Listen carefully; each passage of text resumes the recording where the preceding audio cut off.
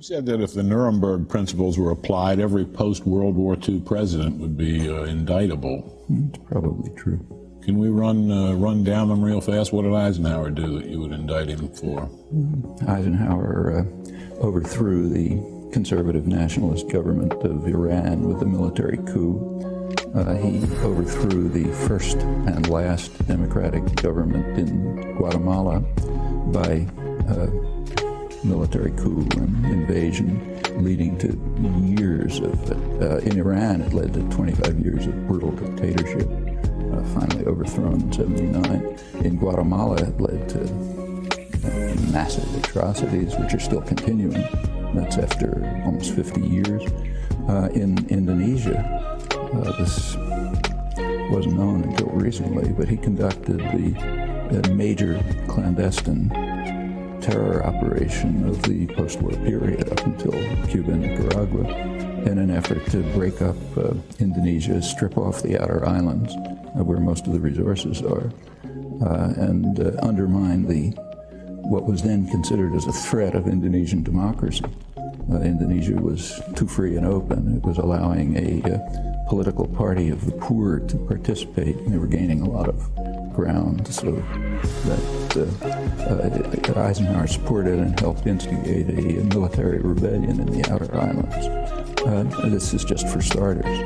These are all indictable offenses. What about Kennedy? Kennedy was one of the worst. Kennedy, first of all, invaded South Vietnam.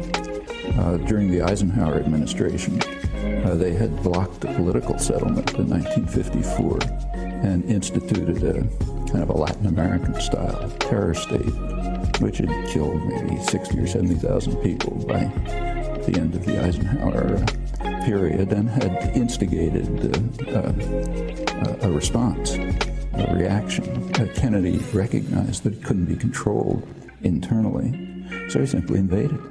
In 1962, about a third of the bombing missions that were carried out by the U.S. Air Force in U.S. planes with South Vietnamese insignia, but U.S. pilot. He authorized napalm. He began the use of chemical weapons to destroy food crops. They began programs which drove millions of people into what amounted to concentration camps. Now, that's aggression. In the case of Cuba, it was just a massive campaign of international terrorism, which almost led to the destruction of the world, led to the missile crisis. And we can continue. Again, these are all indictable offenses. About Johnson? Well, Johnson expanded the war in Indochina to the point where ended up probably leaving 3 or 4 million people dead. He invaded the Dominican Republic to block what looked like a potential democratic revolution there, supported the Israeli occupation in its early stages. Again, we can go around the world. Take, say, Carter. You know, I'll get there, but Nixon's next. Nixon, we don't even have to talk about. We can skip that one, okay? But Ford, then Ford. Well, Ford was only there for a short time, but long enough to endorse the Indonesian invasion of East Timor, which became about as close to genocide as anything in the modern period. They pretended to oppose it, but secretly supported, in fact, not so secretly. The U.S., immediately after the invasion, the U.S. did join the rest of the world in formally condemning it at the Security Council. But Ambassador Moynihan was kind enough to explain to us, in his words, that his instructions were to render the United Nations utterly ineffective in any actions it might take to counter the Indonesian invasion.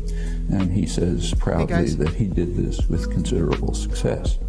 His next sentence says, in the next few months, it seems that about 60,000 people were killed.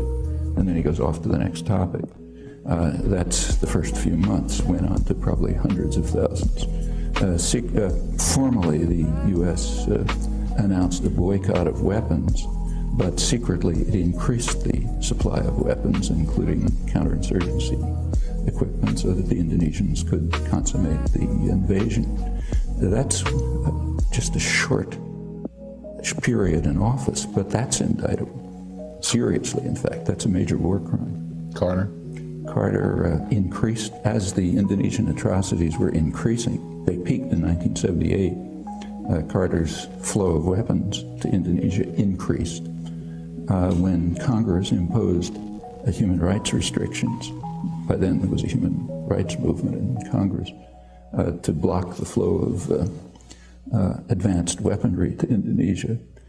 Carter arranged through Mondale, vice president, to get Israel to send U.S. Skyhawks to Indonesia to enable Indonesia to complete what turned out to be near genocide, killing maybe a quarter of the population or something. In the Middle East, Carter just won the Nobel Prize. His great achievement was the Camp David Agreements. The Camp David Agreements are presented as a diplomatic triumph for the United States. In fact, they were a diplomatic catastrophe.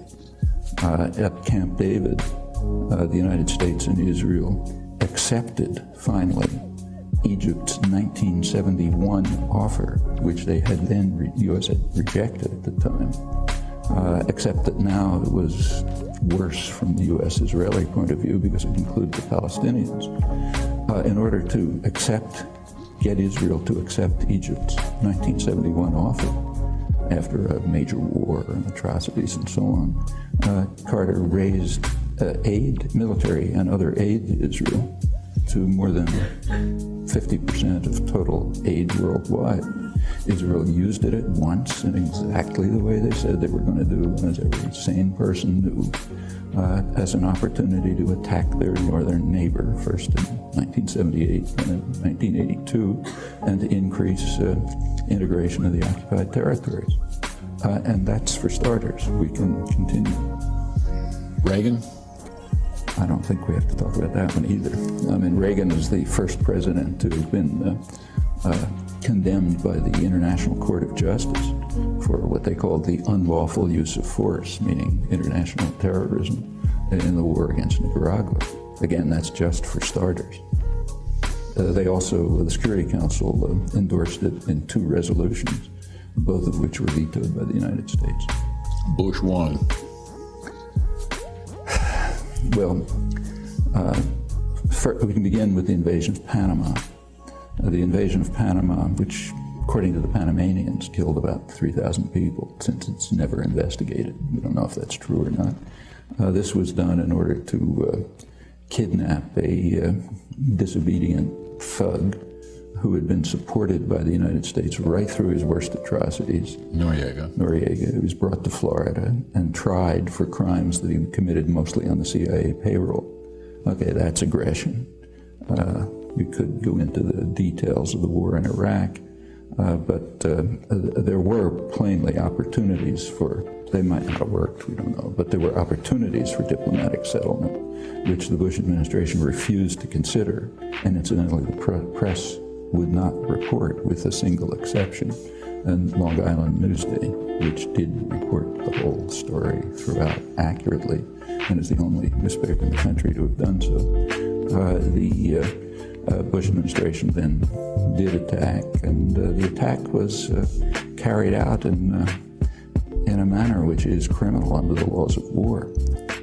They attacked infrastructure. I mean, if you attack New York City and you destroy the electrical system, the power system, the sewage systems, and so on, that amounts to biological warfare, and that's the nature of the attack.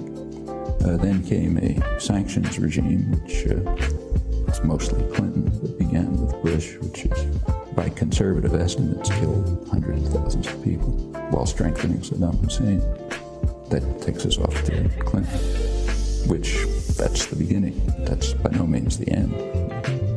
We can run through it. Well, we can run through that one case suffices. All right. But there are plenty of others. Bush too? Well, let's go on with Clinton. Okay. And one of Clinton's minor escapades, very minor, was sending a couple of cruise missiles to the Sudan to to destroy what they knew to be a pharmaceutical plant. There was no intelligence failure. According to the only estimates we have from the German ambassador and the regional director of Near East Foundation, who does field work in Sudan, both of them estimate several tens of thousands of deaths from one cruise missile attack. It's pretty serious. If somebody did that to us, we'd regard it as bad news. And again, we can continue. In the Middle East, for example, Clinton began by declaring past UN resolutions, in the words of his administration, obsolete and anachronistic. Okay, so we're finished with that. No more international law. Then comes a period called a peace process, except that during the peace process, Israeli settlement, which means settlement paid for by the U.S. taxpayer and supported by U.S. military aid and diplomacy, continually increased. The most extreme year was Clinton's last year, the highest level of settlement, the highest since 1992. Meanwhile, the territories were cantonized, broken up into small regions with infrastructure projects and new settlement. I don't know what you call that, but it's under military occupation. And if anyone else was doing it, we'd call it a war crime. And again, we can continue. I don't think we have to discuss.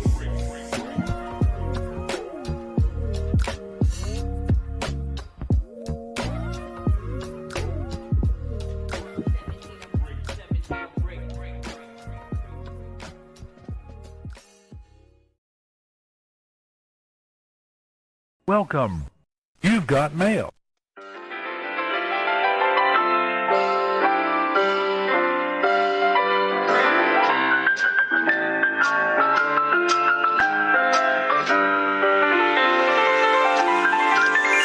It's a beautiful day in this neighborhood, a beautiful day for a neighbor. Would you be mine? Could you be mine?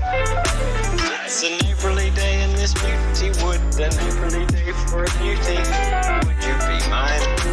Could you be mine? I have always wanted to have a neighbor just like you.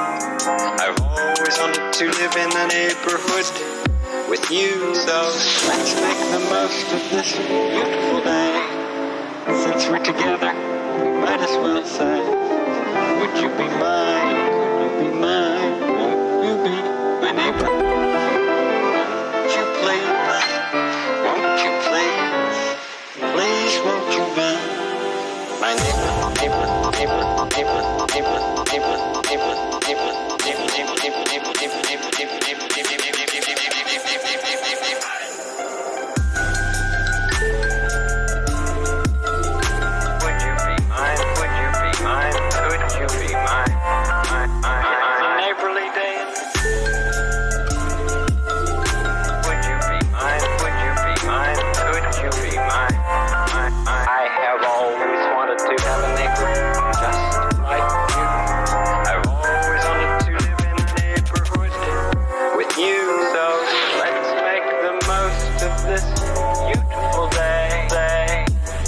Together, might as well say, would you be mine?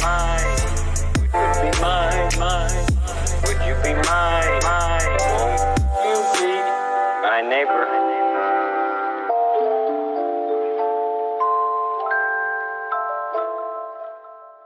Welcome.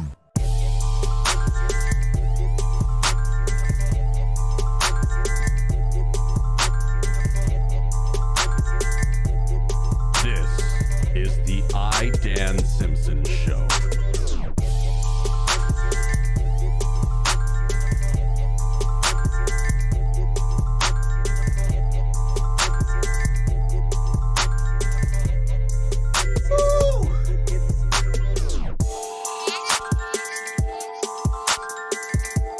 We do it because it's right.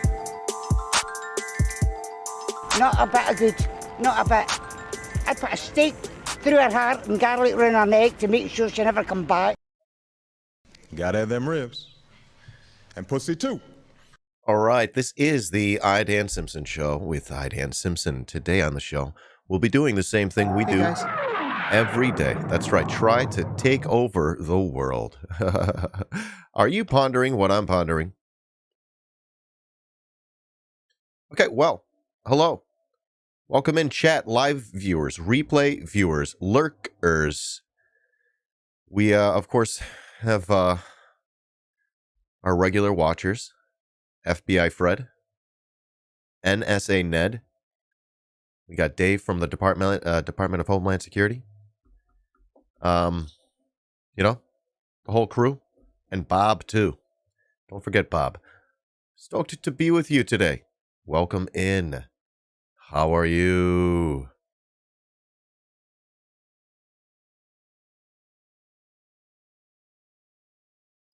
We're going to go ahead and cover a bunch of stuff today. We're going to talk about a whole bunch of stuff. Oh, yeah, Bill from the NED.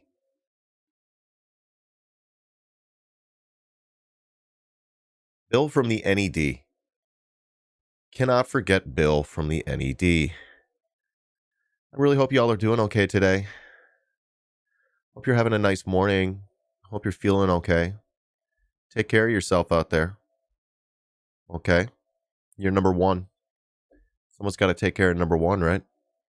So make sure you've eaten food today.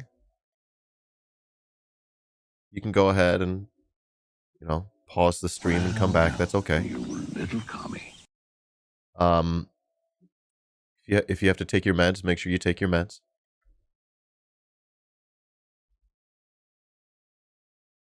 If you need to drink some water, drink some water. Take care of yourself, folks. It's really important. Yeah.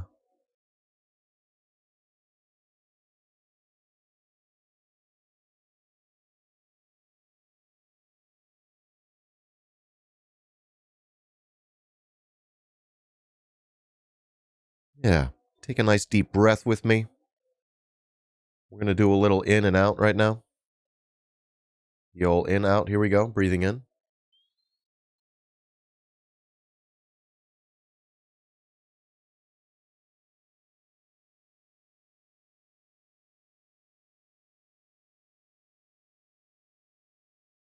That's nice. That's nice. Yeah, right? Take care of yourself. Take some deep breaths every now and then.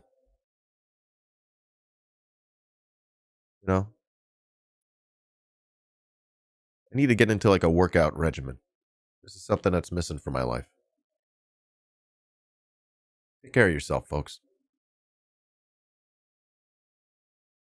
We need you. We need you. For the revolution and stuff. We need you out there. They say a fascist worked out today, have you?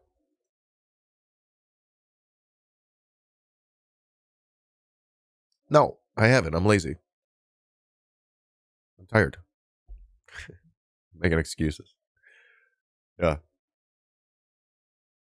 Oh, chat. I think we're going to have a really good stream today. I don't want to. We're going to have a good one. Did y'all know that?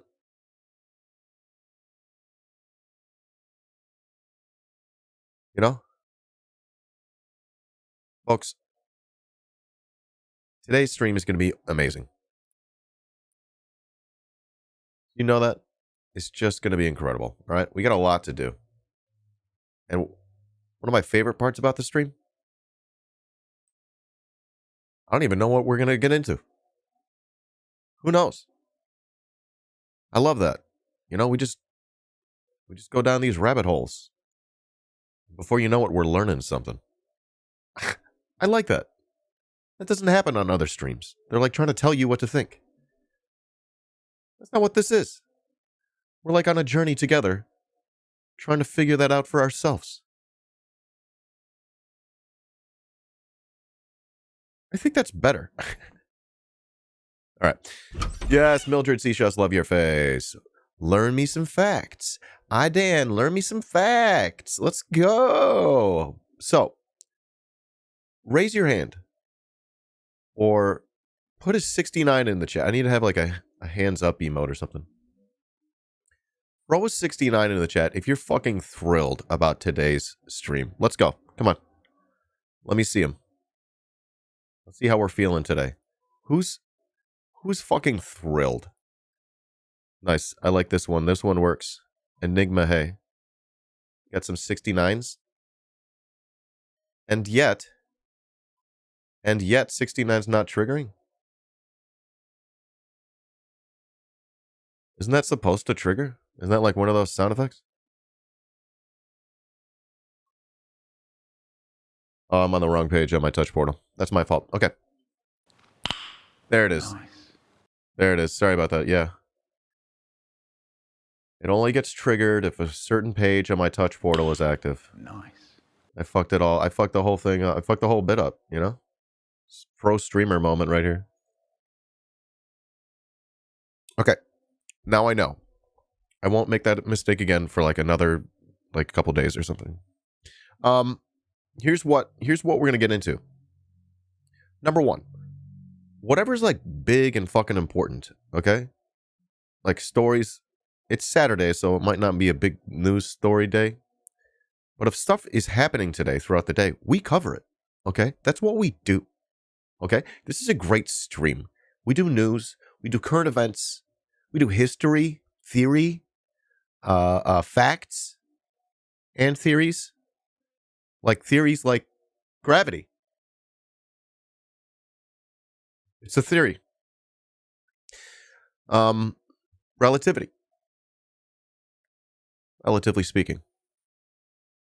We talk about these things. It's a really great stream. Please support my stream. We're at 308 subbies. I would really love to hit 420 by the end of the month. Yeah. It would be great. Okay, so there's that. I'm working on a bunch of different projects.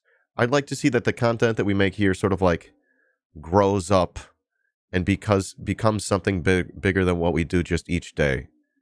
As in, I think I want to like make different kinds of content too. I think it's going to be great. I'm really excited about it. I have some different projects in mind. Okay.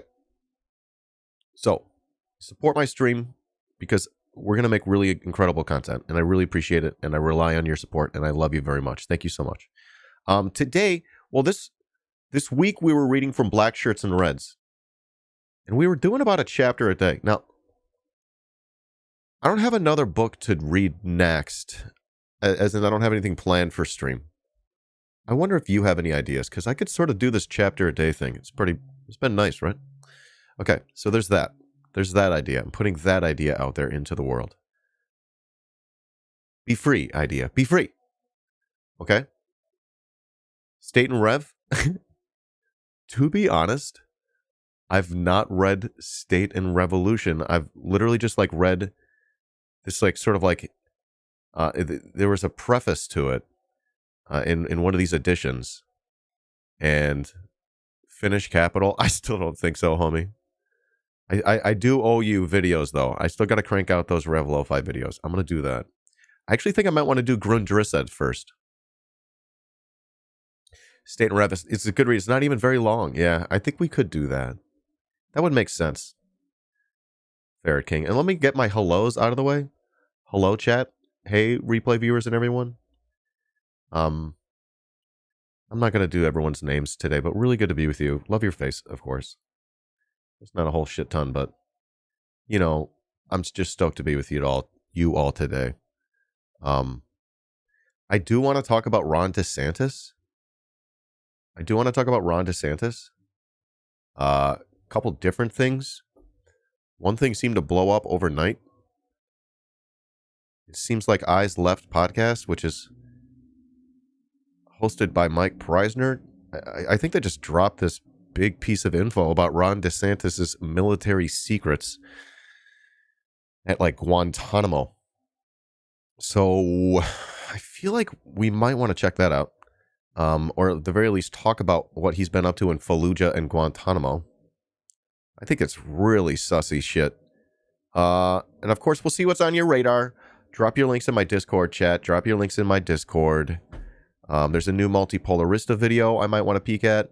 And then maybe we should get back into Adam Curtis's documentary, Something Zone, part 2. Yeah. Mr. Abby Martin. Mike is great. That's funny. I love that. All right, so let me know what else is going on. What else is on your... How about this, chat? Like, what else is going on? Yesterday was the anniversary of the Battle of... I'm just going to have my reader read this. Reader, can you start reading for me today? It's early, I know. Yesterday was the anniversary of the Battle of Vertiers. It's been years since I've taken high school French, so don't ask me how to pronounce that LMAO. Vertiers. It was the climactic battle in the last major French attempt to reconquer Haiti, and led to the Declaration of Independence on January 1st, 1804. Wow. Get fucked, France. That's a good bit, Alexander. I got a yelly cat.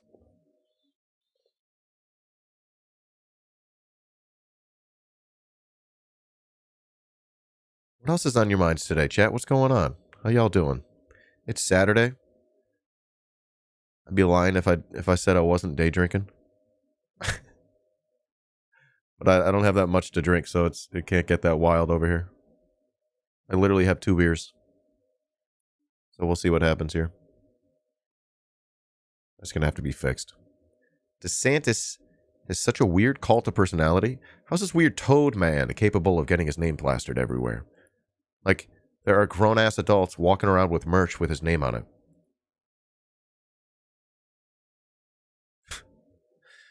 Wow. Yo, and then we got to talk about, like, how he ascended to power to begin with. Hey, guys. It is. Hey, I don't judge you. Rad Left Dad, love your face. Welcome in, homie. I think I did. Yeah. You sent a link about Pelosi's replacement, unless you covered it yesterday. We talked about Hakeem Jeffries yesterday. However, what you're touching on is, I don't think we've done like a deep dive. We should deep dive on Hakeem Jeffries. His like past, his voting record, you know? We should do that. We could break a big story about Hakeem Jeffries. I want to be the guy that breaks a big story.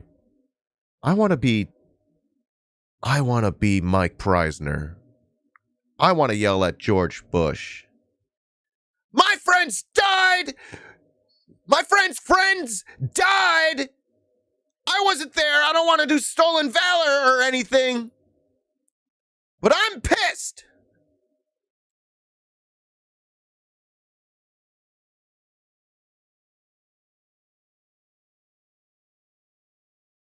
Throw my shoe at you like that guy. You get charged. You get shot by the Secret Service. Thoughts on Elon Trump's Twitter poll? Elon's Trump Twitter poll. He's got a Twitter poll? He's bringing back Trump. The poll means nothing. I didn't even know about the poll till now. It doesn't mean anything. We know he's coming back. I would vote yes. Where do I vote? I love that guy. He's so funny. Don't get me wrong, I hate him. But I love that guy. Can we... Y'all see where I'm coming from, right? See where I'm coming from? Hey! Hadet. Welcome in. Tanky Guitarist, welcome in. Long time watcher, first time chatter. Love your stuff and your face. You already know what you're doing. You're like a natural around here. Welcome in, homie. Tanky Guitarist. What kind of guitar do you play? I have so many of his tweets just saved as copy pastas. He's so funny. Everything he says is so funny. Welcome in, Anna. Wake and bake. All right, fine. You don't have to tell me twice. I already got this one rolled. Why not? Yo. Tanky Guitarist. My fingers are so soft. Because I haven't, like, played the guitar in a long time.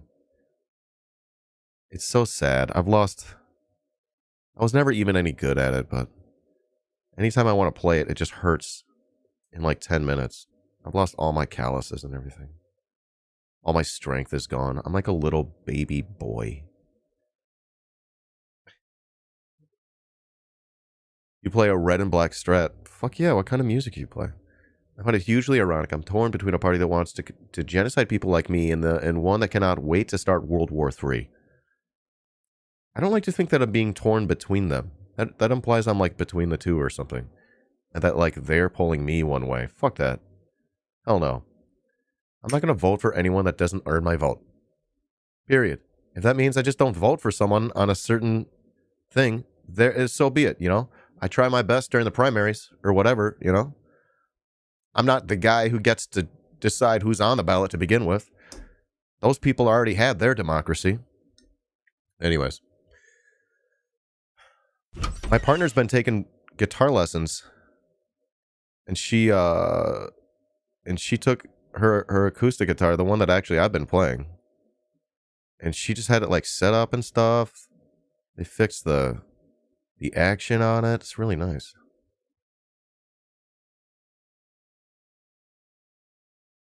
Acoustic is harder to play, you know?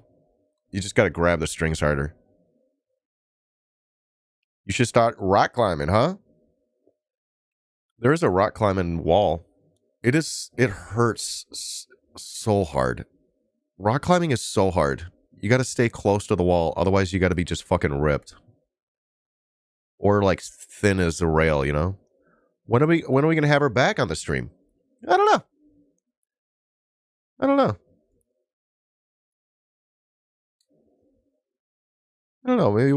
Maybe we'll think of something. You just brush the dust off your guitar. Let's go. It's a good season for sitting on the couch and playing the guitar. So it's getting cold out there. It was like 20 degrees this morning. We went to go pick up pancakes. Oh, it was so good. I had some pancakes.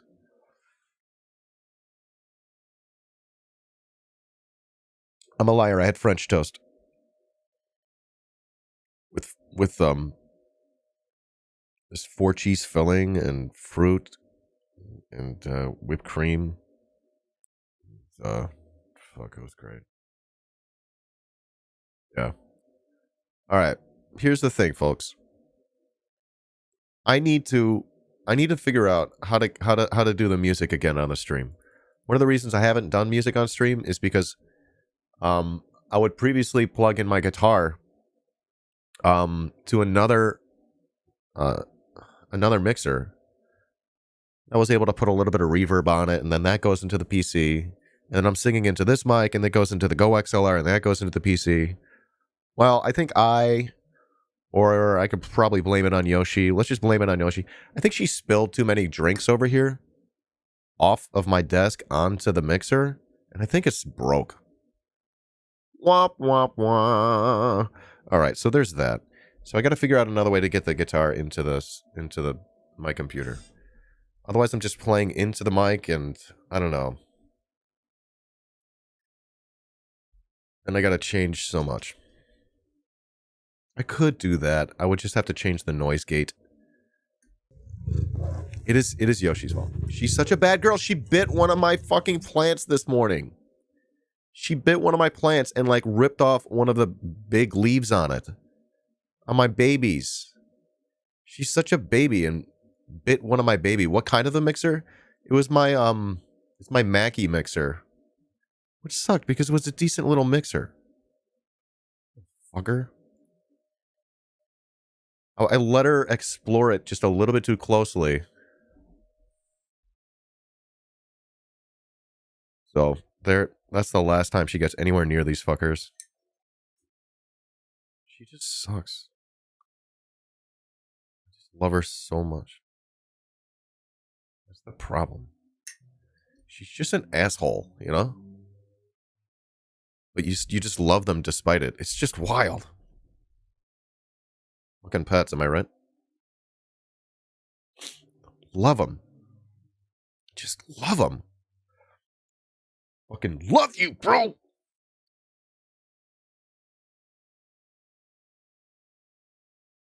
Oh, it's Saturday, so there's no democracy now today. What's wrong with me? Fucking freeloaders. Get a jab.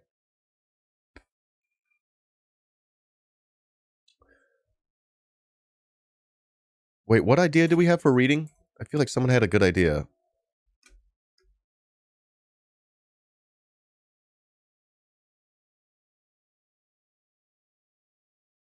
It's got to be something I can.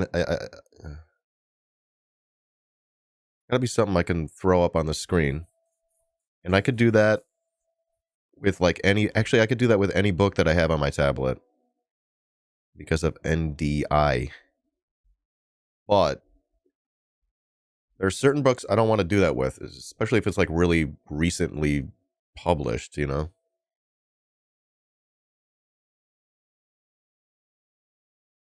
I don't want people to have a reason to like come after my content. What ideas do we have?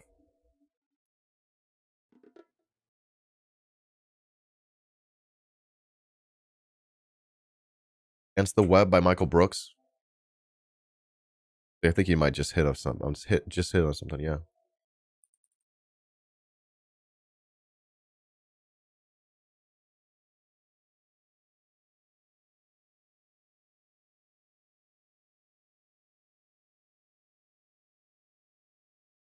That's a good I think that's a good one. Winston wakes you up from your nightmare, but he also wants to be fed at 3. Go fuck yourself, Winston. Fucking Winston. Sweetheart. Okay. Oh, and I still haven't looked into this FTX Ukraine thing. What is going on? All right, that is something too.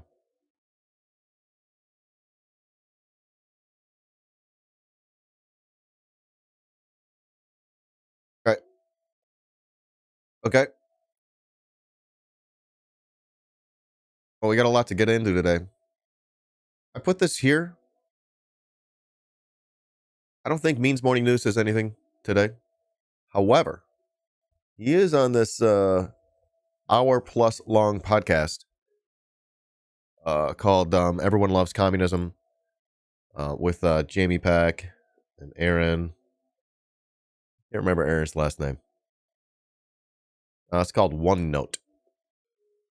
And Sam Sachs is their guest, and they talk about U.S. electoral politics, and Sam Sachs is the best at it, I believe. You're going to listen to a Sam's person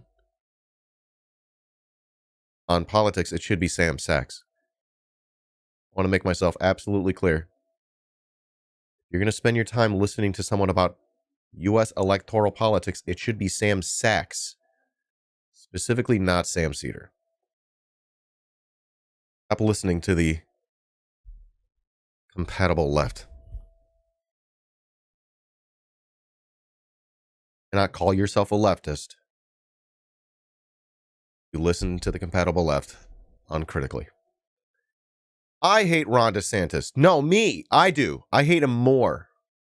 It's a contest and I'm winning.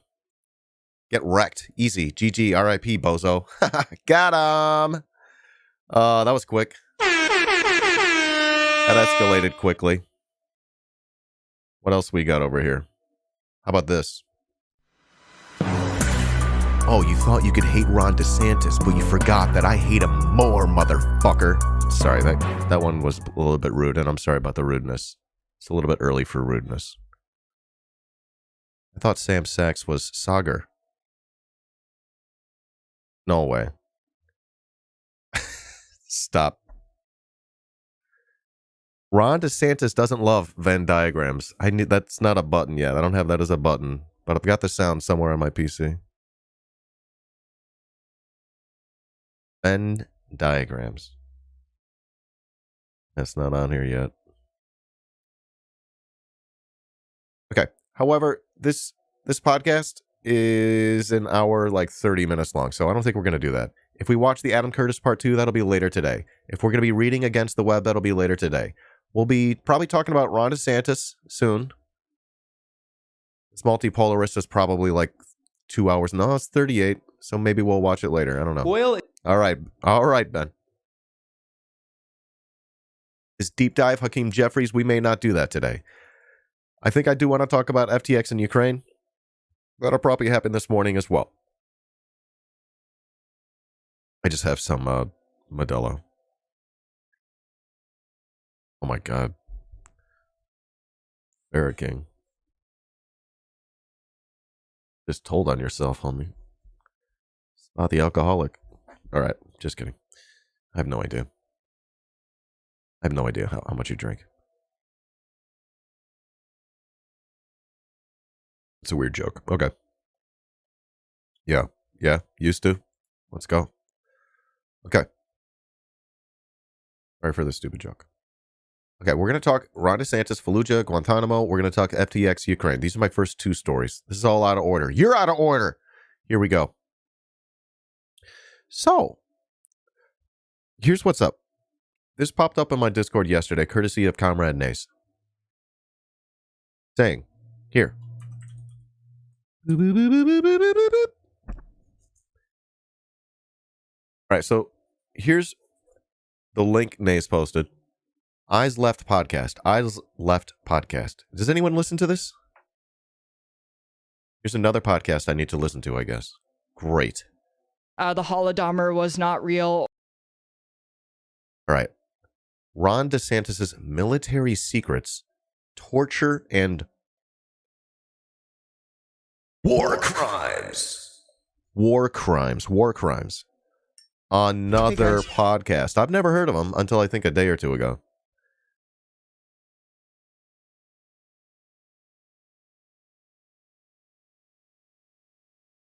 So it's hosted by Mike Preisner and this guy. Oh, right.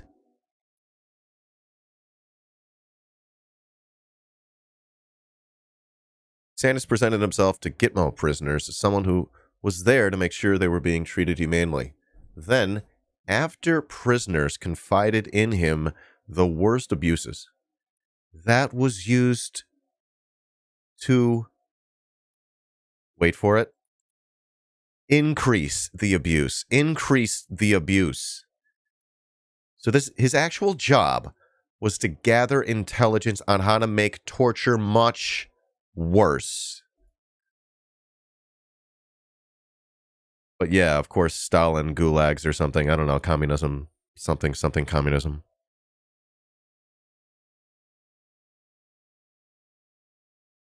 So this is pretty bad, right? Well, realize that, and then he's what, the governor of fucking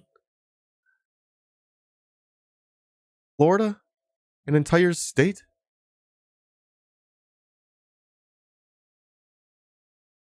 He's the governor, homies, of one of the 50-plus states, some of which we treat as colonies. We don't even let them vote.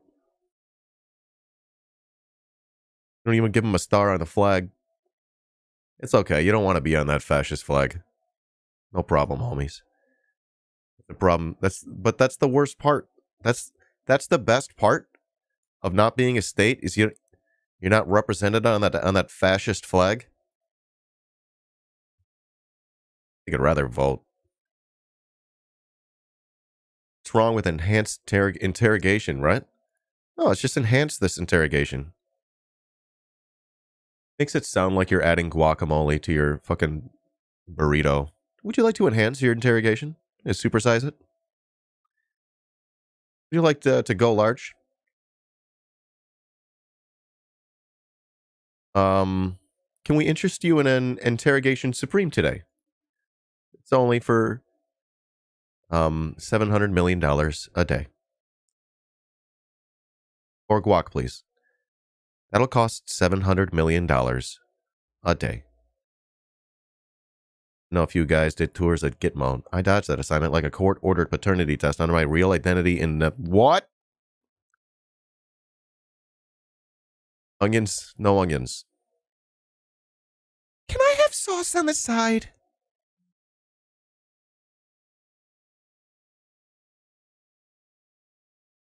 I really like the sauce. I just like to dip it.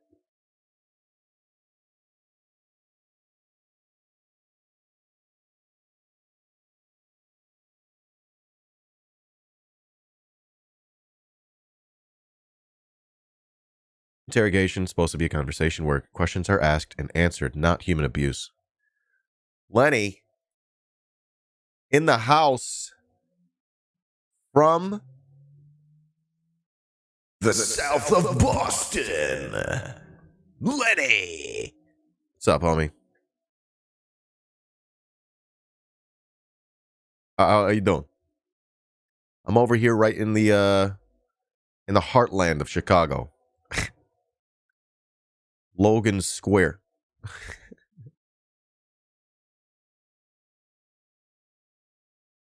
Happy holidays.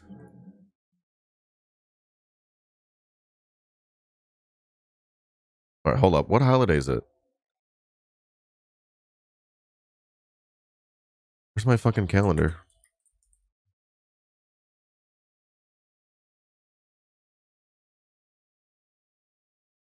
It's like Thanksgiving's coming up.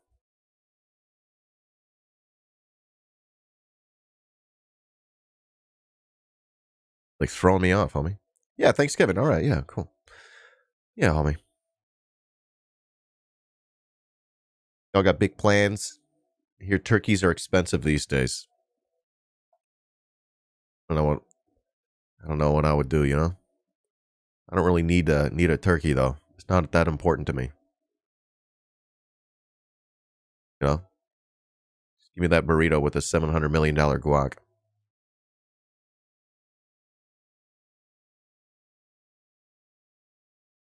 Thanksgiving 2020 was special because we were able to spread disease like in the original.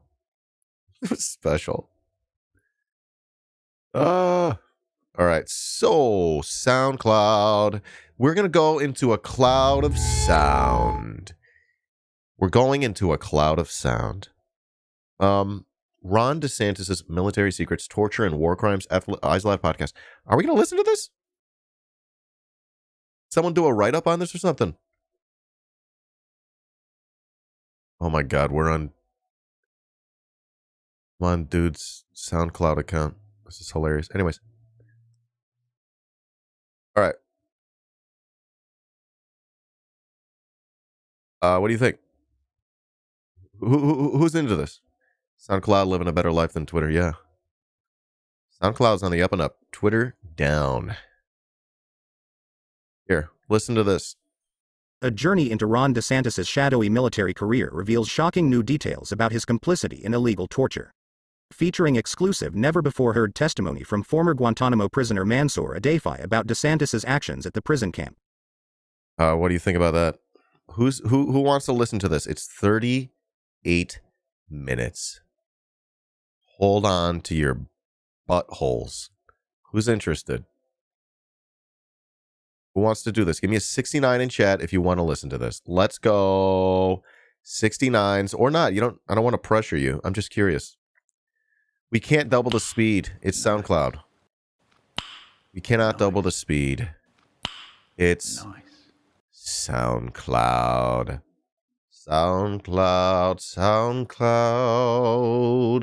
SoundCloud. All right.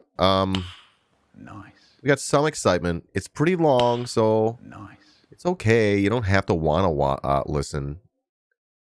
There's no video, so that's boring. That's stupid. Not with that attitude. You missed the title. It's called Ron DeSantis' Military Secrets, Torture, and War Crimes. War Crimes. War crime in the USA. Yeah. Okay. And also abroad. Brought to you by the Military Industrial Complex and Wheaties. Eat your Wheaties. You hate this country? Then leave. Just kidding. That's what they say, right? I don't know why they say that. It's a weird thing that people say. Usually most podcasts are on several services. Okay, well, I'm here and I'm on SoundCloud.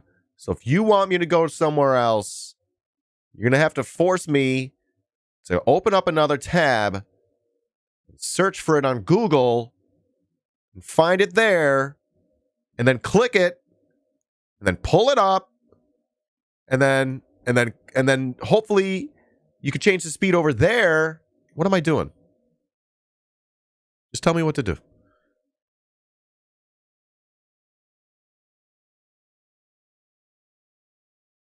Nays suggested this.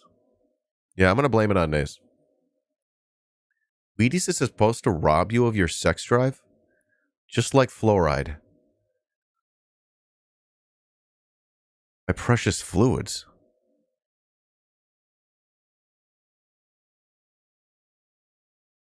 Yo, we should have movie night. We should do movie night, and I should play. You should watch Doctor Strangelove. It's so good. Spiro helps kill that sex drive. Spiro?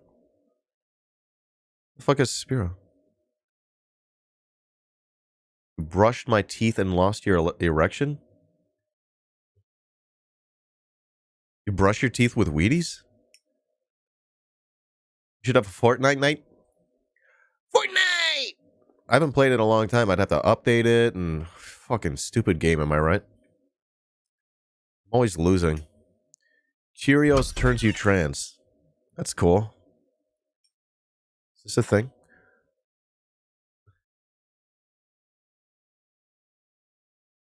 Spirolactone is anti-androgen trans women femmes take. What is going on? All right. And Dato, it's on Spotify. They do speed changes. They change the speeds. By the way, shout out to Tech Guy. Thank you for the lo-fi collection. The biggest collection of vocal-free lo-fi I can put together. Thank you. All right. I'd have to change the channels up. That's fine. It's no big deal. I'm a professional streamer. Because otherwise, we play it and then not going to be able to hear it on the replay. What's the podcast? Yeah, good question. Eyes Left Podcast.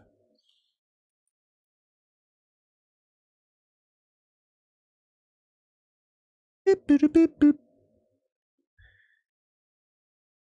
There it is. All right, hold up. Let me just switch up a couple things. Want to get everything set around here, you know? Let me hit this button, see what happens. Hang on a minute. It's not your country, Joe. You doddering old fool. What? No collusion.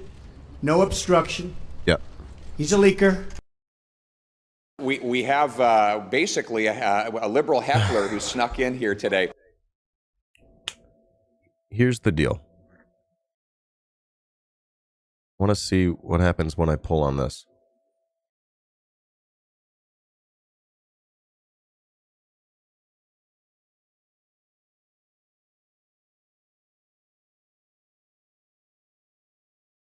So, hold on. Let me just turn this down and play this here. What happens when I do this?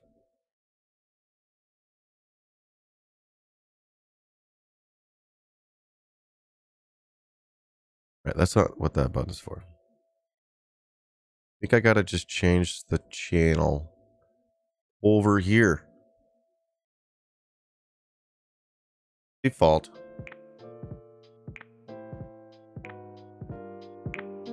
Alright, there it is. Okay. Now it's coming through the correct channel, and it will record on the VOD. Let's go ahead, give this a listen. I'm going to play it. Oh. Here. Wait. Here, yeah. 1 times. We'll go to 1.2. We'll start with 1.2. All this for 1.2.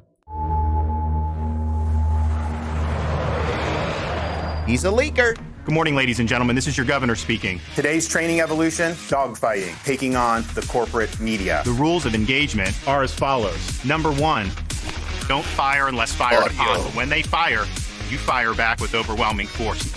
Does it say that in the bill? Right. I'm asking you to tell me what's in the bill. Number 2, never ever back down from a fight. question. If I could complete the question, though. So you're going to give a speech or ask a question? Number 3, don't accept their narrative. It's wrong. It's a fake narrative. I just disabused you of the narrative, and you don't care about the facts. It's why people don't trust people like you, because you peddle false narratives. All right, ladies and gentlemen. Let's jump. He's scary. That was a 2022 campaign ad for Ron DeSantis' gubernatorial reelection campaign, which... What? You would think that was a hit piece. Holy shit, dude. What a Weasley little liar, dude. He's still lying, dude. He handily won on November 8th.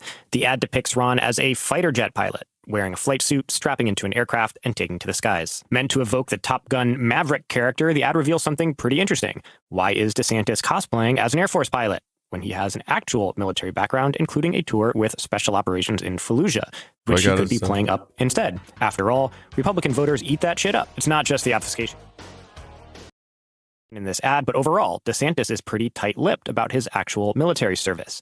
He made reference to it in his 2018 gubernatorial campaign, but just with the words, quote, Ron DeSantis, Iraq War veteran, in a TV ad, mailers having photos of him in uniform, and reference to it in some speeches that he gave. But without ever going into much detail about what he did, his reelection campaign is similarly vague about his military experience. As far as I could find, he's never elaborated in interviews or speeches. I think there's a reason for that, and not because he just spent his time bored behind a desk. Up until now, details of his military service have been a mystery, but in this episode, you will hear new exclusive information about his role at Guantanamo Bay with never-before-heard witness accounts of how he personally was complicit in war crimes. With these revelations, we can also learn a little more about his equally obscure role in the Iraq War. I'm your host, Mike Preisner, with you to explore the shadowy military past of Ron DeSantis, and why he likely doesn't want to talk about it, on today's episode of Eyes Left. Thank you for your service. A wholly unjustified and brutal invasion of Iraq. Of Ukraine. Iraq. I'm a hawk. I would have picked up arms myself to prevent 9/11 again. Eyes left. As president, I wanted to give myself the Congressional Medal of Honor, but they wouldn't let me do it. They wouldn't let me do it. I said, I'm going to give myself the I've always wanted that. We just flew B-52, B-1 bombers in the South China Sea. We're not going to pay attention. Eyes left. DeSantis began his career at the Blue Blood Yale University, where he went as an undergrad and was a member of the fraternity Delta Kappa Epsilon. Among his frat brothers are George H.W. Bush, George W. Bush, and... Those were all great bits of audio. As a connoisseur of audio, I really like what I just heard. Sowers, the first director of the CIA. He took a year off before going to graduate school to teach at a private boarding high school, where former students recall his pro-Confederacy lessons on the Civil War. I mention that only because it helps us understand his political views at the time he joined the armed forces. No. His military career would begin as a second-year law student at Harvard, when he was commissioned as an officer in the Navy as part of JAG, or Judge Advocate General Corps, the military's legal system. You're literally a jag-off. This was in 2004, and lucky for DeSantis, who was frequently described as handsome, it just happened to be the year the JAG TV show was a big hit. For a couple of JAG lawyers, Lieutenants Rav and Austin are hot. Very funny. And we're talking hot on the trail kind of hot. This is not a courtroom, it's a battle zone. Sometimes hot-blooded. Sir, with all due respect, keep your mouth shut. Often in hot water. It could end my career and your life. I'm willing to risk it, sir. But one thing they're not are just a couple of pretty faces. You ready? After you. You watch JAG, that. back-to-back episodes, Sunday beginning at 9 on CMT. While DeSantis would never live the life of these fictionalized... We totally watched that dumb fucking show. Hey, Tom, welcome in, homie. Nothing better than a hot jag on a cold day. We totally watched that show. It's clearly military industrial complex. Like fucking propaganda. It's so clearly that. What do they call it? The military entertainment complex? Yeah. As JAG officers, he would end up doing things in his career that would be TV worthy, but more in the true crime genre rather than action. You have to understand that literally every script of that show was like CIA approved. That's just how it works. Otherwise, they don't let them do it. Adventure. His first 2 years in the Navy fall under the painfully mundane. He was in charge of things like urinalysis administration, as in routine drug tests for other service members, as well as physical fitness programs and awards paperwork. But for someone with ambition, elite Ivy League training, and political alignment with the Bush administration, there was much more ahead than being a pencil pusher. In March 2006, DeSantis would get his big break, a deployment to the notorious prison Guantanamo Bay. Until now, it seemed that this assignment was a fairly routine, low-level administrative job. But as we will uncover through this episode, the opposite was true. Now, DeSantis himself has never really said anything about his time at Guantanamo. He frequently mentioned it when he was in Congress, but mainly when he was advocating against the potential closure of the torture camp. In 2016, he wrote on Facebook, quote, "I served at Guantanamo Bay. I know you do not want these terrorists released. Obama is putting his political agenda over the safety of Americans by wanting to close Gitmo and bring terrorists to our homeland," end quote. Every accusation is an admission. Basically saying, I've seen these animals firsthand. They don't deserve rights. He flexed his Gitmo experience to speak out in opposition anytime a detainee was released after being held without charge, including the prisoner swap that returned American POW Bo Bergdahl. But his references are always extremely vague. When he first ran for governor in 2018, local press tried to learn more about that deployment, with little luck. First, there were his military records provided by the Navy to the Florida Phoenix in 2018. These described DeSantis' role at Guantanamo as quite minimal administrative work, saying he was responsible for things like courtroom scheduling. But those 40 pages of documents were heavily redacted. When the Florida Phoenix followed up for clarification, a Navy spokesperson told them, quote, "Unfortunately, the specific details about Mr. DeSantis' role are not available," end quote. More was learned that same year when the Tampa Bay Times interviewed several officers who served with him at Gitmo. They said one of his responsibilities there as a JAG lawyer was to, quote, "advocate for the fair and humane treatment of the detainees to ensure the U.S. military complied with the law," end quote. Ron's supervisor, Captain Patrick McCarthy, went on to clarify DeSantis was, quote, "charged with ensuring the detainees received rights afforded to them under the Common Article 3 of the Geneva Convention," end quote. Now, Common Article 3 applies to rights for rebel fighters who are not part of a standing army, like Al-Qaeda. I'll quote from the international law. Quote, "The following acts are and shall remain prohibited at any time and in any place whatsoever: cruel treatment and torture, outrages upon personal dignity, in particular, humiliating and degrading treatment," end quote. Now, when I read this, I thought to myself, something is obviously off. 2006, when DeSantis was there, was the height of the Bush torture program at Gitmo. Could Ron DeSantis, the far-right officer who just 2 years prior was teaching high schoolers to sympathize with the slavocracy and today speaks at events for anti-Muslim hate groups, could someone like him actually have been some kind of protector of detainee human rights, and at a time when illegal torture was actually the policy at the torture camp? Until now, nothing was really known about what DeSantis did for the 10 months he was at the island prison, other than those statements from former colleagues. I knew there had to be more to the story, so on November 17th, I called Mansour Adaifi, known to DeSantis as Detainee 441. Mansour, sold to the U.S. by Afghan warlords after 9/11, was a totally innocent teenager, held at Guantanamo Bay from 2002 until 2016, so he has a robust knowledge of life and torture at Gitmo. He told me that not only was DeSantis there for what he called the worst year of his entire imprisonment, but DeSantis was a notorious figure who didn't just know about, but observed and participated in illegal acts of torture, and in fact seemed to take great pleasure in their suffering. He reveals that the job of DeSantis was not to ensure human rights were respected, but to ensure that they were violated to the worst degree. Just a warning, the following interview contains some graphic descriptions of torture.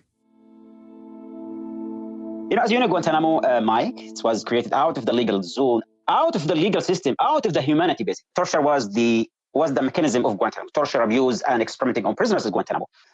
We went on a massive hunger strike in 2005, and was like over 500 prisoners participated in the hunger strike. And at that time, the only way to calm us down were they told us, okay, we're going to talk to listen to your need. We believed them that they would negotiate and talk to us. And we told them that's what we need, you know. But it was a trap, basically.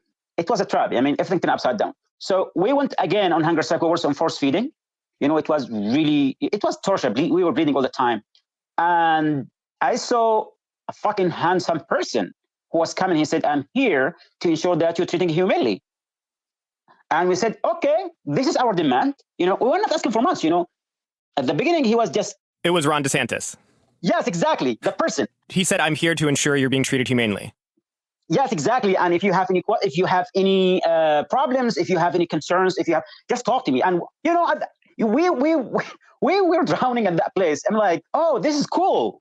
That person actually writing something, he will raise the concerns, but it was piece of the game. What they were doing, they were looking what's hurt you more to use it against you. By the end of 2005, 2006, when he was there, one of the worst time at Guantanamo, literally. You know, the group who was in the administration, the interrogators, the guards, you know, the administration, all of them were the worst. And they cracked on us so hard when they came to break our hunger strike, when we went again on force feeding. A team came to us, a general, the head of the team, he was a general, and he said, we were on hunger strike, and he said, The first day, he said, I am here. I have a job. I was sent here to break your fucking hunger strike. I do not care why you're here. I don't care who you are. My job, sir, here to make you eat. Today we are talking. Tomorrow there will be no talking. The second day, I swear by my God, Mike, they brought piles of Ensure and they start force feeding us over and over again. For those who don't know, Ensure is a thick, milky nutritional shake mainly marketed on daytime television to elderly people. I've had them and they are very hard to drink. Yes, and Ron DeSantis was there and watching us. We were crying, screaming. We were tied to the feeding chair, and that guy, he was watching that, he was laughing basically. When they used to feed us, because our stomach cannot hold this amount of Ensure. They used to pour Ensure one can after another. So when he approached me, I said, this is the way we are treated. You should start to eat. I threw up in his face, literally on his face. Ron DeSantis. In his face, yeah. Mansour vomiting on DeSantis' face in a desperate cry for help was well-deserved. The JAG lawyer would have been well aware at the time that this was indeed a violation of international law, in particular, Common Article 3, which we reviewed earlier. There's no question that it was torture, and the UN Human Rights Commission further clarified that it regarded the force feeding at Guantanamo Bay as a form of torture. The World Medical Association also specifically prohibited force feeding in its declaration of Tokyo in 1975. They used to, restrain us in the feeding chair, which like 8 points. They tied our heads, our shoulder, our wrist, our thighs, and our legs. And they came, and they would really thick tube, they call it French 17 or something, through our nose. And they kept doing this over and over again, and they put some kind laxative in the feeding liquid, with we shit in ourselves all the time. Then we would be moved to a solitary confinement, really cold cells. If we throw up, then we used to get fed 5 times a day. It wasn't feeding. It was torture. So we couldn't handle it for 5 or 5 days. We couldn't, because 5 times a day, you can't. You cannot possibly handle it, because they just kept pouring the Ensure. And in 1 week, they break all the hunger strikers. In 1 week, totally. It was a mission. And he was there. All of them was watching, the colonel, officers, doctors, nurses. And not just that, they used to also beat us. And if we scream or pain, bleeding came off our nose and mouth, they would eat. The only word they told you, eat, eat, eat. We were beating all day long, all day. There's a team. Whatever you do, they just beat you. Pepper spray, beating, sleep deprivation, that continued for 3 months. And he was there because at the beginning, he told us that he was there to ensure we are treated humanely. And if we have concern or issues, he will take it. But he's one of the people who actually survived the torture, the abuse, the beating all the time at Guantanamo. So Ron DeSantis, he wasn't just there as a lawyer that you could go to. He was actually supervising torture, beatings, and he was supervising these force feedings of you and others. Ron DeSantis was there all the time because his job to walk around and talk to prisoners. And the camp, that was his job, because to report, I'm here to ensure you're being treated humanely. I'm telling Americans, if this is humanity, this guy is torture, is a criminal. So when someone comes to talk to us, I'm trying to help you, and we were complaining, because we thought, okay, that's my work. Then when we saw him there, I told her when he came to approach me when I was first feeding, asked us to eat, he says, better to eat. And he was laughing. So I guess I threw up in his face. And he was there to ensure we were treating humanely. And you say that while Ron DeSantis was observing you were strapped to a chair, they were pouring can after can of Ensure down a tube through your nose. You were obviously in distress, right? At the time, it was obvious to Ron DeSantis that you were in pain. And you say that he was actually laughing during this procedure? Yes. They were asking us to eat because they took our hunger strike as a challenge, and they went to break it because when he was there, they were looking at us and laughing because also we were shitting in ourselves. And he was laughing because when I was screaming and yelling, because when your stomach full of Ensure, you couldn't breathe and you throw up at the same time. Also, there was bleeding coming off my nose because the tube they brought, really thick tube. It's not like the real one. At the beginning, they brought a small one. Then the really big one has piece of metal in the end. It was hurt like hell. And I was screaming, when I was screaming, I look at him and he was actually smiling as someone who enjoying it. When he came close, I just threw up in his face because I was throwing up all the way. And I get punished. They took my clothes after they. Yeah, it was. This is the memory of this person. When I shared his photo with the brothers, we have WhatsApp group former Guantanamo prisoners. And all of them start cursing him. This is one of the worst people. One of the things that hurt us when someone can tell you that I'm here to help you. I'm here to ensure that you treated humanely. And when he turned against us, when he turned his face, his true face, it was a shock to us all because he used to talk to the prisoners. He has a notebook and would ask the prisoners, "Can you have any problems? How can I help you? How the guards treated you?" And wow, thanks. And everything we told him were turned against us. So you're saying that DeSantis initially, because he presented himself as the lawyer whose job it was to ensure you're being treated humanely, then you and other detainees told him the things that were the hardest for you to deal with, the things that you felt needed to change. And then instead of actually making sure those things changed and that your human rights are respected, he then basically was gathering intelligence to then tell the prison camp and the interrogators what it was that was impacting you most so they could do it more to you. Exactly. That what happened there, because the things we used to tell them, it turned against us. I remember when he was talking about the noise at the night, when I'm talking about the vacuums, the generators, the fans, and everything. And they brought more and more stuff. You told DeSantis, that was one of your complaints to DeSantis, is that how they were sleep depriving you by causing so much intentional noise throughout the night. You told DeSantis this, and then they increased the noise? They increased the noise, and also when the food, for example, my brother used to tell him, okay, please, we don't eat meat because we want to say if it's halal or not. What the guard did after that, they used to mix all the food with meat so that you cannot eat. And that's another thing that you told DeSantis was a problem, and then they did it again. It's not just that. Also, the medicine, clothing, treatment, sleeping, the desecration for the Quran. Everything we talked to him become multiple, because when I talked to my brother, he said he was looking at the impact on you, what hurt you more. Mm-hmm. Because if you don't tell them nothing, they need to find a way to hurt you. They think they affect you more. So, after that, we knew who he is, basically. And when we were on force feeding and torture, he was laughing. They were smiling and looking at us as nothing, as trash. That's incredible. So, if officially his job was to ensure human rights of detainees, but really in reality what he did was exploit your trust in him for that brief moment to then use against you all the human rights violations that were impacting you the most. And so he actually helped increase the torture on you and increase the pain and suffering on you under the guise of he was there to help. Mansour, to wrap up, you told me there was a resistance tactic there of splashing camp administrators, as it was called, which was splashing them with your own feces. But you didn't use this tactic often and reserved it only for the most hated torturers there, the worst of the worst. And you told me earlier that DeSantis was one of those people who got splashed. Yes, only the worst of the worst, basically. Even the camp administration knew that we are not going to this like this. Not anyone gets splashed, no. So DeSantis got the badge of shame. I mean, yes. This conversation with Mansour reveals previously unreported details of Ron DeSantis' opaque role at Guantanamo. While I'm sure a lot of people out there will be happy to learn he has been hit with spit, vomit, and human fecal matter by the people he was hurting, I want to review some of the most important revelations. Ron's position was not some routine one. He didn't just rotate in and take over for some other low-level officer. Until then, no JAG officer had been assigned to such a position. He was brought in during a crisis. The mass protest of around 500 detainees in the form of a hunger strike was a major problem for the prison administrators, and especially for the Bush administration, which was in a legal and political hot seat for the torture camp and the protests. So they brought in a collection of new ruthless individuals to break the strike.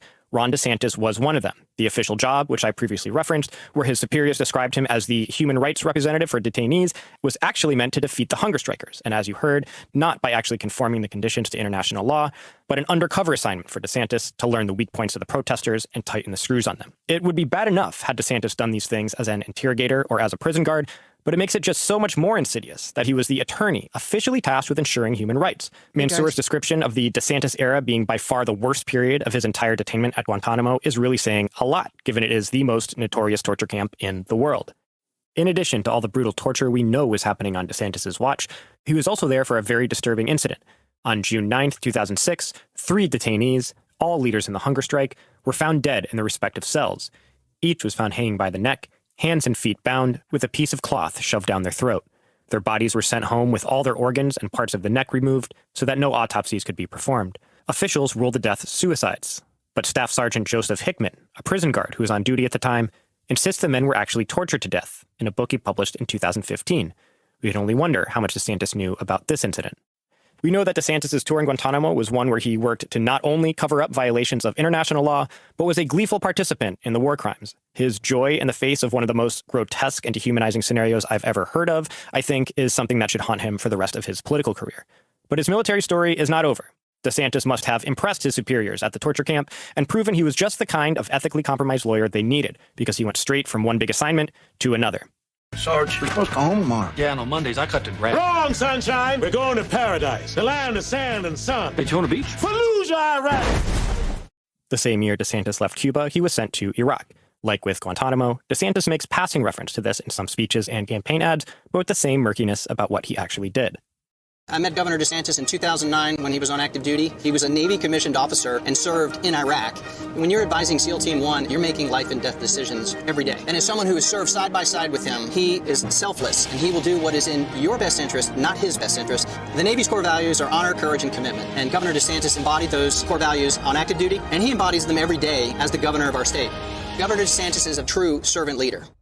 Is this vagueness because DeSantis did nothing interesting on his deployment, or for the same reason he's so quiet about Guantanamo? That if he talked about what he really did, he'd be implicating himself in some crimes. Let's see what we can glean from the details we do have. DeSantis wasn't just sent anywhere in Iraq, nor with any old unit.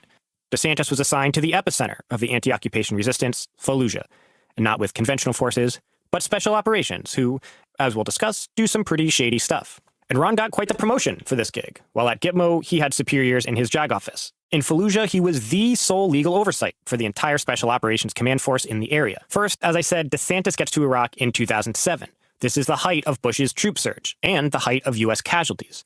That year was the deadliest for U.S. troops, with nearly 1,000 killed in that year alone.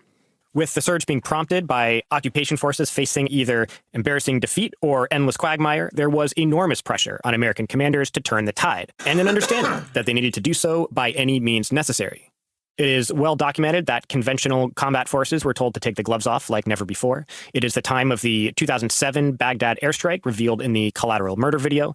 Death, of course, was not just rained down from the sky, but infantrymen on the ground in that same video recall that they were told their mission was to, quote, out-terrorize the terrorists through a variety of illegal tactics, including indiscriminate gunfire in all directions in civilian areas in response to IED attacks. But DeSantis wasn't with a regular conventional unit. He was assigned to the Special Operations Task Force, which commanded both Navy SEALs and Army Special Forces, who are notorious for extra-legal acts of unconventional warfare at all times, let alone during the deadliest year of the Iraq War. DeSantis was the senior legal advisor to the top commander of this task force in the region, which included Fallujah and the Euphrates River Valley, meaning anything that special ops were doing in that area, Ron was responsible for the legal oversight as the top and only lawyer. Officially, his job was, according to his commander, quote, ensure the missions of Navy SEALs and Army Green Berets were planned according to the rule of law, and that captured detainees were humanely treated, including compliance with both U.S. military law and the Geneva Convention, end quote.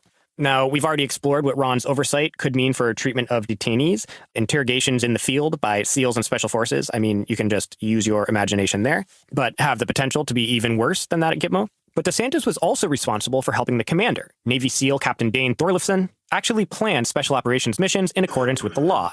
But to remind you of something I said earlier, DeSantis was the sole legal oversight for this task force. There were no other lawyers. Ron, and only Ron, was responsible for keeping these guys in line with international law.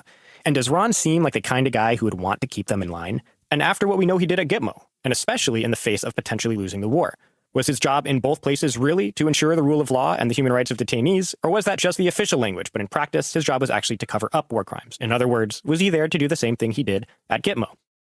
I talked about this with Sergeant First Class Sauter Morris. Morris just retired this year after 20 years in the Army, which included 2 tours as an infantryman in Iraq and Afghanistan.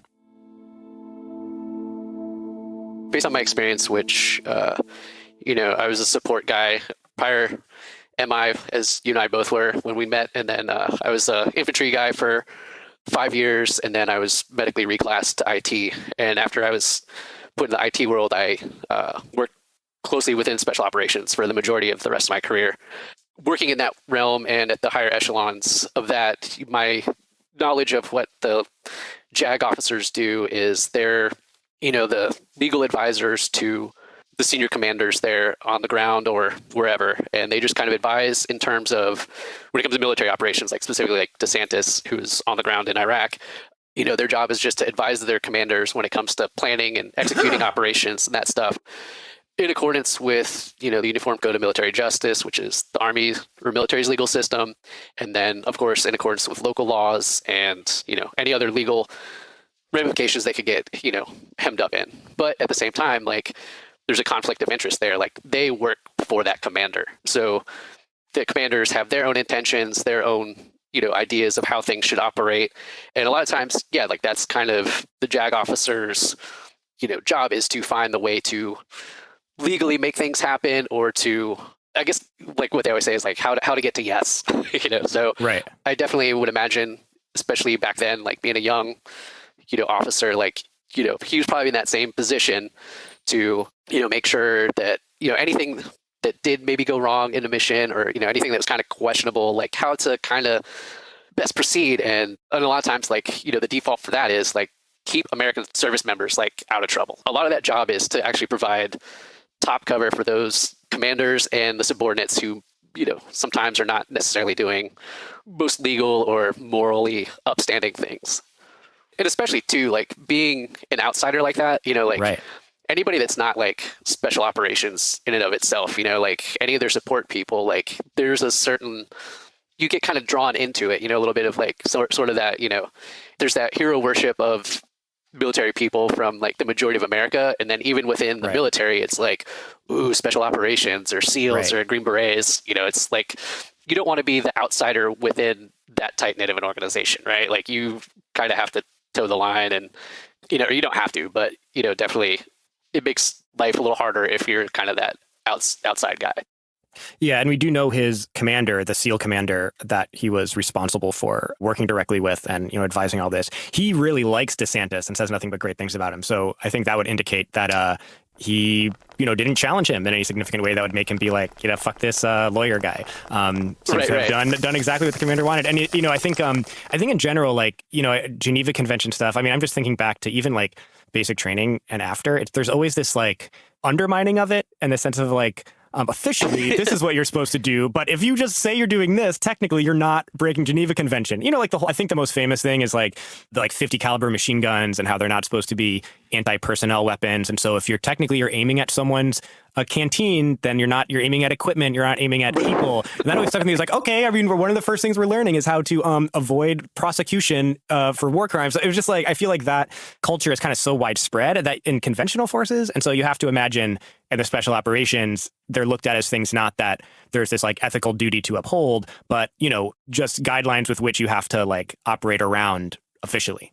Yeah, sure. And of course, too, like it's all, embroidered in secrecy and behind the eyes of like top secret and all that stuff. So it's like, it's a little more cloudy back there on that side of things as to what exactly you're doing. Right. And so I think we've kind of established that what DeSantis's like expectation would be for him as the JAG guy there is not to be the guy that's like whipping people into shape, but to being the guy that's giving top cover, as you said. Special operations in general, like their kind of entire success kind of rests on the fact that they are operating in a shadowy area of the law in a lot of ways. I mean, they're at a secret, they're secret units doing secret missions, but I think there's a little bit of a dependence that to be able to bend international law to the things that they need to do in general as like an organization, let alone in, the deadliest time of the Iraq War.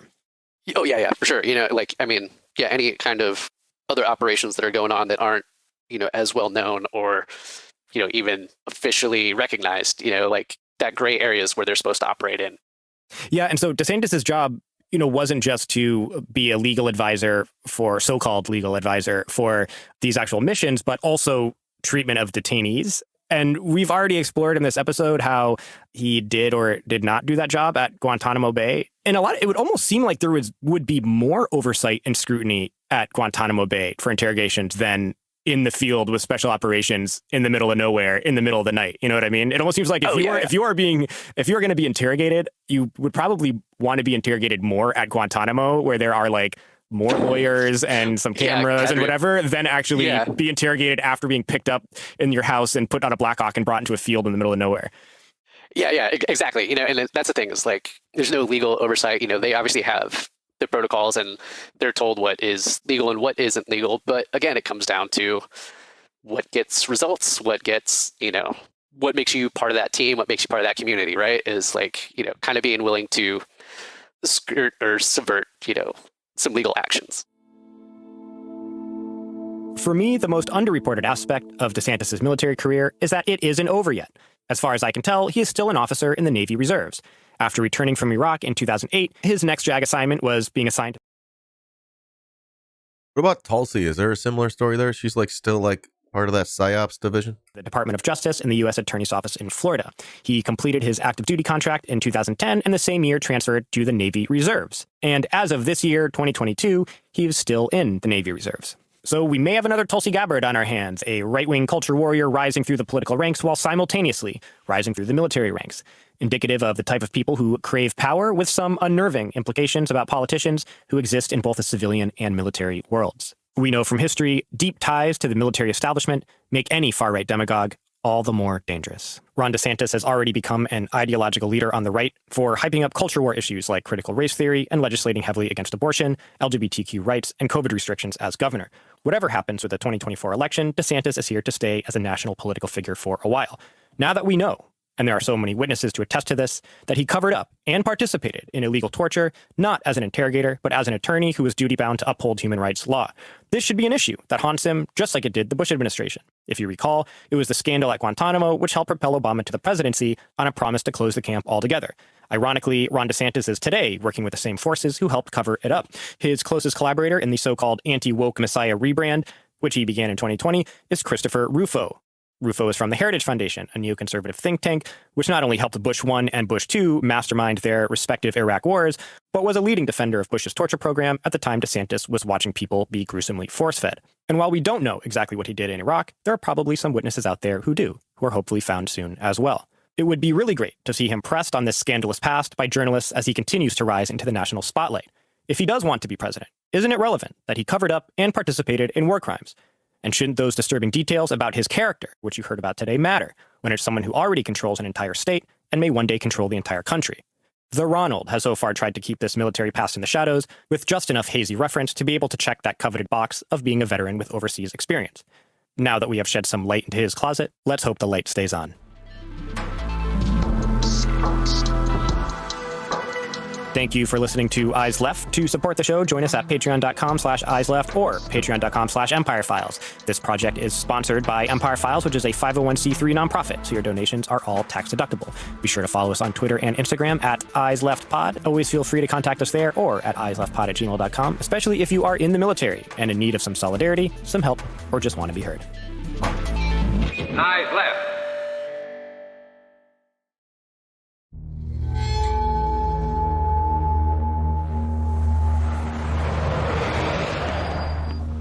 Good morning, ladies and gentlemen. This is your governor speaking. Today's training evolution, dogfighting, taking on the corporate media. The rules of engagement are as follows. Number 1, don't fire unless... I think that was the next step. Okay.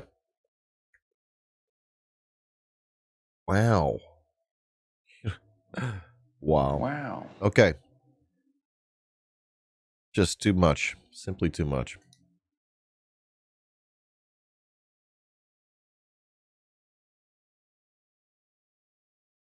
All right, so my take, not good. Yeah. Gonna fist fight Walt Disney's corpse. I didn't know any of that. And it makes it really sussy. Like, how does this guy become governor? The guy before him gets bumped up to senator. It's sort of wild how, well, who is senator? How did that all work out, you know? Seems sussy to me.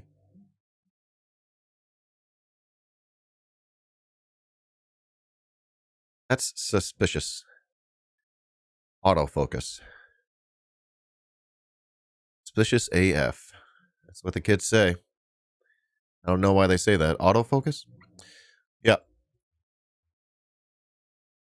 During the siege, DeSantis served as a senior legal advisor to the SEAL who commanded special operations, Dane Thorleifson.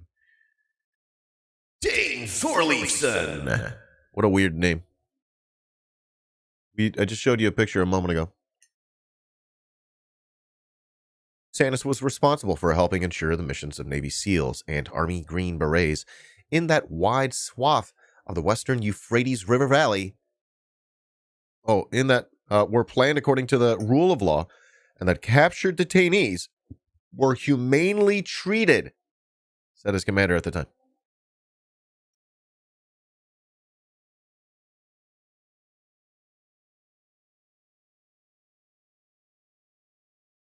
It was up to DeSantis, the lone lawyer with the Judge Advocate General Corps, or JAG, not to only assure these men were treated humanely and interrogated in accordance with the Geneva Conventions and U.S. military regulations, but to make sure that, when warranted, they were handed off to the proper legal authorities in Iraq for prosecution in that country's nascent judicial system, Thorleifson said.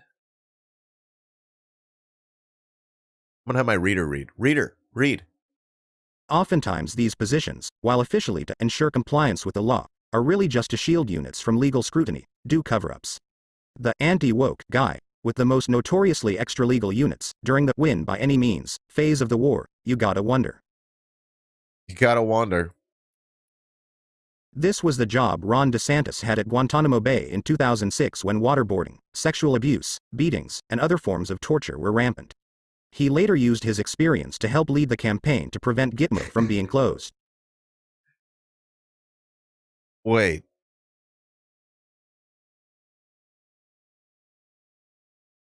Did we talk about this before? Is DeSantis a Gusano?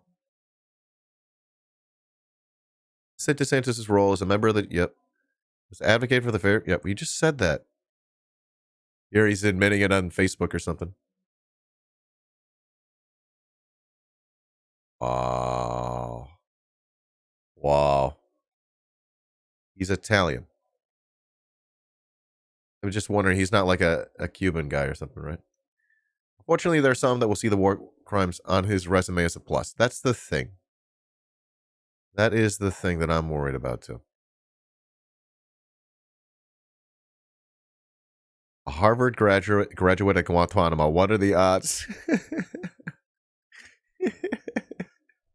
Just connecting the dots over here. You'll love to see it. It's classic. Lights seem low today, huh? Oh, they're low today.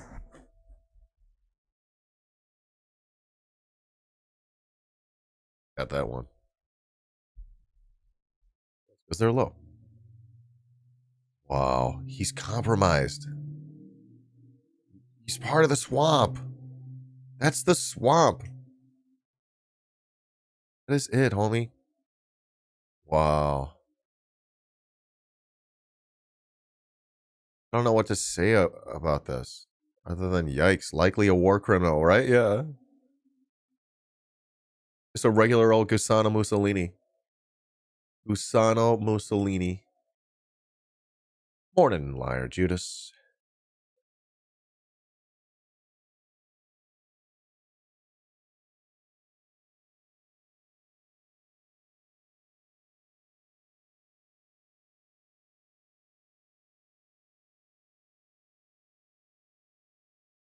I don't know.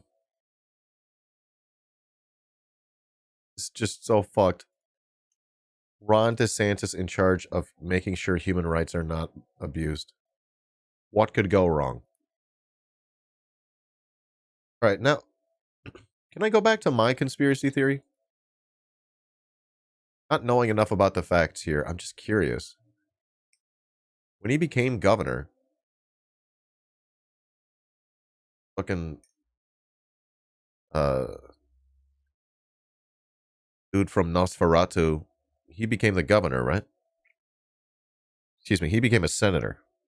Who was senator? How did that work out? Did that work out organically?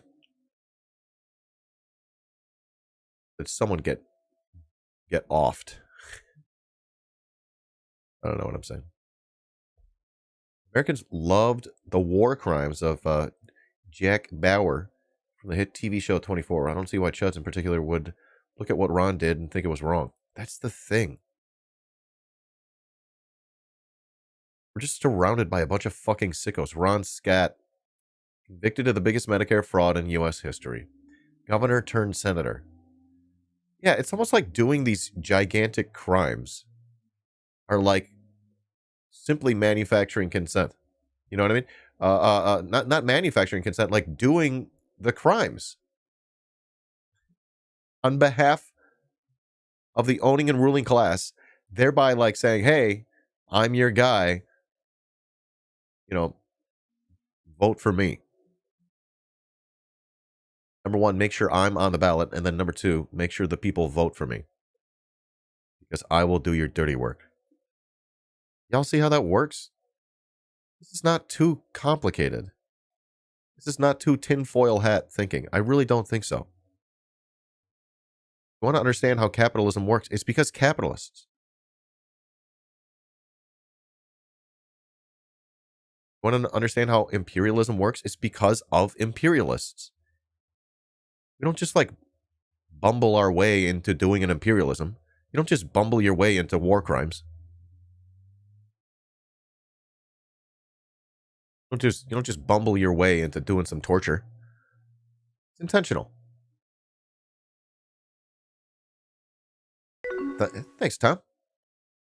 Gifting a sub. Tanky Guitar. Say thank you. Or you otherwise mean or something. Yeah. Yeah, homie.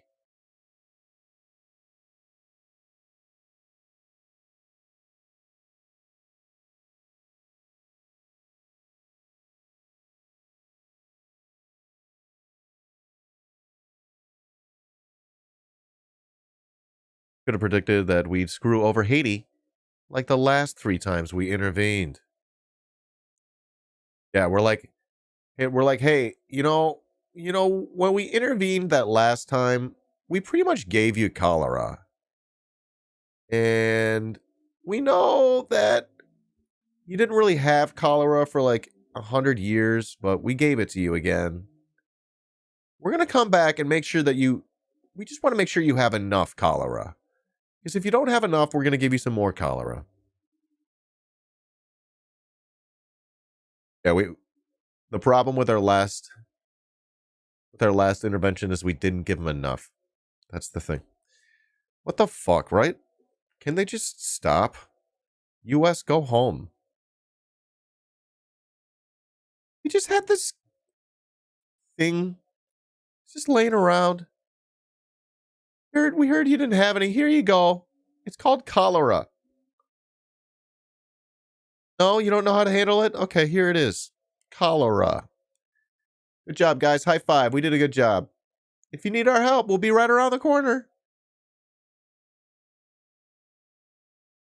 Oh, man. What is happening in Haiti? I don't know what's happening there. Whose job is it to track that, to track Haiti? I feel like it wasn't my job. It was someone else. Who's tracking Haiti? What's going on in Haiti? All right, I got an idea. I'm going to go to Twitter, and I'm going to type Haiti. All right, we'll see what we can learn. Haiti. Latest.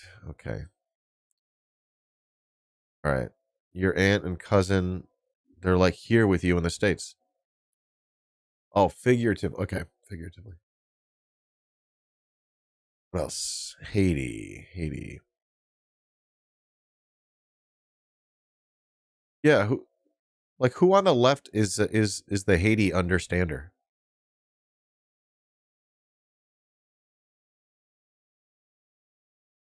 It's a good question. Like, if I were to have someone as a guest, who would it be? That's my problem. I don't even know who. Oh, sick. The War on Christmas is back? Fuck yes. I'm so good at the War on Christmas. I'm one of the War on Christmas's bravest fighters.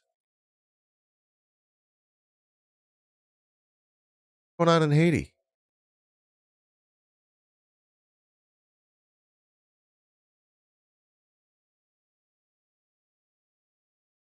Oh.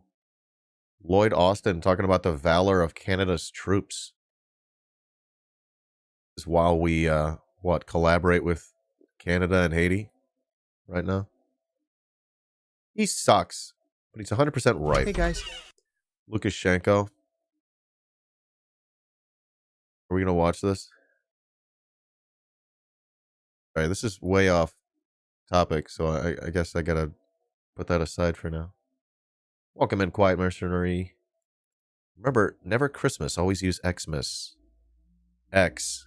And it literally stands for Christ. It stands for the cross that they murdered him on. right? Just on its side.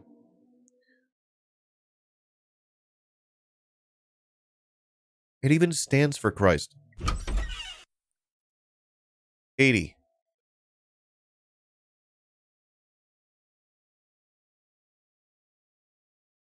Haiti. Going to tell me about Haiti. Right? Someone should be making content about Haiti. Young Spinach, welcome in. Jesta, DC statehood now. DC statehood now. Where are they going to put that 51st star, homie? I don't think you thought through this.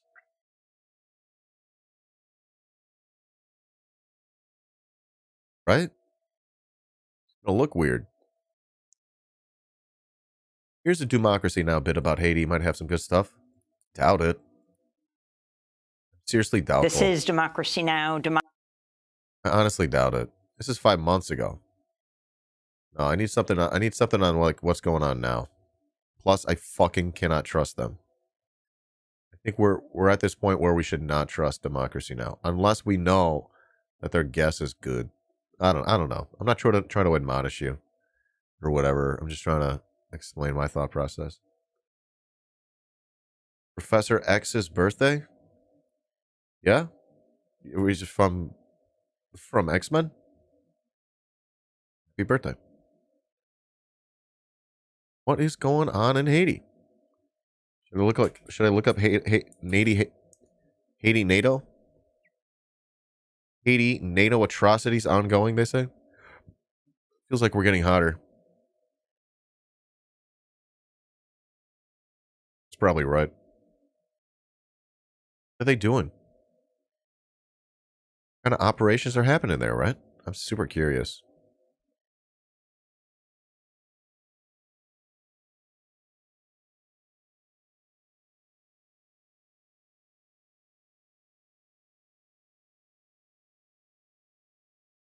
They didn't invite their ex-colleague Aaron Mate for Syria. Who's they? Democracy Now! Instead, they got an establishment supporting hack. Left them then? Xavier? What is happening? Professor Xavier? Yeah, you gotta hold my hand. Hold my hand. I'm not smart.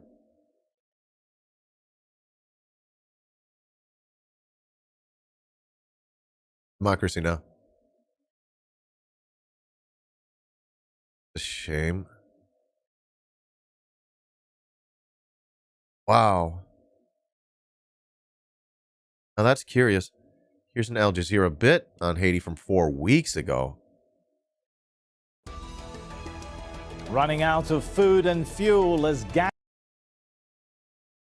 Oh, that's too old. This is the same video. They keep using this. Right? Like, who's covering this? Something more recent. Interesting.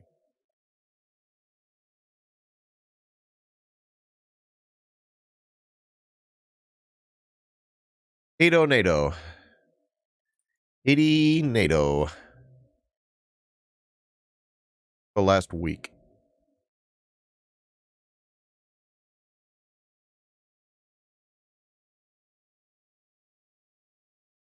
I have Haiti and I get Zelensky. I get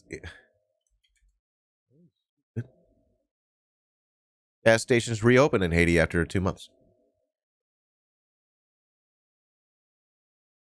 Haiti President Jovenel Moïse assassinated by highly trained and heavily armed group. That's a new report right there. Yikes. That smells Western. Perhaps. Maybe.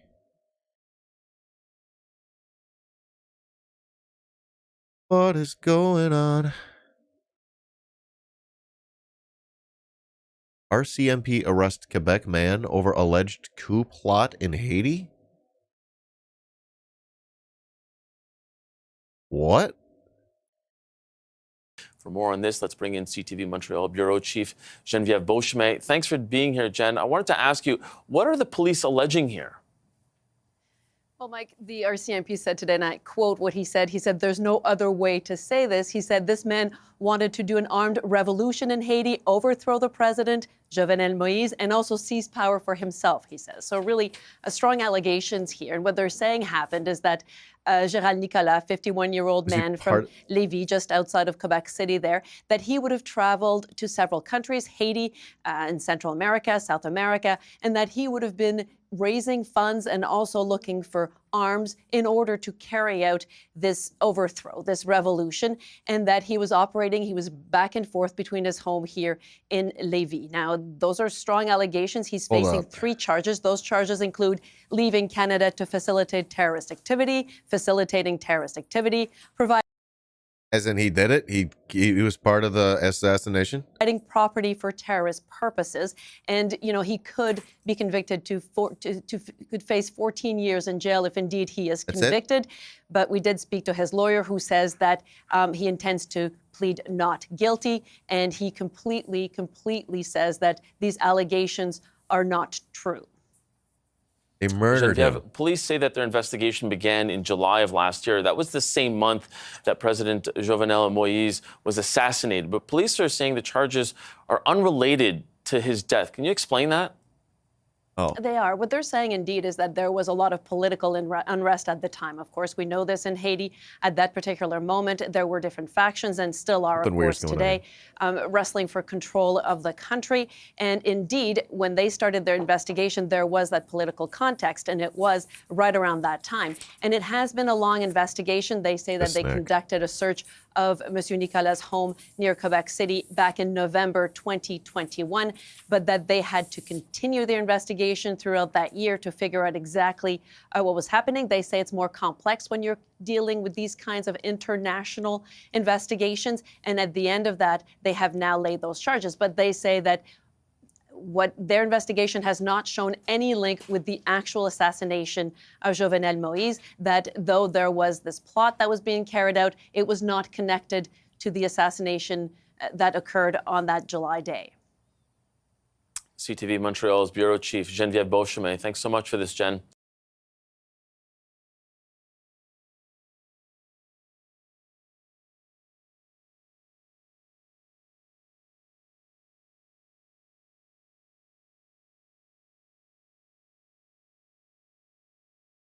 Weird.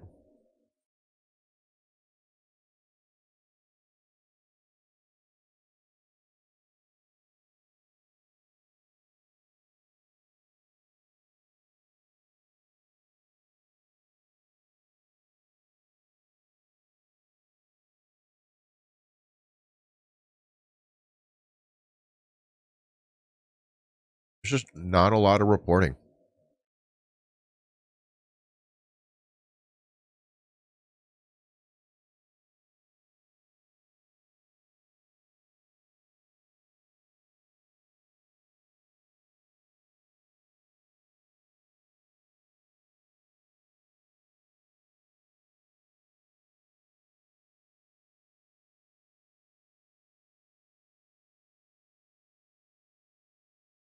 Oh my God.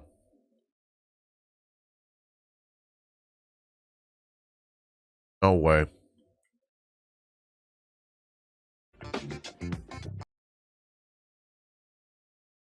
Roland Martin talking with Malcolm Nance.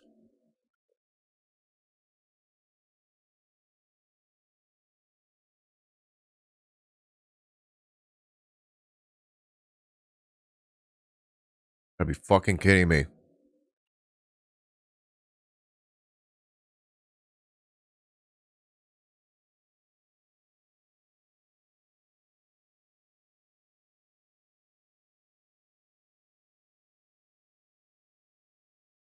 Gonna be bad.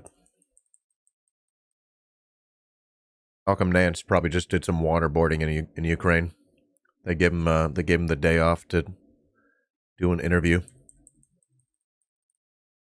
To it, I have this hashtag we tried to tell you, and I use that a lot with Trump and all these crazy folks. And black people, I keep saying, America, white America, if y'all listen to black people, we could have avoided the January 6th hearing. We could have avoided all this sort of stuff. And we could be real honest about what's happening with these extremists, these white nationalists, these white supremacists, because we know what that feels like. We've been saying this stuff, and now all of a sudden, the rest of the people kind of like, oh my goodness, these oath keepers, the rest of the people, oh, that thing is for real? Yeah, it's real. Absolutely.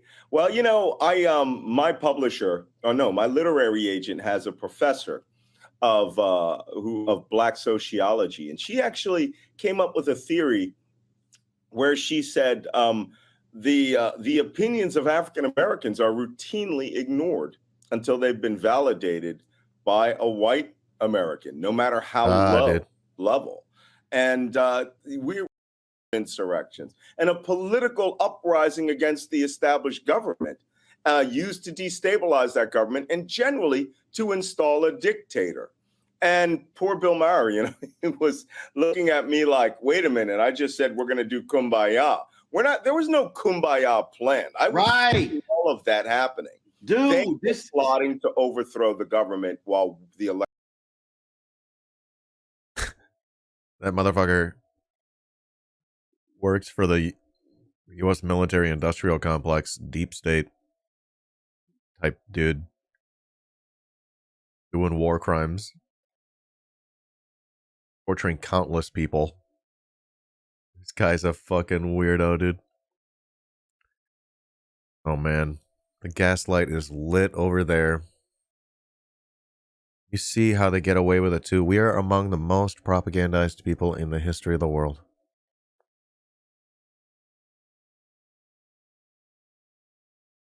All right.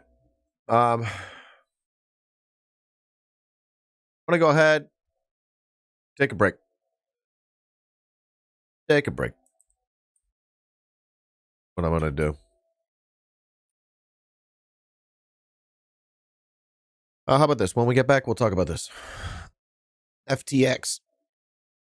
I need to check this out. I don't normally read Gray Zone on stream, but whatever. I'm just going to start doing it. Who cares? But I am going to take a break. So, stick around. Don't go anywhere. Because I'm taking a break. Taking a break. Little break. Where's the fucking button? Okay. I'll be right back. Hang out with Bereni.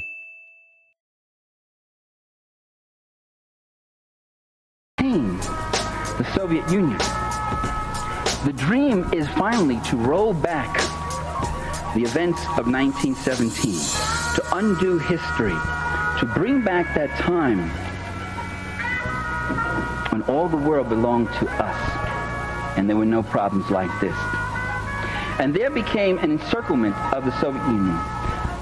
The most targeted socialist country in the world today is not Nicaragua, nor even Libya, if you want to call Libya socialist. I wouldn't quite call it that. It's got an erratic leader. He does immature things. He says immature things, but he's also dangerous from a class interest, but I still wouldn't call him socialist. The most encircled and threatened country is the USSR. It is the one that is targeted with all these missiles. There is, ladies and gentlemen, those missiles are not the result of an arms race. I maintain that there is no arms race, and there never has been.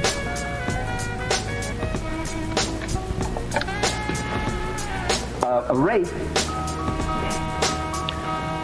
as you know, the model of a race is the two proponents moving, each more furiously ahead of the other, trying to put as much space to get to some goal.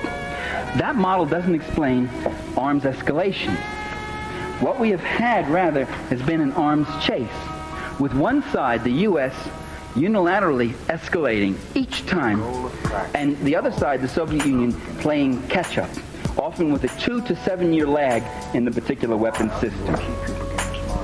That was true of the A-bomb, the hydrogen bomb, the long-range bomber, submarine-launched missiles, the MIRVs, the multiple warheads, the ICBMs, tactical nuclear weapons, solid fuel rockets, and now even today with the MX, the cruise, the Pershing, and the neutron bomb, the race model doesn't explain it. It's a chase. As the Soviets said just several years ago, don't build a neutron bomb. If you build it, then we will have to build it. Don't build the MX. If you do that, we will escalate on our ICBMs. That's hardly a race. That's more of a chase. The other side, asking that this escalation not take place, and then when the escalation does, it reluctantly moves on and enters it also. Reluctantly, I say, because the arms race has had a tremendous damaging effect on the Soviet economy. Every time they have to build another tank, that's one less subway car for their subways. In the USSR, any city that reaches 1 million people gets a new subway built in it. Every new missile means that much less quality consumer goods. It's also, by the way, has the same drain on our country, but it's not as evident given the kind of country it is. The arms race here, the defense spending is, of course, an enormous shot in the arm to the owning class in terms of profits, guaranteed cost overruns, fat contracts, so forth. The Soviet Union has a capital shortage, unlike the U.S., which has a capital surplus, and so therefore this deprivation. The Soviet Union has a labor shortage, unlike the U.S., where there are 20 million people underemployed. It has a smaller industrial base, so to match us, that's a greater drain on it. It has scientists who would prefer working in the civilian sector because their work in the military sector remains anonymous. Managers who would have management jobs in the civilian sector. In short, it has a number of rational reasons why it would like to diminish the arms race. As Gorbachev has said again and again, we have a lot of building in our own country. We have never had a normal year in our history. We have had foreign invasion, revolution, invasion again, forced collectivization, etc., armaments race, and we would like to have some normal years. Again, not necessarily love, but something much stronger, which is self-interest.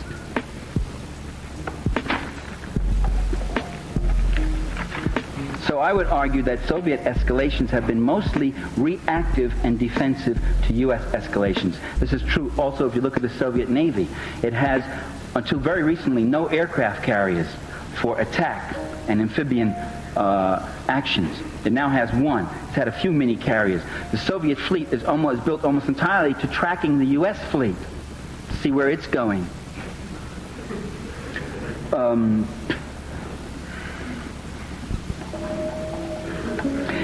Soviet interest in disarmament is reflected in the proposals that they have made. You could say, well, words are cheap, I want to see actions. First of all, words aren't cheap. Words count too. What a nation says is reflective of what it's doing. But actual moves also have been taken. For instance, one, the Soviets proposed the eventual disbanding of NATO and Warsaw Pact armies. A proposal, gradual, mutual de-escalation, step by step on each side. One, two, that, now like that. The U.S. turned down that proposal, would not even study it. The Soviets proposed, in the last 4 years, nuclear-free Europe, reducing their medium-range SS-20s and all those to match the 162 which France and Great Britain had. That was a proposal made 3 years ago. It's a proposal which Gorbachev has brought forth again. It's one which Reagan has ignored, but simply to quote for zero sum, and without the two reasonable stipulations which Moscow has asked for, namely that if we get rid of all our missiles both sides, we also guarantee that you don't transfer any of your existing missiles in Europe to the French or British, and the French and British begin to get rid of their missiles. Or at least at this stage, they freeze them. And in fact, the French and British now are increasing their number of intermediate range missiles. And remember, intermediate range missiles in the West, cruise and Pershing missiles in Western Europe, are not intermediate range. They can reach Soviet soil, so they are strategic. Okay. They can hit Soviet ICBMs. Soviet SS-20s are nasty weapons indeed, but they cannot reach the United States. They cannot knock out any MXs or ICBMs. Smoke weed every day.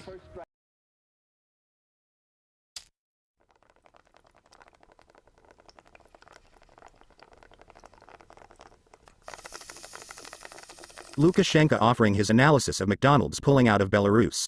We must do what this McDonald's used to, and do it better. What? We don't know how to cut a bun in half.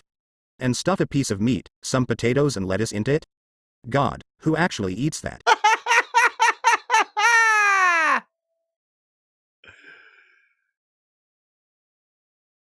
Призываю к тому, питайтесь, потребляйте свое, не бросайтесь на заморское. Это сегодня актуально звучит в плане того, что некоторые, особенно среди молодежи, да и, наверное, среднего возраста, может и старшего, стали ахать и охать, ах, Макдональдс уходит. Я думаю, слава тебе, Господи, что хоть уходит. Но только место Макдональдса, где работают наши люди, наши специалисты, где потребляется наш товар, должны занять белорусы. Роман Александрович, белорусы, запомните, никто иной. Мы сами должны делать то, что когда-то делал этот Макдональдс, если кому-то это надо, и даже лучше. У нас что, булочку пополам не могут разрезать? И впихнуть в эти две половинки кусочек мяса, картошки и салат. Господи, кто это потребляет, не знаю.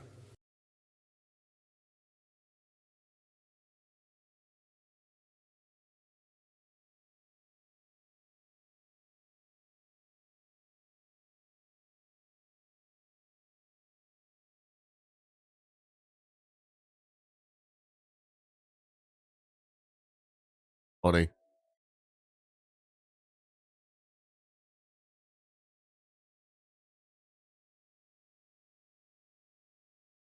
Funny.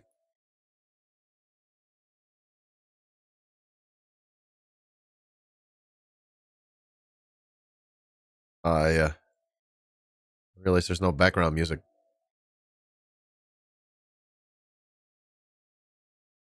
Solve this problem.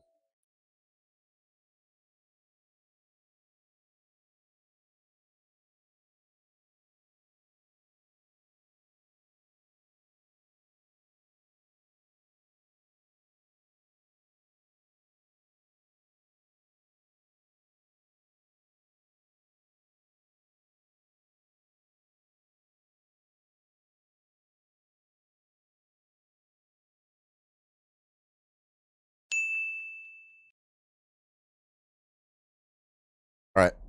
I'm going to read this Gray Zone article, at least some of it, by Klit Klarenberg. I'm very curious. FTX partnership with Ukraine is latest chapter in shady Western age saga. Is there anything here? Ukrainian government mysteriously disappeared online records of its fundraising arrangement with the FTX crypto scam just days before the scandal erupted.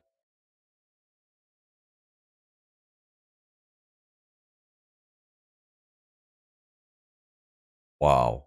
The initiative claims to have raised $60 million for Ukraine. Where'd the money go?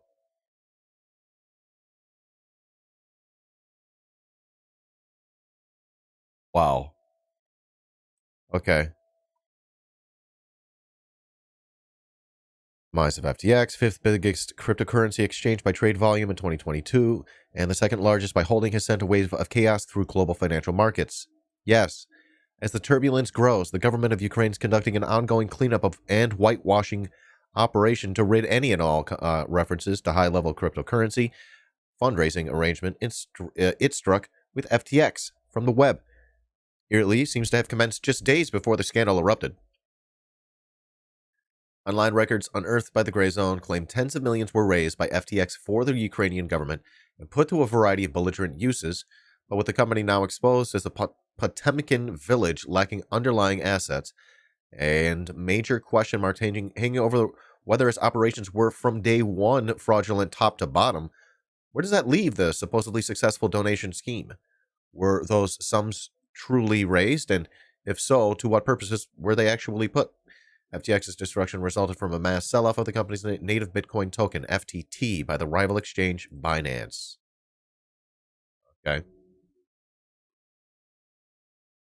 Its value plummeted, prompting a 3-day run on billions of dollars worth of cryptocurrency, which in turn created or exposed a liquidity crisis within FTX as it did not have the available assets required to redeem client withdrawals. FTX filed for bankruptcy November the 11th. FTX founder and top Democrat Party donor Sam Bankman-Fried now faces criminal investigations in the Bahamas, where the exchange was headquartered, and calls for official investigations into the largely unregulated cryptocurrency industry are reverberating across the globe. Wow.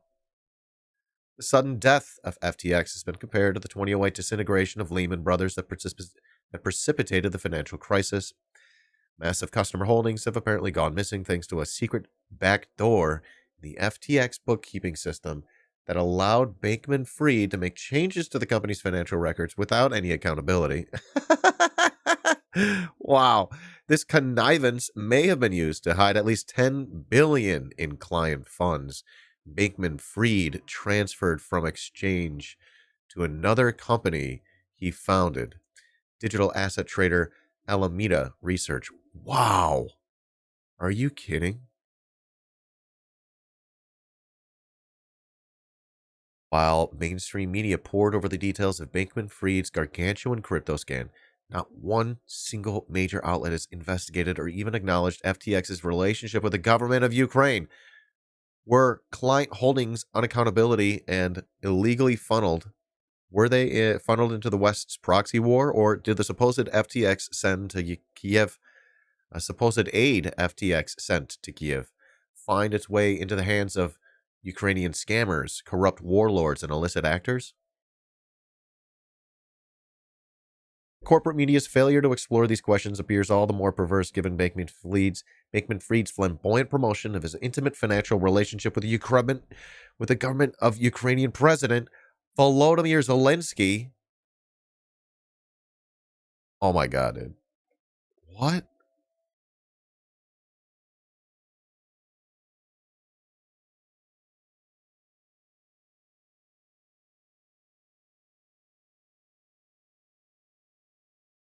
Crypto, homies. The partnership between FTX and the Ukrainian government was first publicized March 14th, when the leading cryptocurrency website CoinDesk announced Kiev had launched a dedicated webpage for cryptocurrency donations dubbed Aid for Ukraine.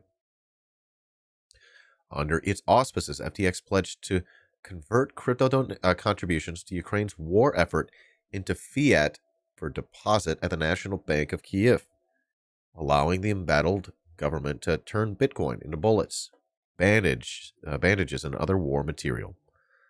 CoinDesk stated the initiative deepens an unprecedented tie-up between public and private sector forces in crypto. Alexander Bonyakov, an official at Ukraine's Ministry of Digital Transformation, hinted to CoinDesk about, quote, upcoming NFT collection auction to give the next boost to the crypto fundraising process. Bonyakov's Ministry of Digital Transformation played a key role in the successful Zelensky-led campaign to cancel the Gray Zone's Max Blumenthal and Aaron Monte's appearance at Web Summit, a major international gathering of the tech industry in Lisbon. Wow. In a press release accompanying the announcement of the FTX partnership with Ukraine, Bankman-Fried explained that, quote, at the onset of the conflict of Ukraine, FTX felt the need to provide assistance in any way it could. He promised that the arrangement provided, quote, the ability to deliver aid and resources to the people who need it most. And Kiev disappears Aid for Ukraine site days before the scandal goes public. Aid for Ukraine website's now been deleted, but it can be accessed via Internet Archive. Until very recently, it encouraged visitors to, quote, help Ukraine with crypto, and pleaded, don't leave us alone with the enemy. What the fuck? Promotional quotes, an assortment of Ukrainian government officials and Bitcoin bros, among them FTX's founder. Mikhailo Fedorov, Ukraine's deputy prime minister and minister of digital transformation of Ukraine, thanked the crypto community for funding the purchase of helmets, bulletproof vests, and night vision devices. For his part, Bankman-Fried declared himself, quote, incredibly excited and humbled to support crypto donations to Ukraine.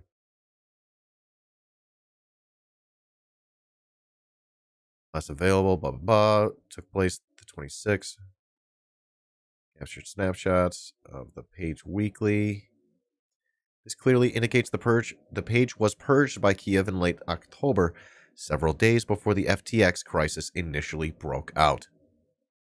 Once deleting the page, the Ukrainian government created a standalone website November 1st to promote the endeavor.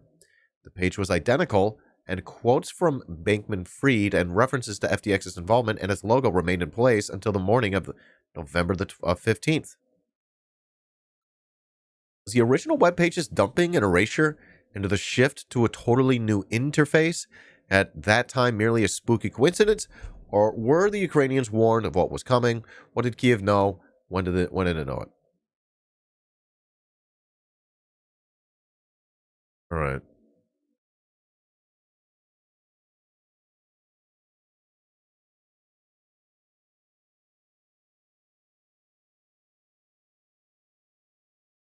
Bankman-Fried channeled millions to Biden through Stealth PAC.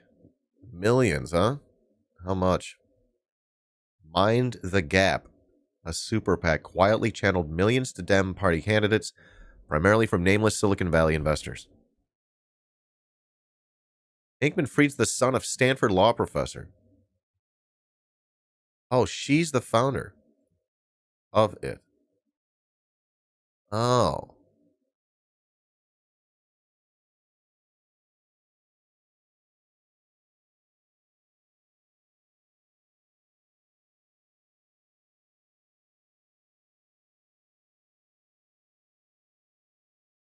Established FTX April 2019, same month Biden announced his 2020 bid. Once vast sums started flowing into and through the FTX exchange, its founder channeled profits into Biden's campaign coffers. Idly, Bankman-Fried had no prior history of political financial activity. Throughout the 2020 campaign, Bankman-Fried gifted over $5 million to Biden and groups supporting him.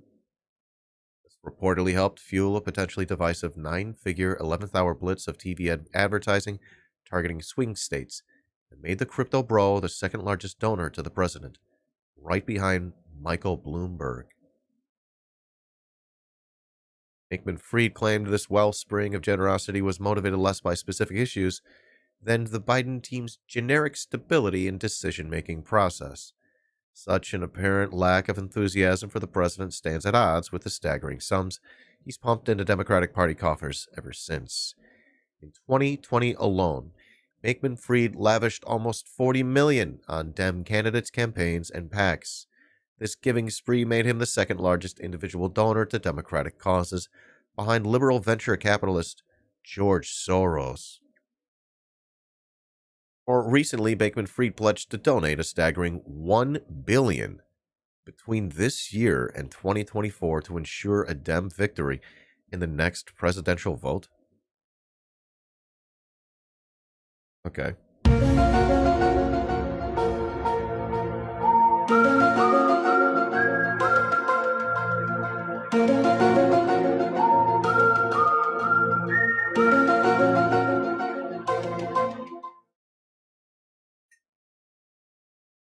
Okay. On October 14th, however, he completely backtracked, branding the investment a dumb move. Something scandalous was brewing behind the scenes. I thought I got it. 1 week later, the Texas State Security Board announced it was investigating FTX on suspicion of selling unregistered securities.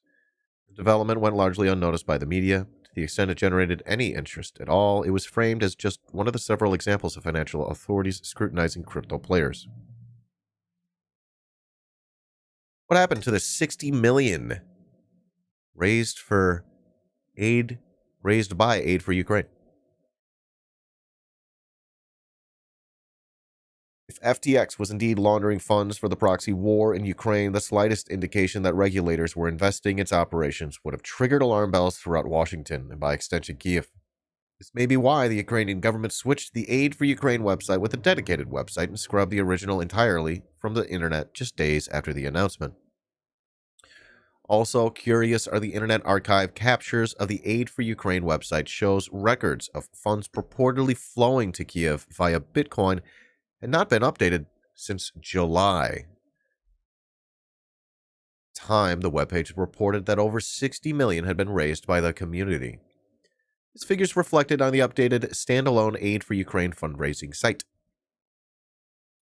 Breakdown of spending on the new Aid for Ukraine website states Kiev had spent a total of $54 million in change, a lot of change, in cryptocurrency donations by July 7th on a wide variety of equipment, vehicles, drones, lethal equipment, and other resources.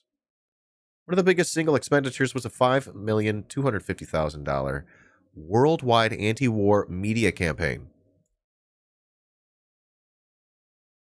The details would only be published after our victory due to security reasons.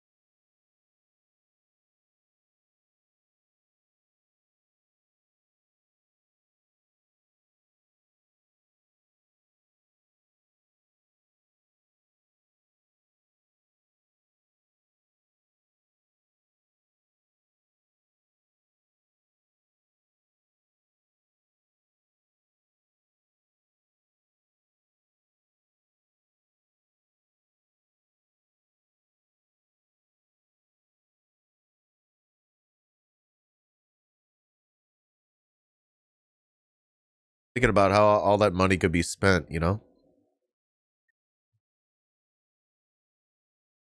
Man. Thinking about the kind of people who would take that money. And I don't know. Use a certain PFP for a certain amount of time. I don't know. You know?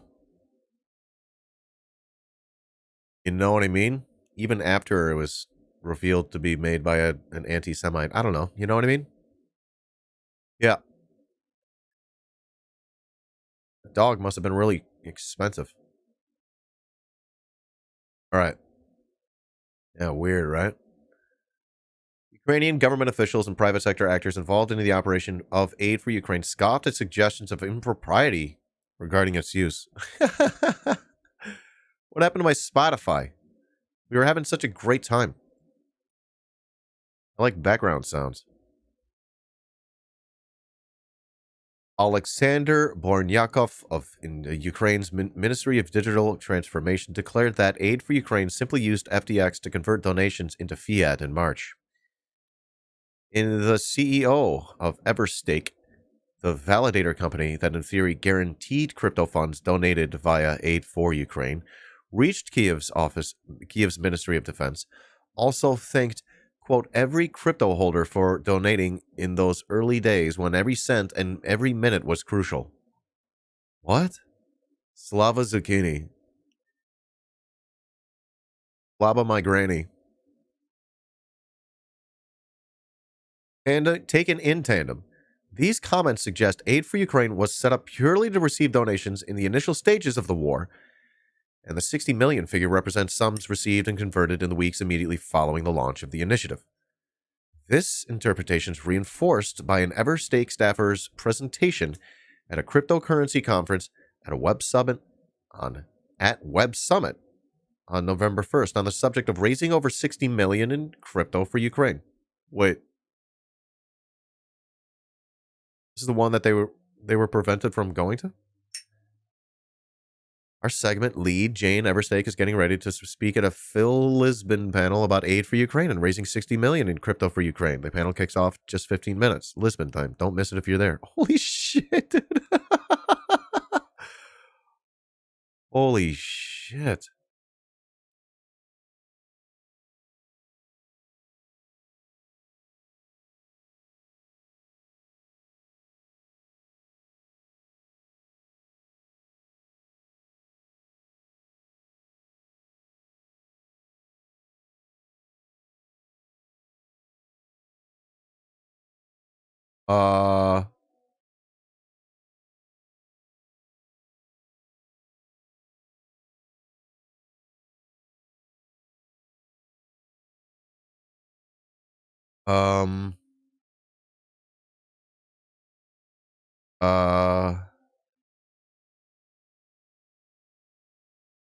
What's holding the F symbol, homie? My God, dude.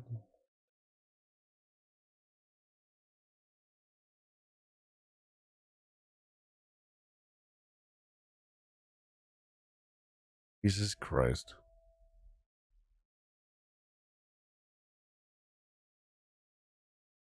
Think about that. It's Shiba.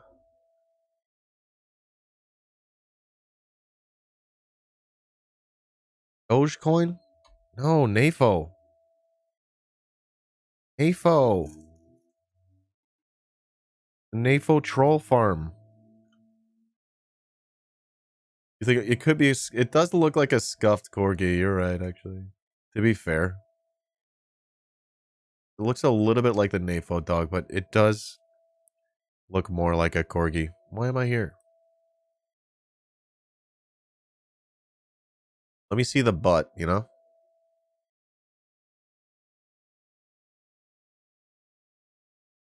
So weird to me. Slava Ukraini, they say. Go Azov Battalion, they say.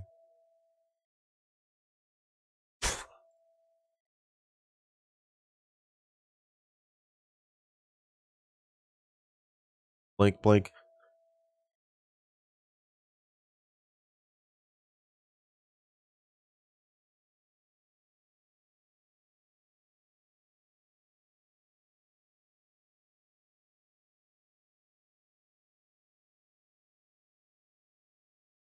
Is this her?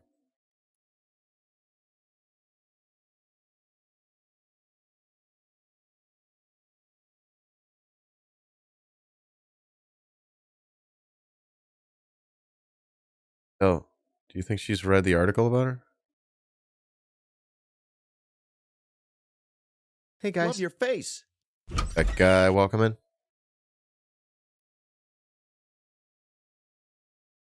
You think so?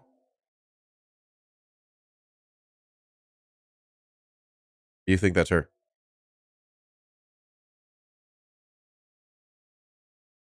She's read it.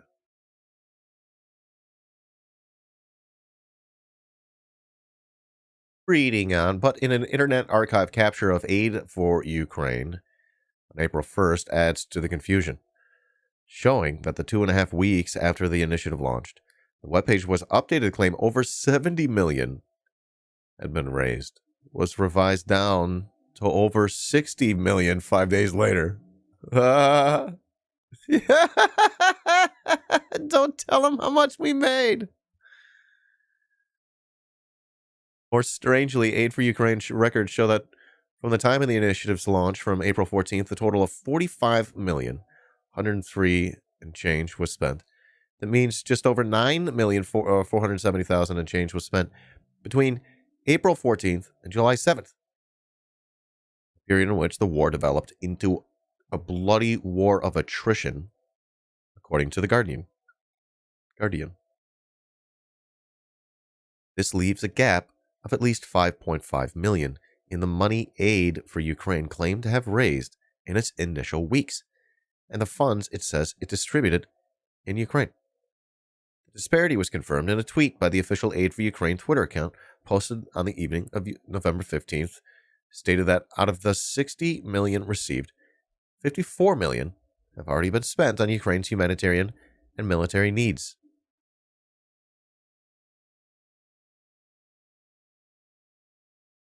This implies that no further funds of any size were received after early April, and the total has remained static ever since, despite the resource being open for donations, which would be highly unusual. The government of Ukraine, FTX, and Everstake all now have serious questions to answer, namely why the funds purportedly raised appear to have decreased in a span of a few days, and why no donations have been received since then on the Aid for Ukraine webpage or its new website, and how much has been donated since the alleged initial influx. Where did the rest of the money go?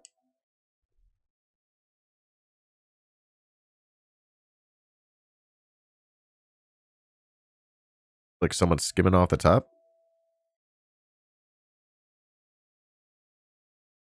What's going on here?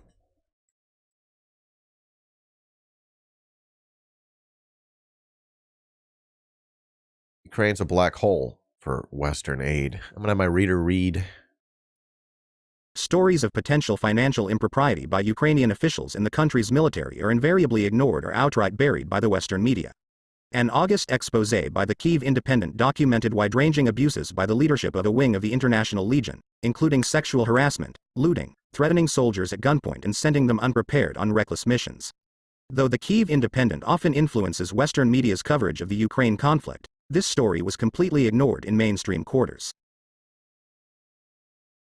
That same month, CBS broadcast an investigative feature revealing that only 30% of Western arms shipments to Ukraine ever reached the front line. Retract that. Due to intense backlash from the Pentagon and other powerful sources, CBS temporarily pulled its own documentary and an accompanying promotional trailer and article from the web. The feature has since been updated to claim that the situation has significantly improved since filming, We're doing and a better much now. larger quantity now gets where it's supposed to go. A much larger quantity. How much? Clearly not 100%. Clearly, if it was anywhere near 100%, they would tell us so that we'd be like, oh, okay, it's not so bad. But they're not telling us. When it comes to Ukraine, Democrats at the highest levels are also immensely skilled at burying embarrassing stories. In December 2015, Joe Biden coerced Kiev's then-leader Petro Poroshenko into firing Prosecutor General Viktor Shokin as a condition for the U.S. underwriting a $1 billion IMF loan to Ukraine. Yep, we know this. I'm going to be leaving here in 6 hours. If Shokin is not fired, you're not getting the money, Biden threatened. Yep. With Shokin's firing, the experienced lawyer's ongoing probe into the energy giant Burisma ended as well. Which meant that Burisma's most famous board member, Hunter Biden, the son of then U.S. Vice President Joe Biden, eluded official scrutiny.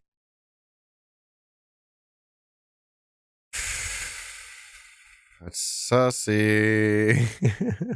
Now, a politically connected crypto billionaire who used a secret financial backdoor to fleece customers of ungodly sums of money has become the latest character in the saga of shady U.S. aid to Ukraine. And though the collapse of his FTX firm is front-page news, mainstream outlets are studiously avoiding the Ukraine angle. Yeah. Why? They're such fucking cucks. They're such fucking cucks. I don't really like I don't like Kit Clarenberg either. There's some bad fucking takes in the past. But this doesn't miss. Right? It's all accurate and good. Man. This is really fascinating. No one's going to touch this. It's like they're not going to touch this one. Azov blowback.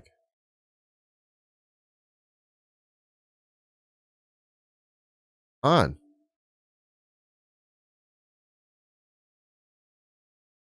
Such cucks for empire.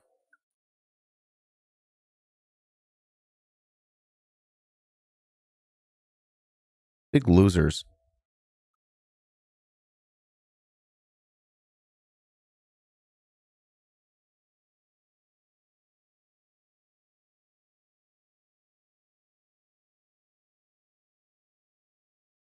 Dad, how you feeling?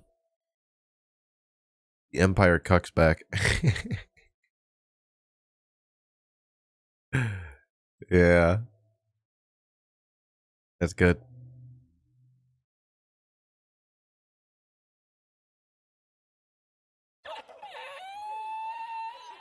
This is yesterday. I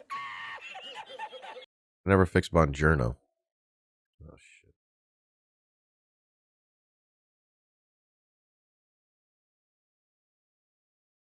We didn't even talk about him.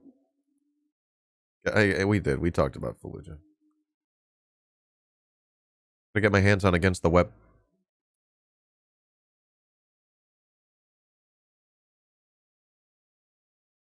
Where do I do that? Like a nice thing to do right now, right?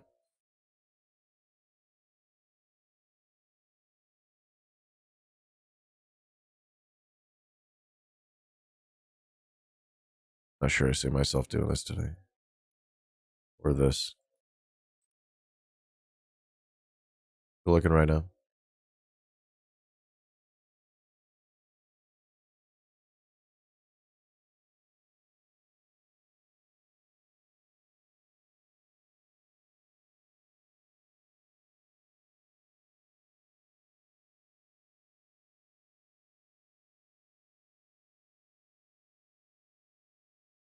All right. I'll just stop right here. Do we feel like we have any ethical issues with reading this on the stream?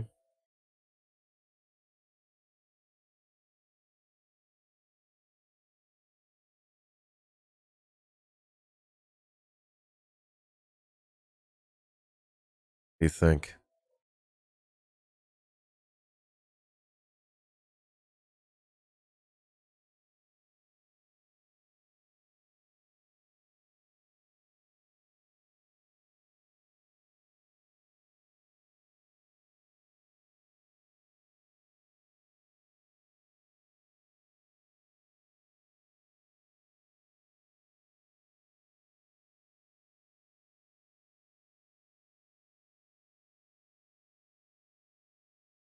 All right, let me take care of this.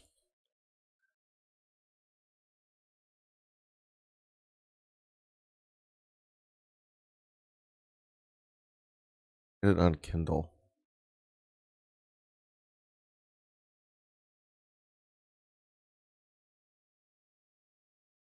What's cheaper on Abe Books? Wait.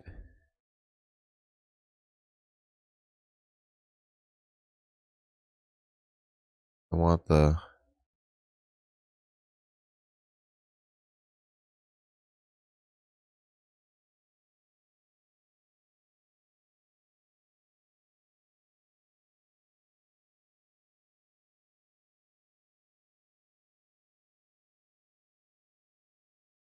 like Walmart ebooks. Like what kind of form does it come in? Oh. I get it through Amazon, I gotta read it on the Kindle. Get it through Audible, what form is it?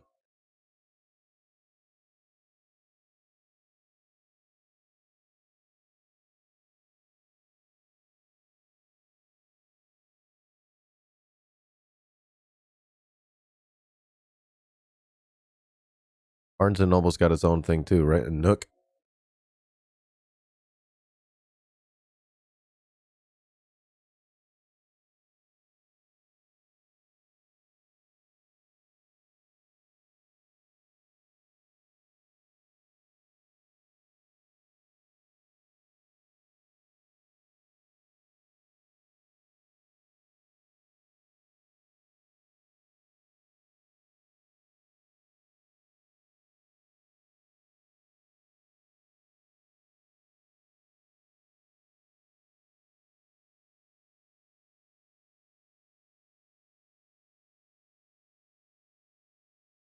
Get it on Google Play. What form is it?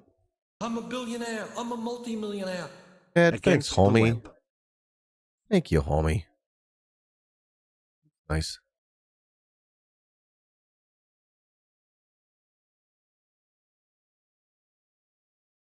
Hold on.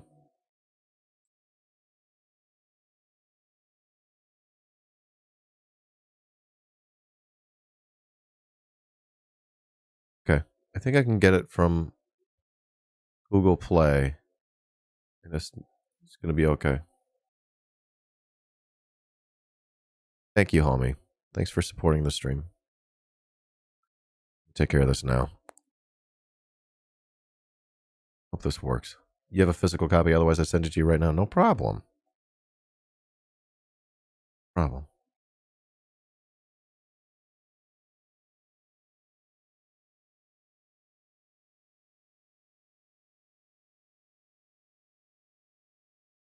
Oh, I'm out of beer. Out of beer.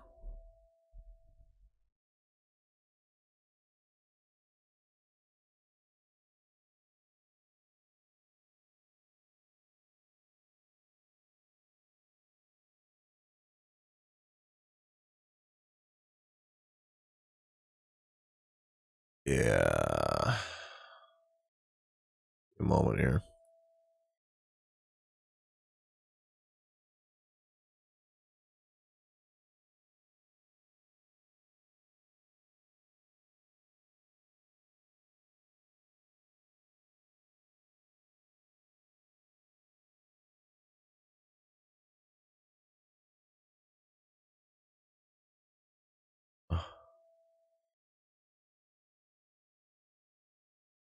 Book you have purchased is now available for you to read on your books library on Google Play. I think it might just be easier for me to pull it up here in the browser. Let me figure this out.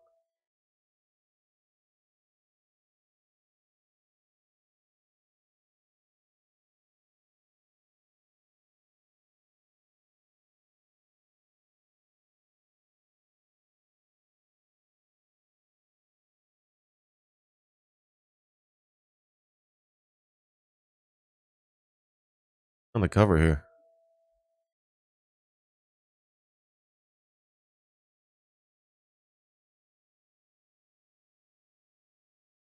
All right, I'm going to get into this.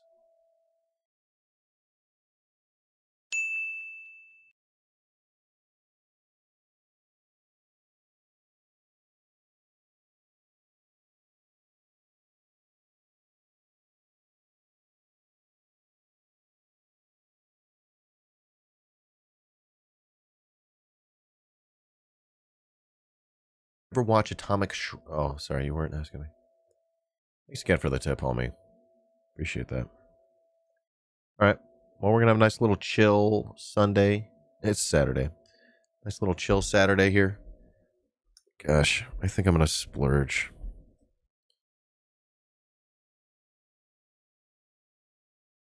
Order some booze. Yeah, I'm going to order booze. Damn.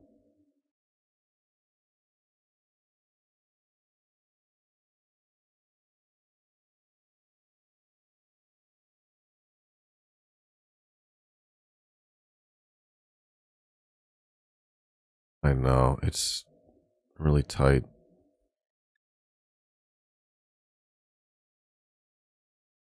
Get some limes.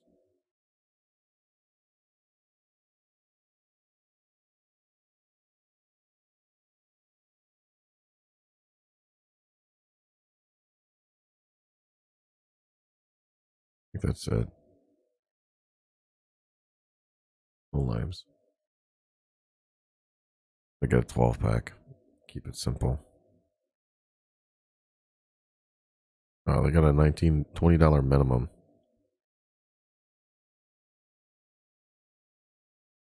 Yeah. All right.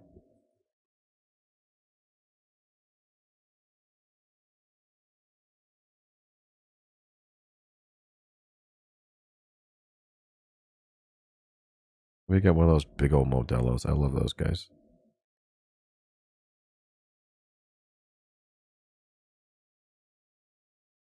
I love it. They got these like 24-ounce bottles, these 32-ounce bottles.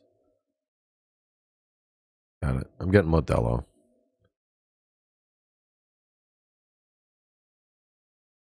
I got a couple limes in the fridge.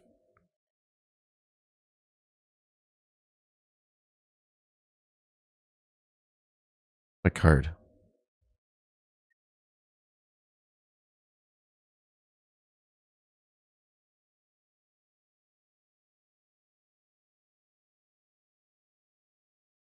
Yeah. Well, I almost gave a $500 tip.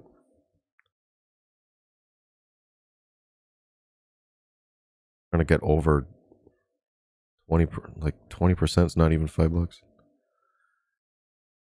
Gonna get at least $5 from me. Okay. This is a splurge, but I just don't want to leave. I don't want to get up.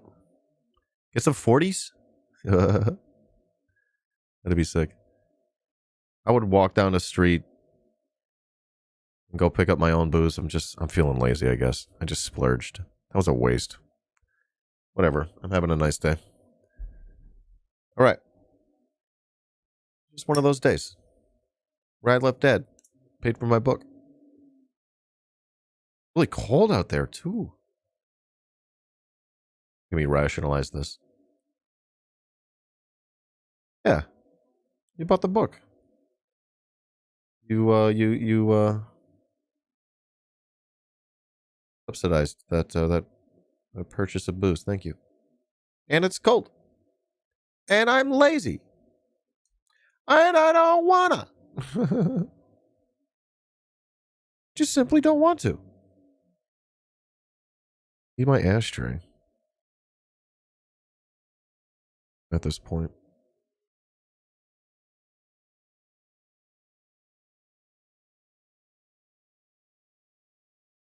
Against the web? What? It's weird, bruh. How do you zoom in, man? Oh god, this fucking interface.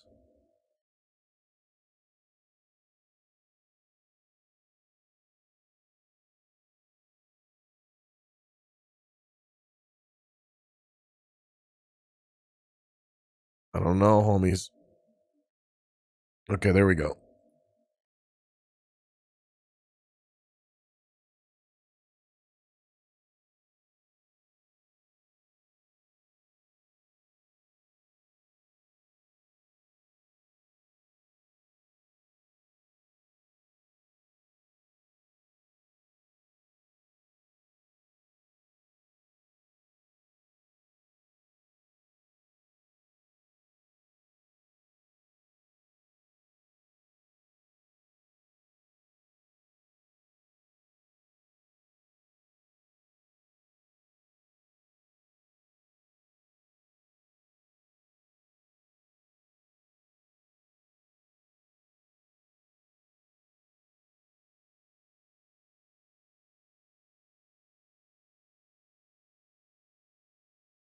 As big as it gets.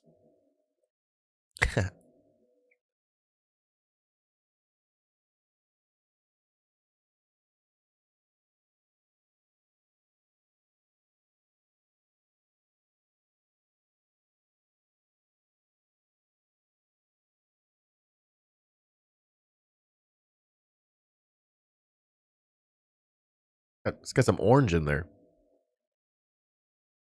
Wow. Nice.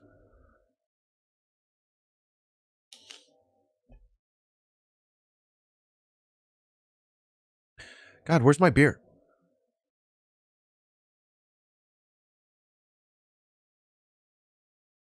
Like fucking 3 minutes.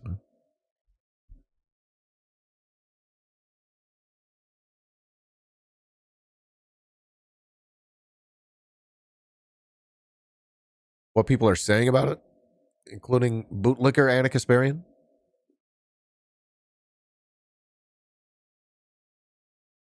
Crystal Ball. Glenn Greenwald.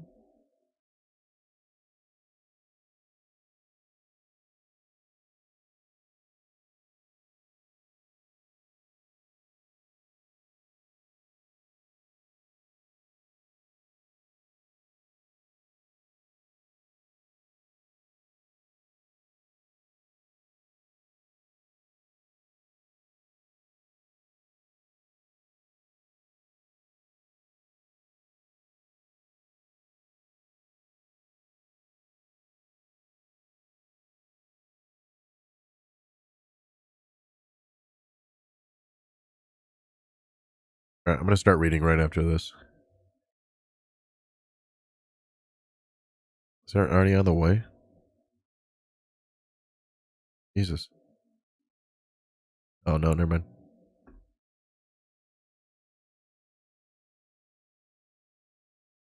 Oh, shit. Shit, my fucking ID is expired.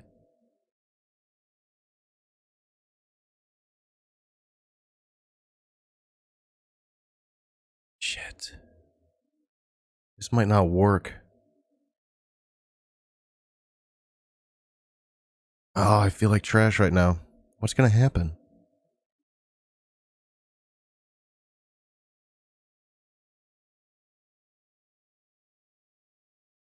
I think they're gonna have to scan it, right?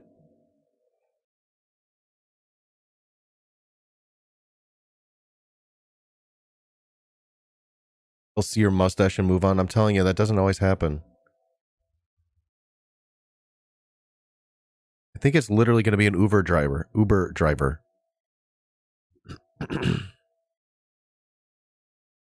It's not like they can scan their own ID, you know? I doubt that they allow that to work. They might not give it to you, to me. I think they need it. Shit. Should cancel or something.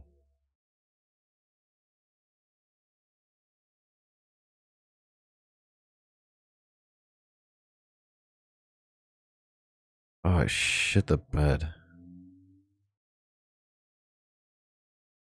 Cancel. Let's see if I can cancel.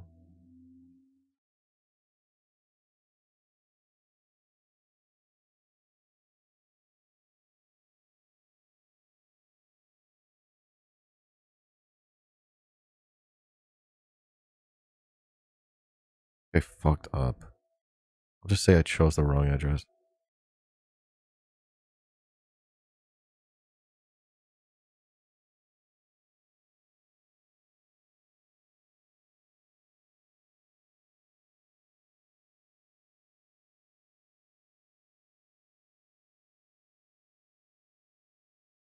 I don't know if I can, you know?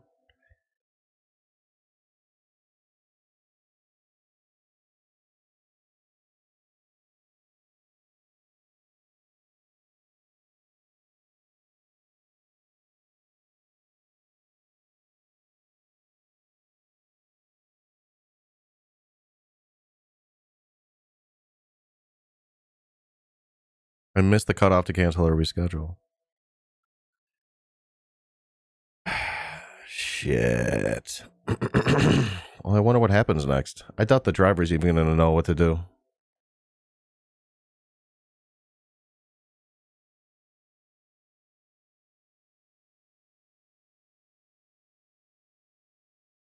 Wish it was tighter with my neighbors, you know?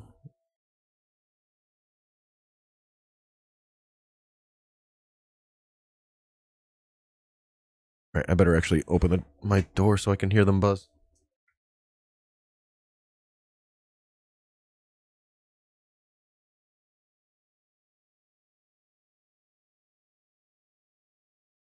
I think last time, no, my partner's not around. I think last time I borrowed her ID and used hers.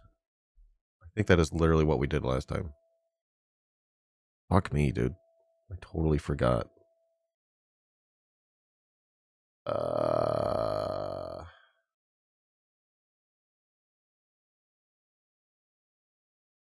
Hang on. I gotta figure something out.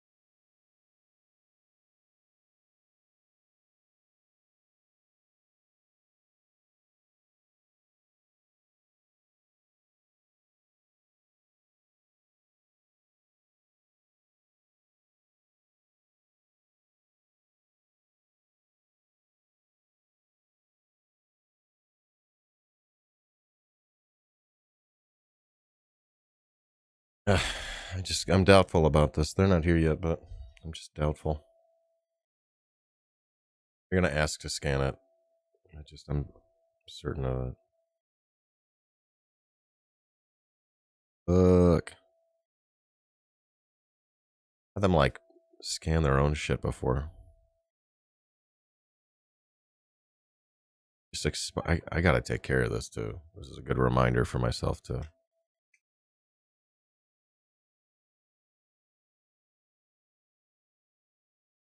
You know, sometimes you go to a bar and they check.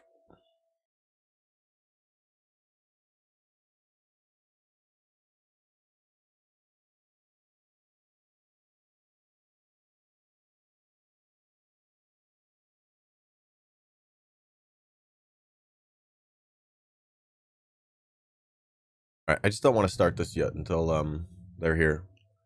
So what else could I do? I don't know.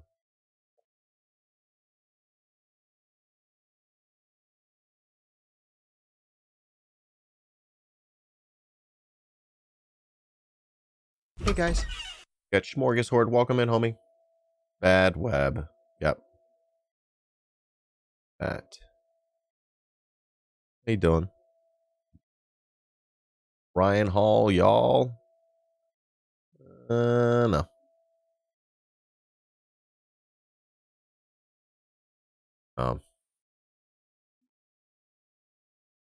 Gosh, I'm so upset with myself.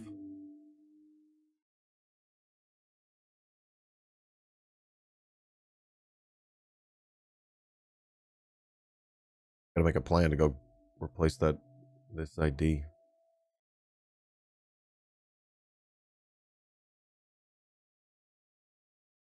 CNN reporter dives with sharks with no cage? I almost clicked it. Here's a Chapo 3-minute. Let's talk about the Republican leadership. Trump announced that he is running for president in 2024. Did you guys, he spoke for an hour, but I think the general consensus review of this speech is low energy. He did not seem, I watched some of it. He did not really, I didn't see that spark. I didn't see that old Trump magic anymore. And, this comes on the heels of Ivanka and Jared saying, look, we're bowing out of helping him in the 2024 run, which people are interpreting as some sort of like, oh, this is another ding in Trump's armor. But I'm still like, getting rid of the two biggest losers in your family who are like just dead weight, dragging your campaign down. I think this is a very smart move on behalf of Trump they'll say that Ivanka, she's like, oh, I'm making the decision not to participate in this reelection campaign. No, this campaign in 2024. But those two losers, get them the fuck out of here. Yeah, the base is ambivalent to them or hates them. I do kind of think it's a conscious decision by Jared and Ivanka to on their unending quest to become normal. Yeah, this is part of it. This is certainly a decision by them.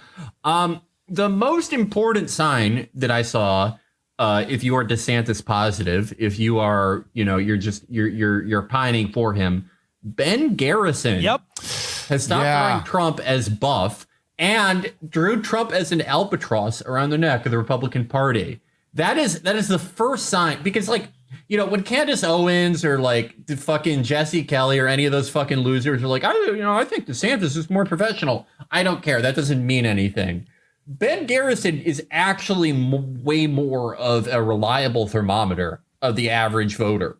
That's actually something. That actually makes me think that this might actually be a race. If nothing else, it shows how badly Trump bricked with that incredibly low energy greatest hits Fat Elvis period speech. It's gonna be a challenge for him. It's going to be the competition between his innate laziness and his spite, because if he really wants to own Ron DeSanctimonious and banish the haters, he's going to have to step it up. He's going to have to get back the energy. He's going to have to get back on the over-the-counter Sudafed that he's been maybe he stopped taking. I don't know. He's got to get back on that shit. He has to gain the weight back. He lost this weight and he looks weird as fuck. His eye looks like a horse pussy. His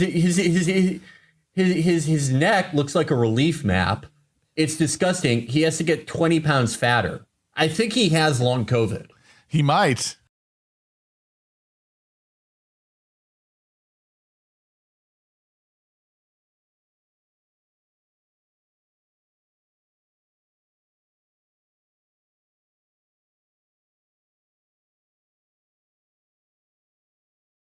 I think they always do that guy, yeah.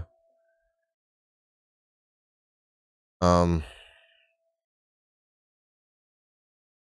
so upset with myself. It's just gonna be an Uber driver. They're not gonna care. I just gotta be like, hey,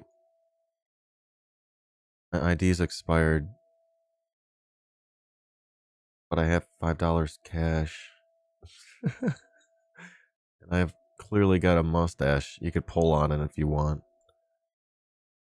Real homie.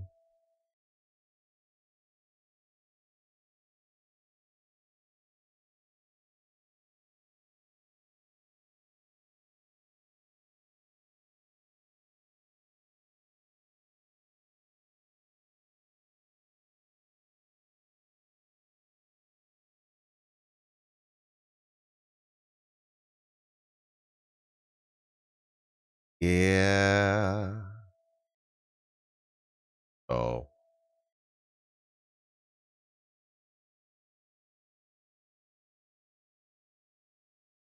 Talk about the plight of the worker nowadays. He'll be chill about it. Plight of the worker, bro.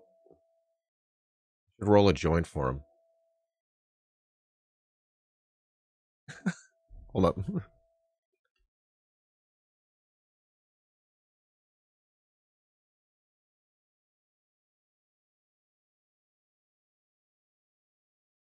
You got this.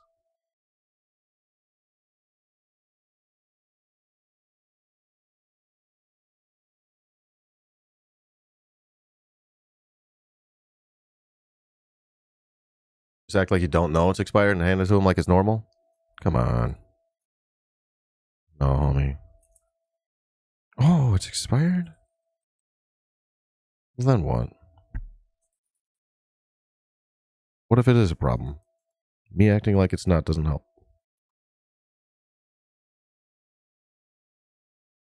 It's better to go on with a plan.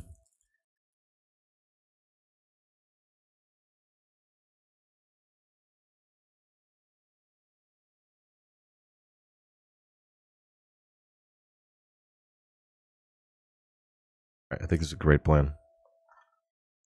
Well, I'm your friends with Rad Left At on Instagram, and you'll be fine. Yeah. Hey, do you not? Do you know who I am? Okay, do you know who my friend is? Rad Left At on Instagram. It's only a problem if they notice it's expired. I think they will. I think these little scanners do this. I think I've done this before. I think I'm just hoping that he's going to take out his ID and scan his, and I hope that that works. Otherwise, I'm fucked. What are they going to do? Have to drive it back to the store? I don't want to have to do that. I guess then the Uber driver gets free beer. It's sort of cool for them. I should do that more often.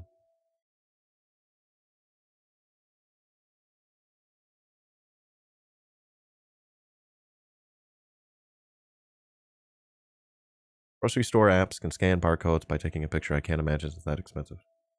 No, they can use their phones. And there's a barcode on the back of my ID. I think they did. I think this happened like a week or two ago. God, alcohol's non-returnable, so you do lose your money and they get free beer. Yeah, I better have a plan. Oh, man.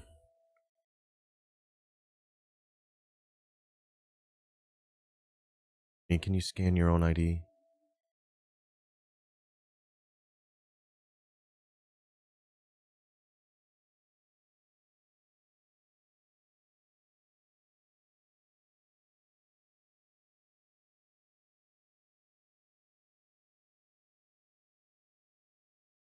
I do think they could scan their own. I don't know if, like, their apps are trained to not let them or whatever. I feel like I've done that before, back when I delivered for Instagram. I'm like, I don't give a shit.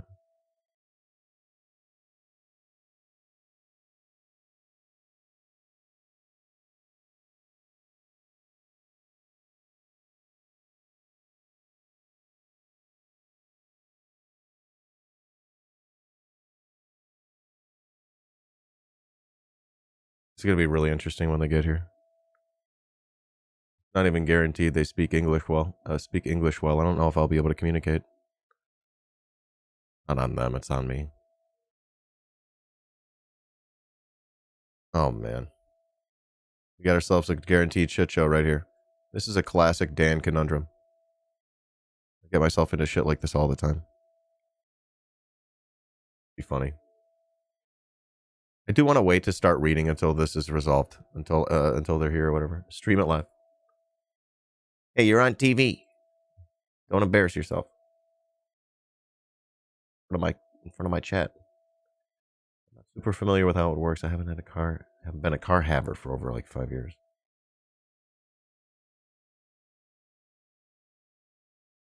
See what happens, folks. While we're here, I'm going to shill for myself. I know you just love this kind of content. You're just like waiting on bated breath to see how this gets resolved.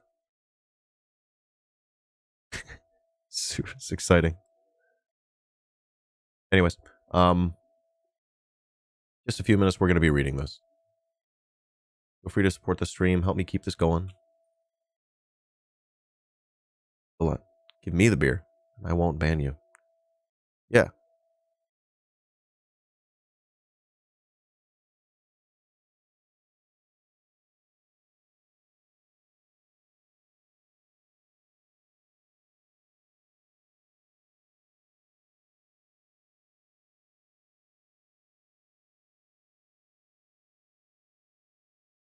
You have cash money? I got some. I'm planning on offering that too.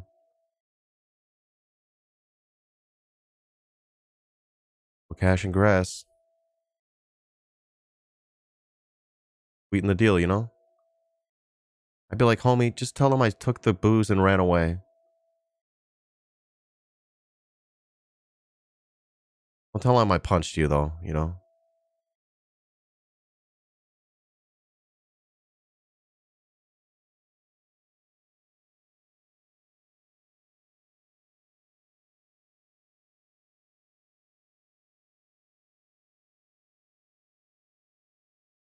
I think I take weed and some cash if I were them. Yeah.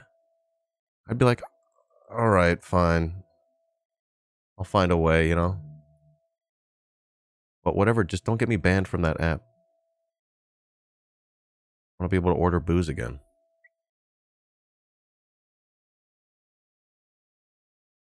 This is going to be hilarious.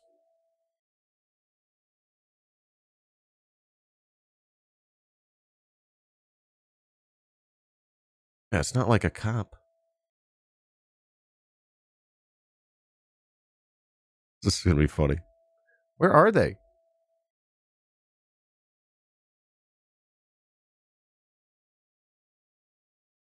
says I can track the order. It also says courier arrived.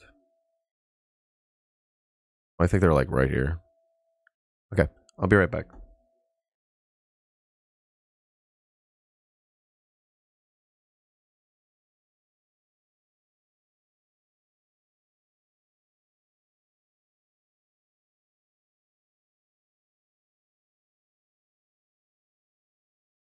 in Western Europe are not intermediate range.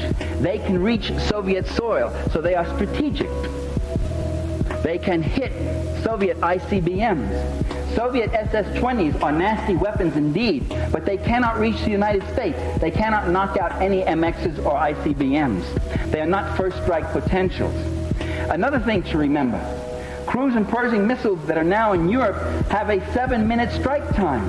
That's the end of deterrence. And this is why Gorbachev and the Russians are beside themselves about the cruise and Pershing. This is why they walked out of Geneva in 1983, because Reagan refused to negotiate on the cruise and Pershing. This allows Reagan to turn around and say, we went to Geneva, but they walked out, as he's going to do now with this latest cancellation. So what you do is you shove a person away, you act hostile toward them, they get up and they say, well, you obviously don't want to negotiate, they walk out, and then you turn to people and say, you see, they don't want to reach an agreement. If it takes me a half hour to get my missiles over and kill you, and you a half hour to kill me, then in that half hour after I let mine go, you know they're coming. And you let yours go at me. That is a deterrence to me. However, if I can reduce the striking time to 7 minutes, and they're so low and fast, and your radar can only pick them up in the last 2 minutes, I now have a first strike capacity on you. You no longer have deterrence. I no longer can fear your missiles, because my missiles are targeting yours. And I'll knock out all of your missiles, and then I'll have a second strike capacity to hit you. You'll have a feeble retaliatory strike. Your feeble retaliatory strike, however, will be blocked out by my Star Wars. Ah, is that what Star Wars is all about? Yes. You see, the criticisms about Star Wars are largely irrelevant in that area. People have said, scientists have said, it's a ridiculous project. It's going to have to work the first time and work perfectly. Only if the Soviets launch their 10,000 missiles at us in a fit of peeve one day, they say, let's destroy the world, and they send the missiles at us, only then will Star Wars have to work perfectly. But if the function of Star Wars is to be a shield against a feeble retaliatory strike of the Soviets after a first strike by the U.S., then Star Wars becomes much more effective. And Ronald Reagan himself let the cat out of the bag last year when he said, it doesn't have to work perfectly. And he speaks and all, they've got him away from the platform and all that. Because they explained it to him just that morning at breakfast. And it is...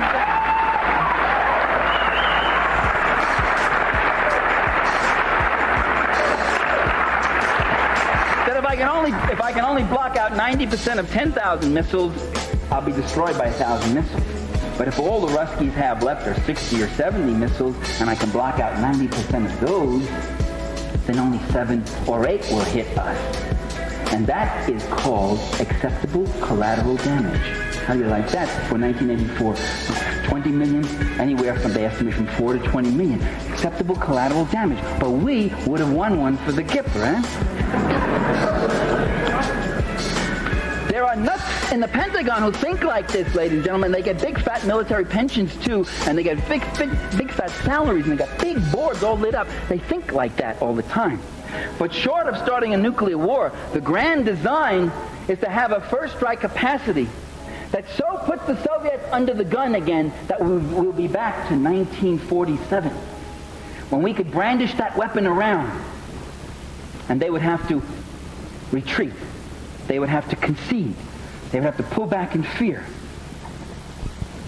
We'd be back to 1962, the Cuban Missile Crisis, when Kennedy sat there and thought of a strike against the Soviet Union. And they realized that Khrushchev really had only 1, possibly 2 ICBMs that could reach the U.S. I was stupid. They arrived at the place, not here. Anyways. Fuck. I just want to wait this out. I don't know if Valentina is going to be receptive. We'll see what happens here. Funny video time? I guess. I don't know. Maybe my partner will be home by then.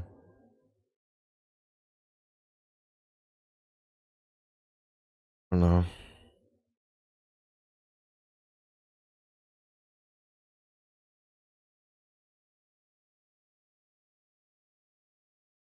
What's up? You were on the phone. I don't know yet. I thought they were here, but they're actually they arrived at the store, not here. Yeah, I need your ID, homie. Let me borrow your ID. Let me try to figure something out. And it would only reach the northeast corner of the U.S. But they estimated that this might cause 1 million, 2 million casualties, and that would be politically unacceptable. And so they discarded any idea of a nuclear strike against the Soviets. That one missile may have saved our lives. So it's not true that the missiles just build up blindly on both sides. They're caught in this irrational race. That it's just something in man's nature for war. I loved those songs, but there was something about the politics in one of them that didn't ring right with me. That it's just people caught up in this meanness and killing for killing, and when are we going to reach our senses? That's not true. That's not the way it works. It's not something that comes in here. If it was something in our nature, why would they have to draft us? Why would they have to use press gangs and drag us in?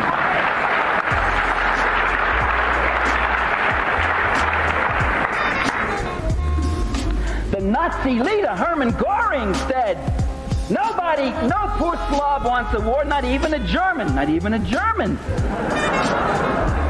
What does he want to sit in a stinking trench with the smell of blood, listening to the screams of his buddies lying there, quivering with cold and terror? Where does he want to be? He wants to be in his home. He wants to be on his farm. He wants to be with his family. No poor Slav wants the war. You got to drag him out and dress him up and beat the drums and wave the flag.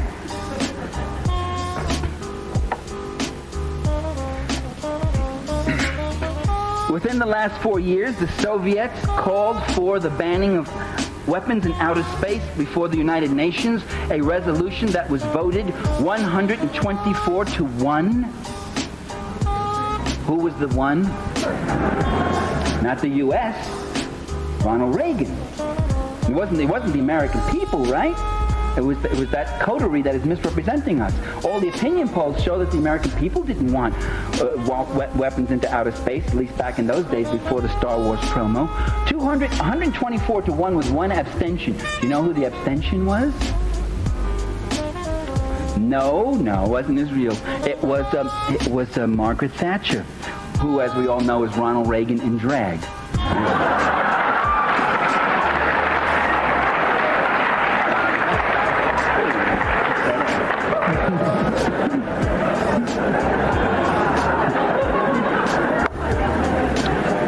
The Soviets have signed a no further. All right.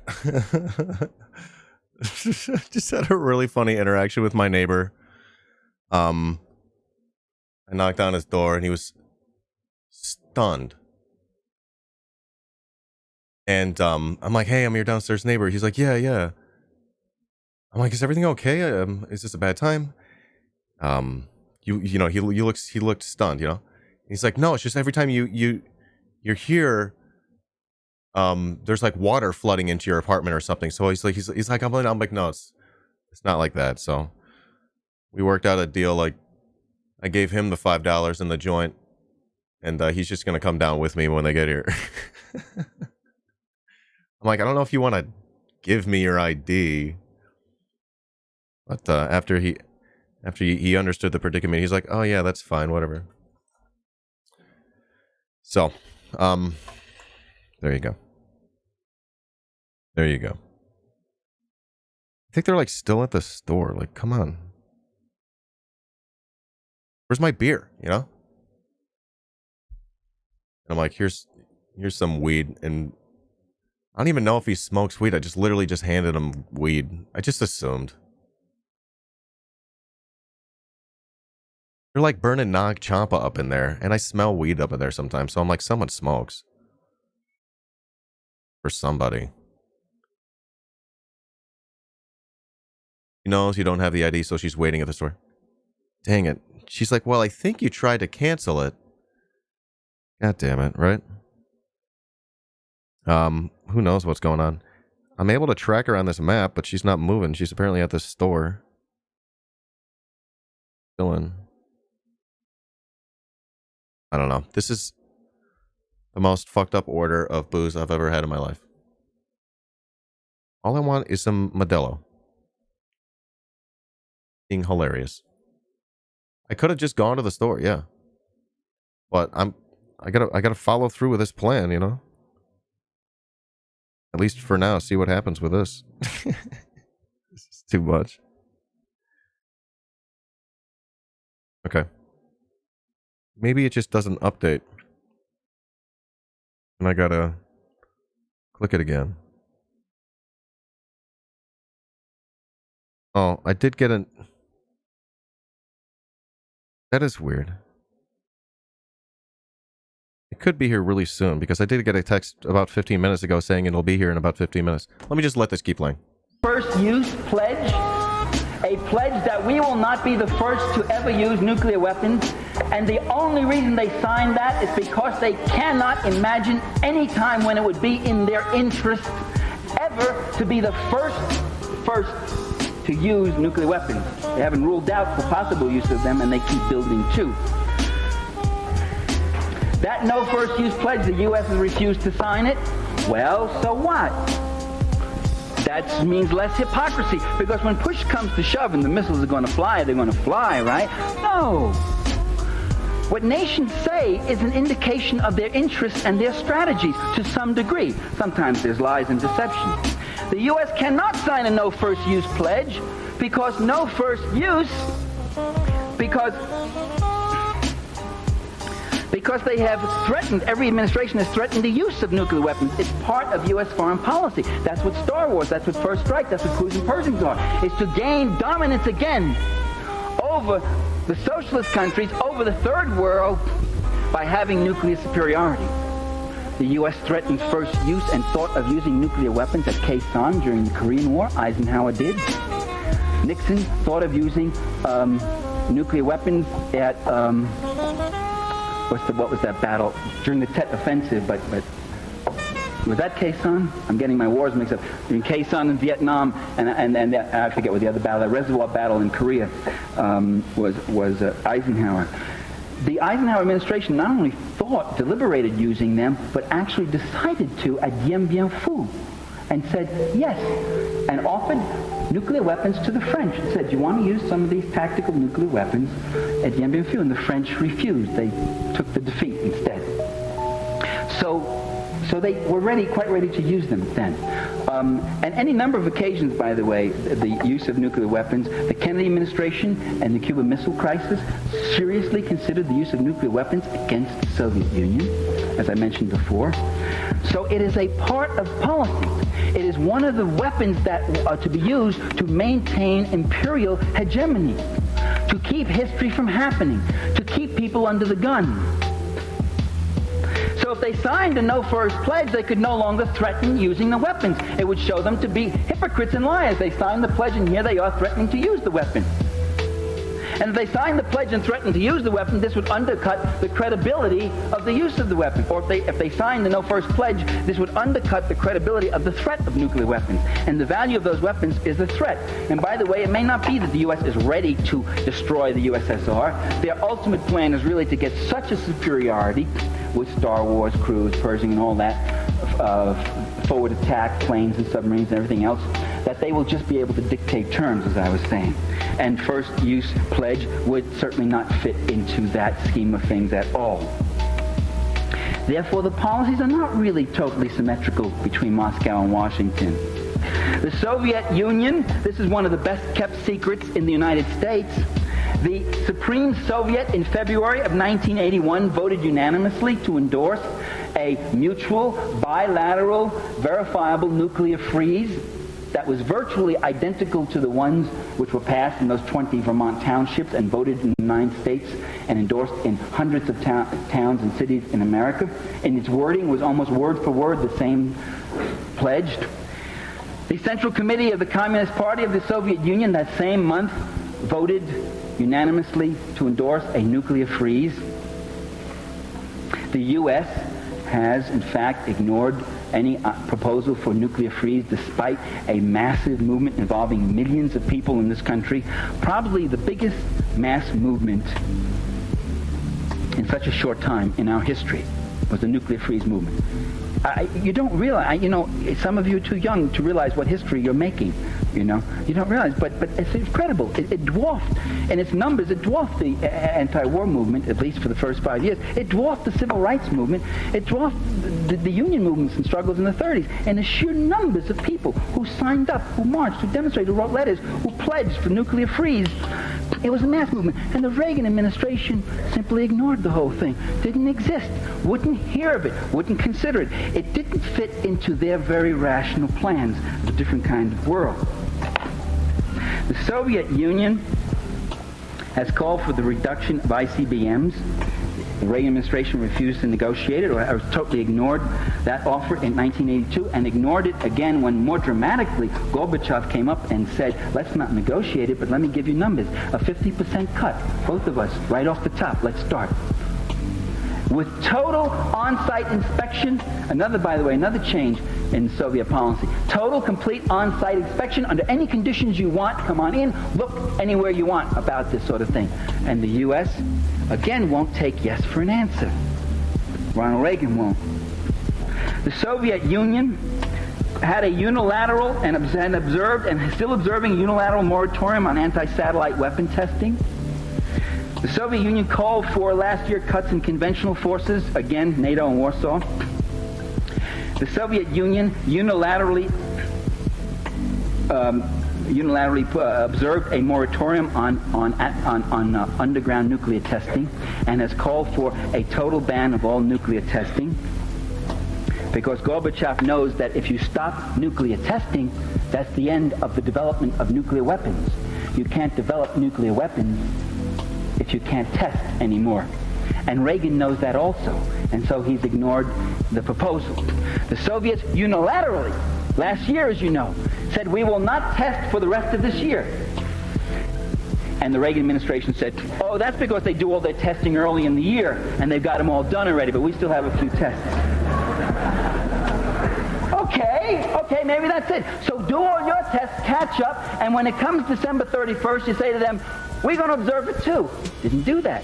January 1st came, and Gorbachev said, we will extend that moratorium several more months. And the U.S. said, oh, they extended because they don't test in the cold months, January, February, March. They don't test then. Although they supposedly do all their testing in the early part of the year. I don't understand that one. And then when they extended the moratorium yet a bit further, the argument was, this is a propaganda ploy. They're trying to appeal to the American people. And we, in order to reach the ultimate point of getting rid of nuclear weapons, will have to continue testing right now. What was a masterful phrase of doublethink. I mean, that was an actual quote. I wish I had it. I couldn't find it in my materials on the plane. What I'm arguing here, ladies and gentlemen, is that U.S. foreign policy is not foolish. It's not stupid. It's quite rational. When someone says, what are we doing? We're opposing guerrillas in El Salvador and we're supporting guerrillas in Nicaragua. That's quite rational. Because the guerrillas in El Salvador want to change the social order, and the so-called guerrillas, they're not guerrillas, they don't live with the people and build their base in the country. The mercenaries and contras who are attacking Nicaragua want to bring back the old order. There's a very rational system. They're not foolish. They're not confused. They know what they're doing. It is to defend the class order, to make the world safe for hypocrisy.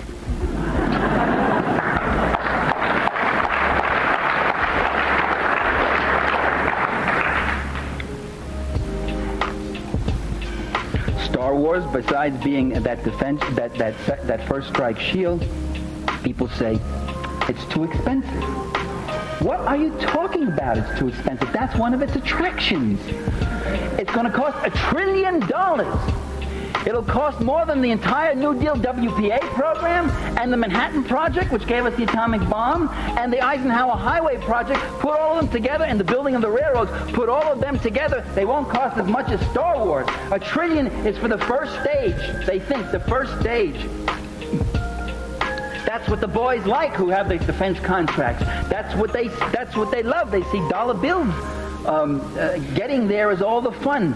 Whether the system works or doesn't work, the expensiveness is the major attraction.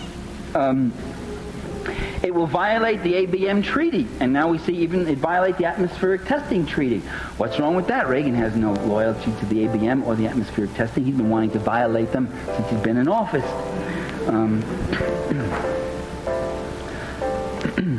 Now, having said all this and giving you this picture, I would like to add something else. That the ruling class rules, but it doesn't rule quite in the way it wants to. That in fact, we must not be overwhelmed by these facts or this analysis, but we must be enlightened. We could understand why they do these things. Ronald Reagan is not stupid. He gets confused. He goes to Ecuador and says it's wonderful being here in Colombia. You know, I mean, he does things like that, and he muffles on questions.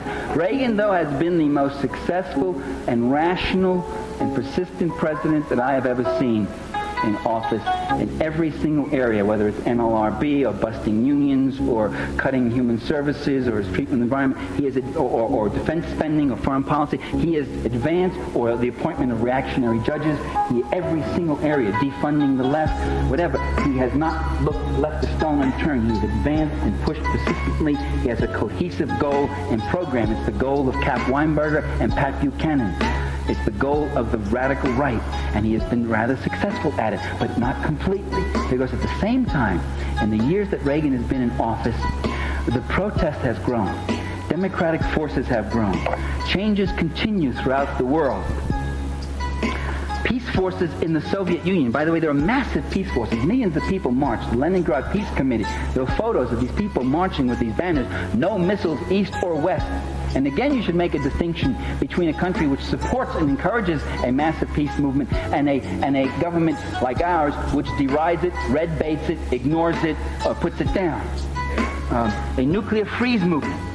Democratic forces have grown in power since Vietnam.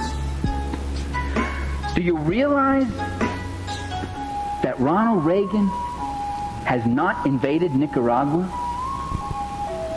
I mean, do you realize, as I said before, that the United States has invaded Nicaragua 11 times and has actually occupied Nicaragua 3 times, including for periods of as much as 10 or 13 years, and the Marines went in there and burnt huts and killed people and raped and murdered and dismembered people? Coleman McCarthy just had a column in the Washington Post of a 78-year-old guy who said, I was in there when we were fighting Sandino back in 1928, and when I got out as a young kid, I had nightmares for years after. I shot innocent people. We saw guys getting their genitals cut off and tortured. The Marines did that? Do you realize that? Do you realize today the United States has a striking power, a deployment power, a force, a delivery power that's 1,000 times more powerful than anything Calvin Coolidge had? And you got a president that's 1,000 times nuttier than Calvin Coolidge, who would like to go in there, who wants to go in, and yet he hasn't? Well, what's held him back? It's the democratic forces. It's the same thing that kept Nixon from using nuclear weapons in Vietnam, as the story came out when the Pentagon Papers were released, or not the Pentagon Papers, the White House tapes, where they were afraid of what the disruption and the reaction of the people in their own country. It's the democratic forces in this country, it's the democratic forces around the world, it's the Nicaraguan people who are armed and ready. He could go in and carpet bomb it with B-52s, not lose a single man, and just devastate it and destroy it. But then he would have to go in with troops. Like that line in Antigone, you would make of it a graveyard and call it peace. But those troops would still find survivors and they would have to fight them. And there would be unacceptable losses. And Americans would die in Nicaragua. And the war might escalate. And all over Latin America people might rise up. Why do you think those Latin American leaders, those corrupt, rich, comprador, collaborationist leaders say to Ronald Reagan, we don't want you in Nicaragua, we oppose that policy, we support the Contrador program? Are they suddenly going left on us? No, they're worried about the reaction of their own people. The losses in Nicaragua would be unacceptable, but unacceptable to whom? Not to Ronald Reagan. He wouldn't mind losing 2, 3, 4,000 American boys if he can take Nicaragua. That's no loss to him. He's got plenty of fodder. He's got it right in this room. He'll have you down there. He had 261 Marines blown away in Lebanon in one day, and he wanted to go back in with more and fight more. Those were acceptable losses to him. There was no skin off his nose. It's his class interests he's worrying about. He kept talking about the emergence of a Lebanese left and Lebanese socialism, and we must stop it. It was unacceptable losses politically. It means that there are political forces that can fight back, that it's too costly to him, not morally. So, we may be stronger than we think. And we must never believe what they try to make us believe about ourselves, that we're weak, that we don't have it, you see. Let me just close with one last little story, okay? Because I've been going too long. I was I've lived in Washington. I was living in Washington for about 6 years, and I was asked by some Filipino exiles in 1981, I think it was, or 82, to go speak at Lafayette Park. At the White House is right across the street from Lafayette Park. I always tell friends I speak at the White House a lot. And with a big megaphone, and I speak at the White House. I say, you speak at the White House? Yes, I speak at the White House with these microphones. And so there I was speaking, you know. And these Filipinos were so appreciative, it was so moving to me. Oh, Michael Parenti, would you speak? And so I give the speech and I talk about the Philippines. What I said to you, the Philippines are not a poor country. Only the people are poor. It's rich and they should deserve their own heritage, blah, blah, blah. And I said this whole thing and all. And here's this little band, about 200 people, about half Filipino, half American. And you know, and I look at this, and then I look across at the White House, and you know what I see?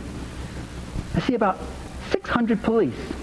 Their helmets, their guns, rockets, fists, everything, cars, whoop, whoop, all this stuff, all over there.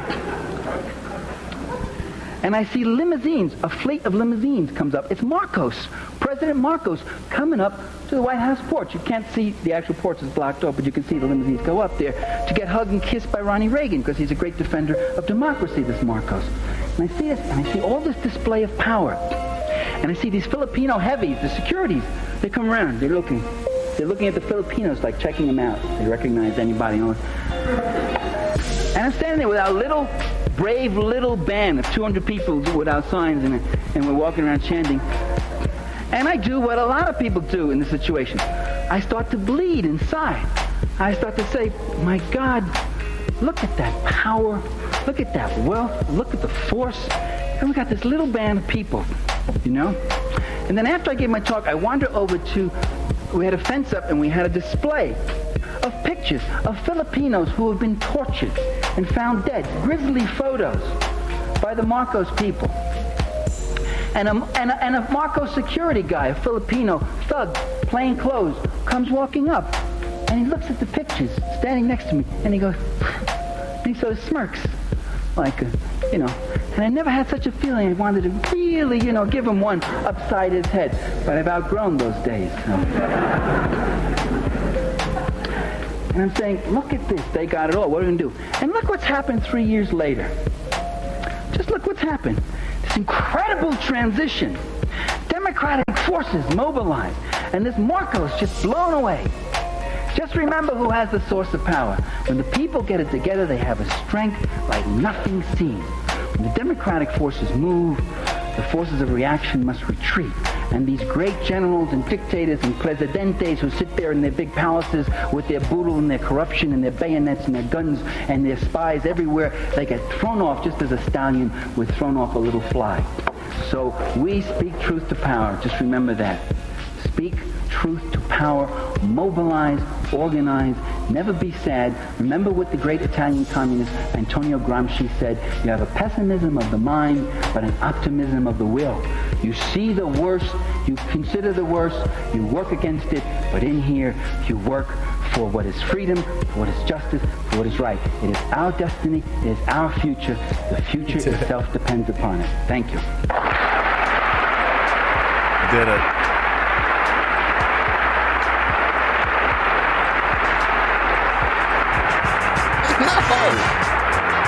It was a mini adventure. The guy upstairs was confused. I'm like, my partner came home. You're off the hook. He went to like grab the $5 and the weed, and I'm like, homie, no, keep it. No way. To use my partner's ID, it was no problem. But I swear to God, if I didn't have an ID, I don't think they would have given it to me. Yeah.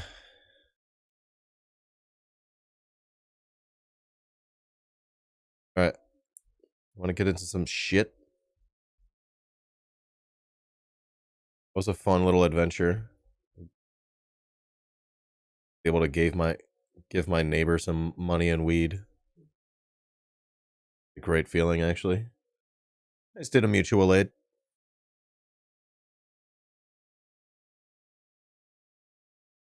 Didn't even know it was coming. Cheers, homies.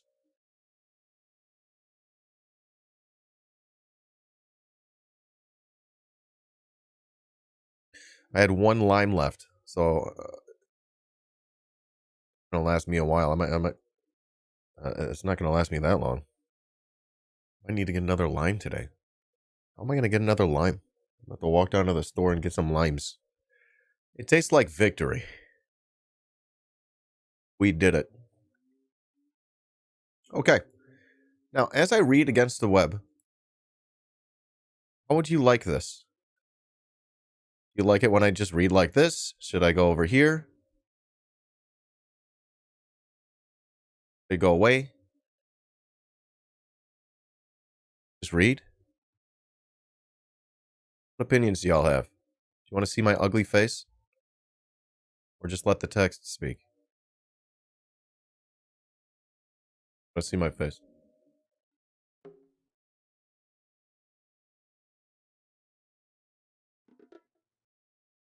And screen. All right. Hey guys. Doing that. CRTs, welcome in.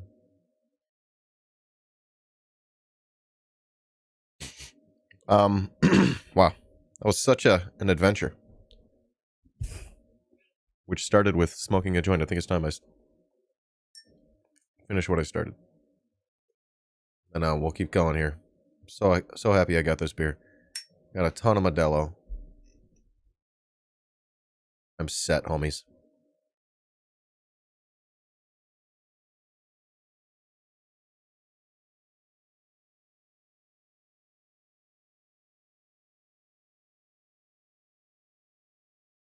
All right, let me finish this and then we'll get going here. Thank you again for all your patience with me. Today's stream's weird. Folks, make sure you've hit that follow button if you're new. Maybe you're lurking out there. And you're new to the stream, hit the follow button. It's free to follow. And then you can jump in the chat if you want someday. You don't have to agree with all of our takes to jump in the chat. You just have to be comradely. And we're always looking for people to join the Only Dan's community. I stream just about here, just about every day, rather. I think we have a really cool community of, politically minded people. People that I would call actual leftists.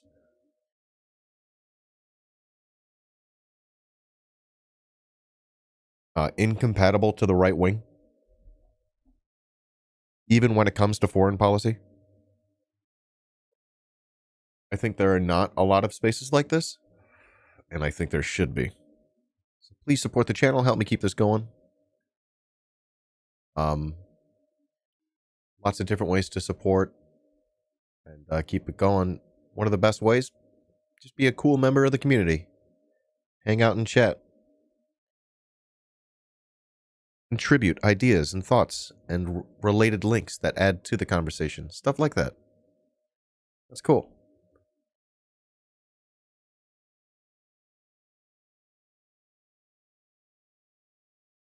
We got a pretty cool community of people that do that. I like that. That's a good thing, not a bad thing.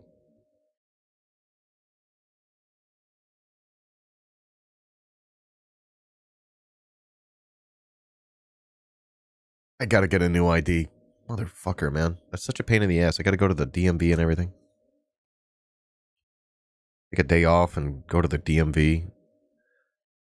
Last time I went to the DMV, I honestly thought I was just going to get a replacement ID and they would just print off whatever they had on their system. No, they were going to take a new picture. And I was hungover and I was very much stoned and I was not ready for a picture. I think I was wearing a hat. It was a mess. It was a fucking mess. I'm like, you're serious? This is going to look like shit. So I've had this terrible ID for years. It's a real hit to my, sense of self.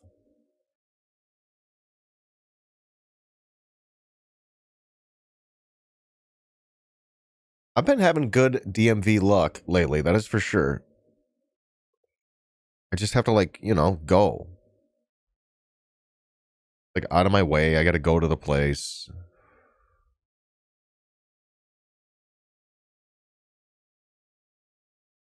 Sucks.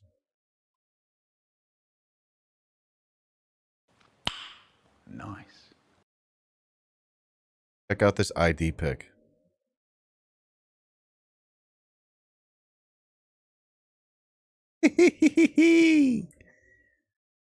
Ross.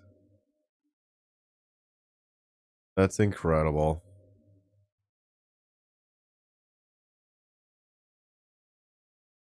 My God, dude. Drink to that.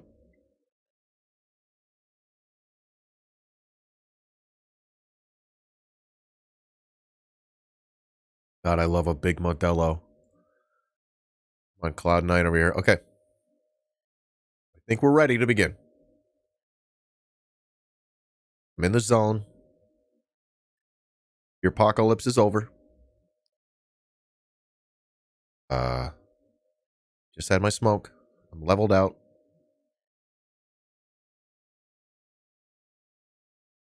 Two weeks sober, very unhappy, Ross. I bet, homie. Well, here we go. This is Against the Web, a cosmopolitan answer to the new right, by Michael Brooks.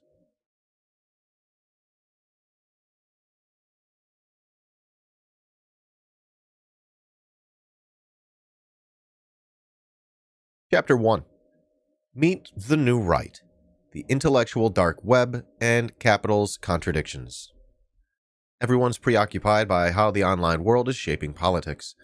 The left and many liberals have been deeply concerned with the right's fluency on platforms, ranging from YouTube to Instagram to Twitter, and their ability to use these platforms to push their messages and create an overall political narrative. With authoritarian right-wing governments holding power from the United States to Brazil and Hungary to India, the need to understand and overcome these forces is urgent. This book focuses on the intellectual dark web, a group exercise in collective self-branding that may already be by the wayside. However, the tactics, ideologies, and arguments used by this group remain relevant for understanding the broader center-right and right-wing ecosystem, and the absolutely necessary changes that the left must take to tell its own more appealing and dynamic story. The IDW is a group of men that Bari Weiss introduced to the world in a 2008 New York Times profile titled, Meet the Renegades of the Intellectual Dark Web. According to Weiss, the IDW was a group of maverick intellectuals who, feeling locked out by a relatively new and culturally dominant political correctness, came together to speak truth to the power of liberal consensus. According to Weiss, the group was quickly taken up by a public hungry for free thinking, and it is certainly true that the most prominent members, Sam Harris and Jordan Peterson, were filling auditoriums with admiring fans. At the end of the year, when Amelia Lester called the online magazine Quillette the voice of the intellectual dark web in Politico, everyone likely to read such an article was well familiar with the IDW. This shows how Weiss introduced the IDW in her original piece. Here are some of the things that you will hear when you sit down to dinner with the vanguard of the IDW. There are the fundamental biological differences between men and women. Free speech is under siege. Identity politics is a toxic ideology that is tearing American society apart, and we are in a dangerous place if these ideas are considered dark. Showing a stunning lack of historical awareness, and by the way, the IDW's stunning lack of historical awareness will be one of the major themes of this book. The subjects of the profile informed Weiss that, quote, a decade ago when Donald Trump was hosting The Apprentice, none of these observations would have been considered taboo. In reality, both the group's claims to be a persecuted minority and their depiction of the left as censorious and dominant were hardly new accusations. The conservative framing of American politics around a perceived culture war dates back to at least 1951, when National Review founder William F. Buckley, who was in that moment both a segregationist and a vocal white supremacist, released his book, God and Man at Yale.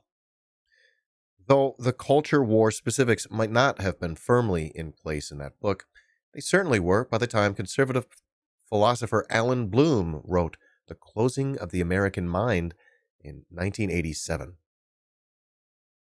When the movie PCU, starring a bald Jeremy Piven, came out in 94, 10 years before the first year of The Apprentice, and a full 24 years before Barry Weiss's piece hit in the New York Times, these complaints were shop-worn cliches. So is the IDW just a rebranding of old-style cultural conservatism? Not exactly, although you might be forgiven for thinking so when you notice that Ben Shapiro is an IDW member in good standing. Shapiro is a religious conservative who believes that Palestinian rights can be disregarded because, as he says in one YouTube clip, God gave Israel to the Jewish people.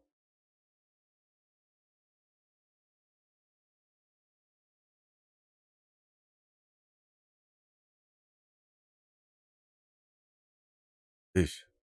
In the video titled Ben Shapiro, Why Jews Vote Leftist, a young Shapiro expresses amazement and disgust that most American Jews don't share this belief.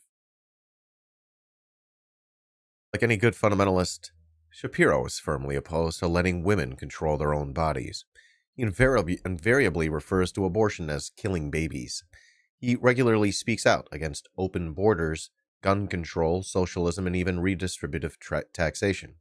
In 2003, 2 years after a teenaged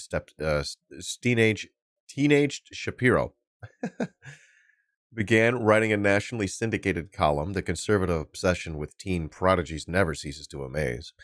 He used it to cheer on the invasion of Iraq.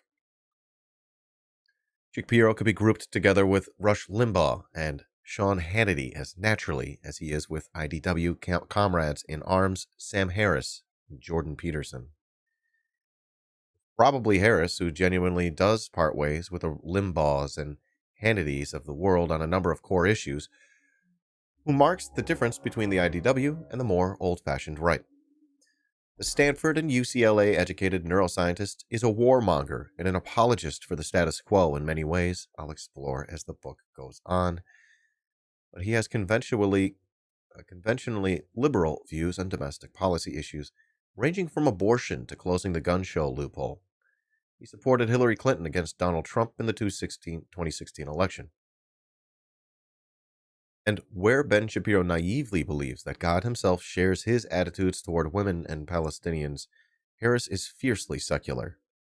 Long before there was an intellectual dark web, Harris belonged to a group of intellectuals who collectively branded themselves the New Atheists. While many of my major intellectual influences are in fact atheists of the old-school materialist tradition who analyzed religion as a cultural force determined by economics and social relations, I was always critical of the obsessive view of atheism as an innately liberating belief system that superseded the material conditions that we all live in and that shape our lives.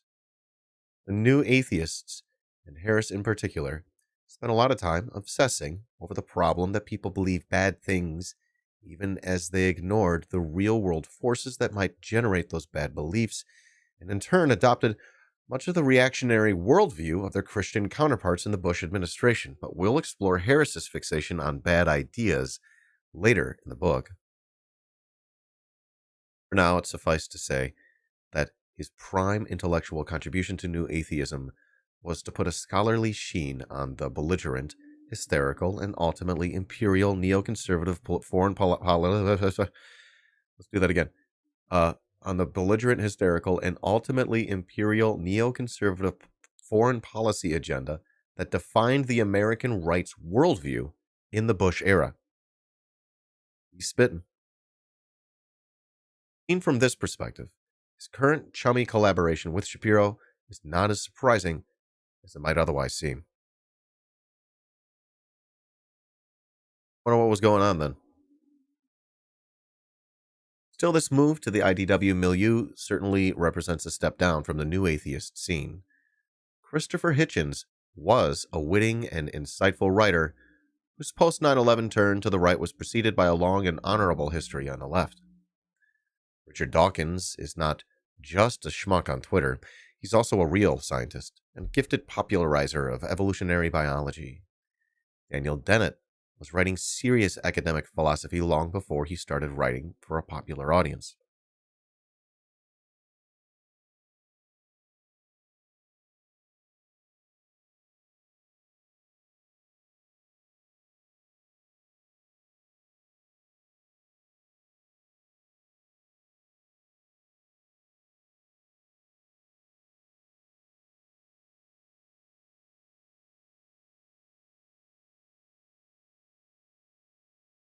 Hitchens, Dawkins, and Dennett to Harris's new club, which includes failed stand-up comic Dave Rubin as a charter member.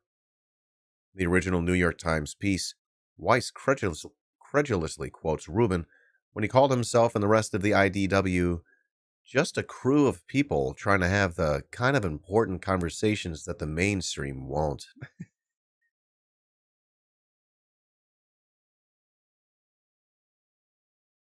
If you watch my show, you're undoubtedly reading that quote in the Rubin voice, which should make the experience that much more satisfying. Just a crew of people trying to have the kind of important conversations the mainstream won't.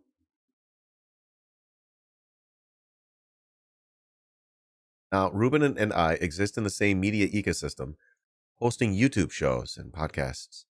In fairness, his show has a larger audience than mine, while my show is the infinitely superior program. I'm the host of TMBS, The Michael Brooks Show, and the co-host of The Majority Report, which is part of the Young Turks Network. It was Rubin's show until he dramatically left the left in 2015. A good friend and frequent collaborator, Anna Kasparian, knew Rubin during his Young Turks years. The way she tells it, he left the left at least as much as a cynical career move as a genuine ideological shift. I believe her. Even if you think his turn towards classical liberalism, read half-baked libertarianism, was completely sincere, though, here's what anyone who watches his show can confirm for themselves. Dave Rubin doesn't belong in the intellectual anything. He's dumb as a rock.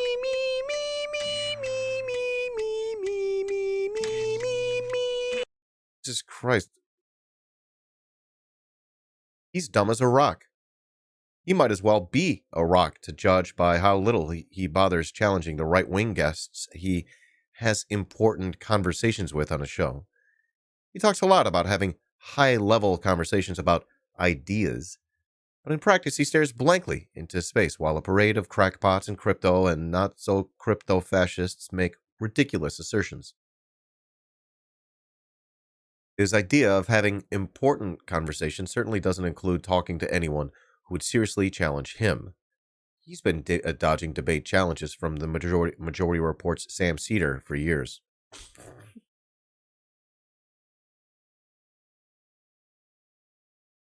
The guy who was for the U.S. bombing of Libya, the guy who famously has never opposed a U.S. war while it was happening? I don't know, homie. Find better heroes.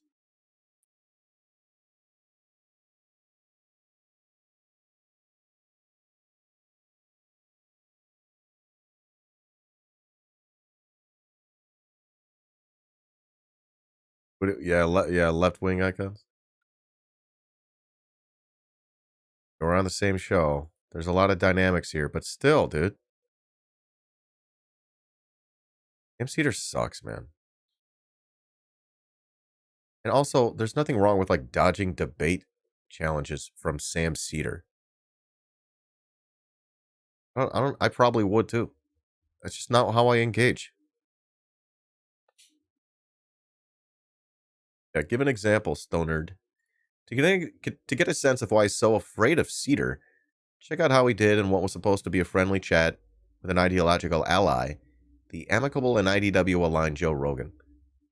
On episode 1131 of the Joe Rogan Experience, Rubin rants about the evils of government regulation. He and Rogan start out by agreeing that bakers shouldn't have to make cakes for gay people's weddings, gliding over the possible civil rights implications for legislation all over the country. Rubin, as usual, gets a lot of mileage out of being a married man himself. The two further agree that left-wing objections to inherited wealth are misguided. But when Rubin says that the government doesn't do anything right, Joe Rogan reaches the point where he can't go along with Rubin's increasingly absurd assertions. Check this out.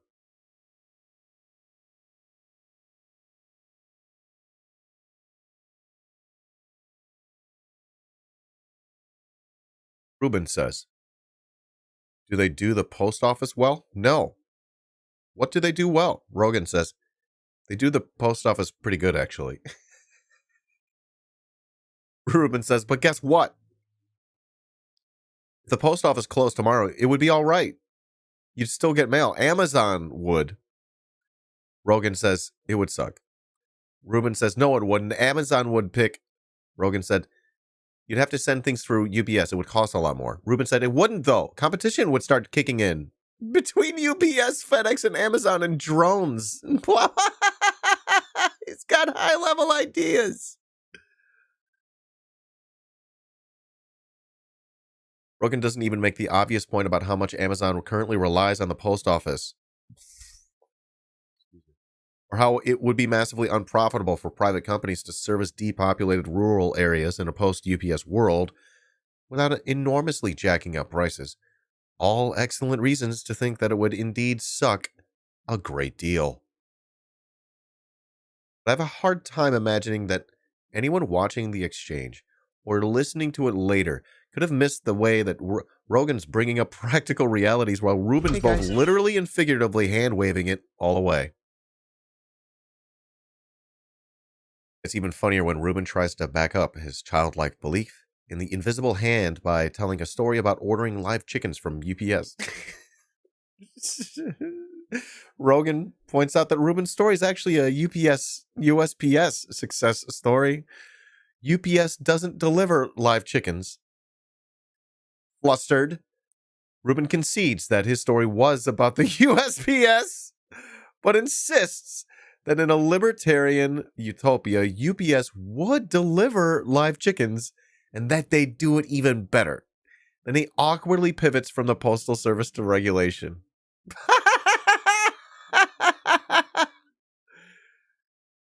What a loser. Rubin says, "I'm not..." Wait, I can get my reader to read this. Oh, I need to grant read aloud additional permissions for this website. Okay. Utopia UPS would deliver live chickens and that they'd do it even. I wonder if we're gonna like queue up with different voices and everything. We could have characters and stuff.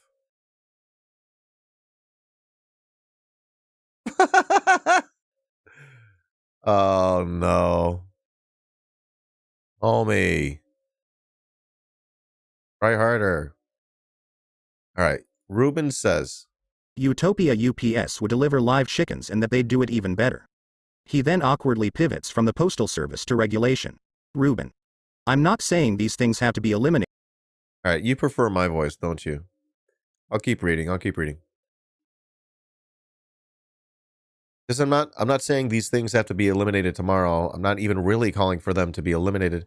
But just generally, what problem would everything you're building here right now, do you want the government to tell you how to do all these things and all the regulations that you got to have your electric wire like this? And Rogan, slowly. Regulations like that for construction are important, though. You got to make sure that people don't do stupid shit. That you don't have power lines near a water line. And but I would put most of that on the builders, though. They want to build things that are good. Oh my God, dude. This is so funny. Rogan, after making incredulous noises. That's not true. People cut corners all the time. You have to have regulation when it comes to construction methods, or people are going to get fucked.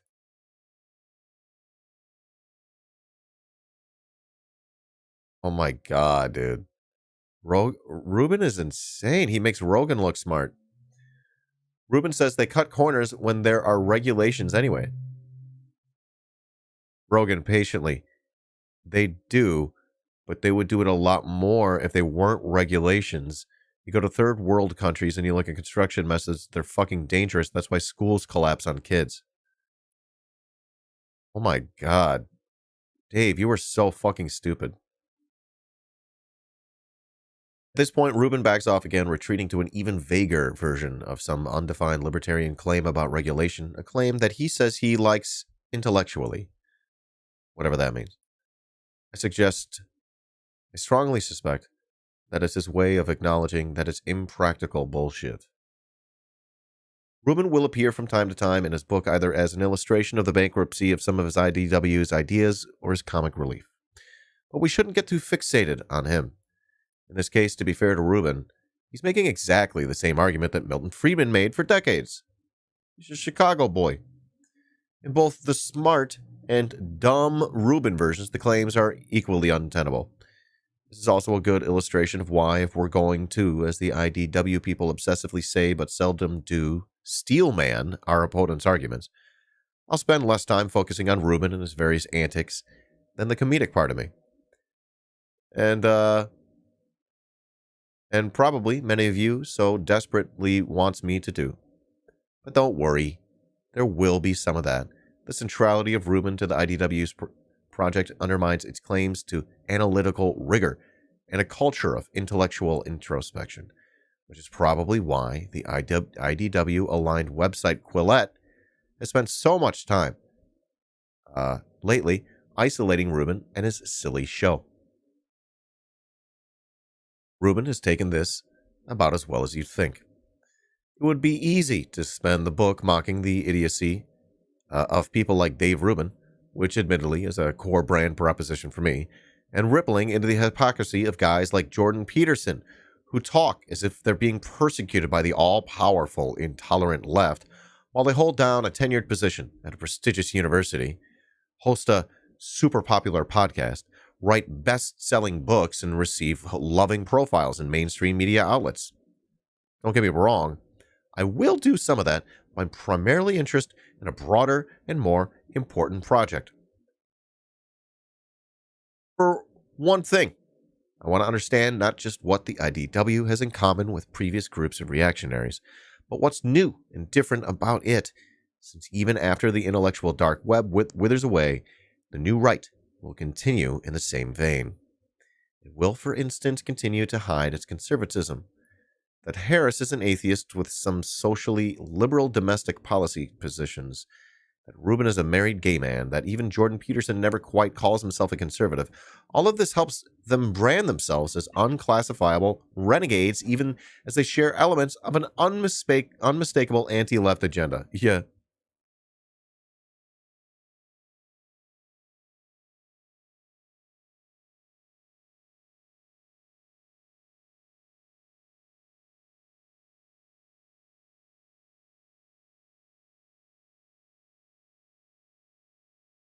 Everyone play nicely with the troll.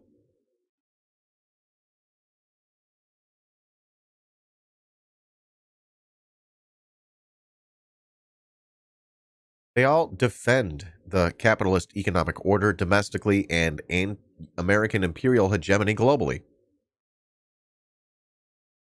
They all see themselves as defenders of a poorly understood and frankly illiterate construct called the West. They all defend what they imagine to be biology against feminists, and at least some of them, like Sam Harris, who's supported the odiously far right and overly bigoted Charles Murray, defend a similar stance when it comes to race. Crucially, in all these areas, the IDW promotes the narratives that either naturalize or mythologize historically contingent power relations between workers and bosses, between men and women. They are old school reactionaries.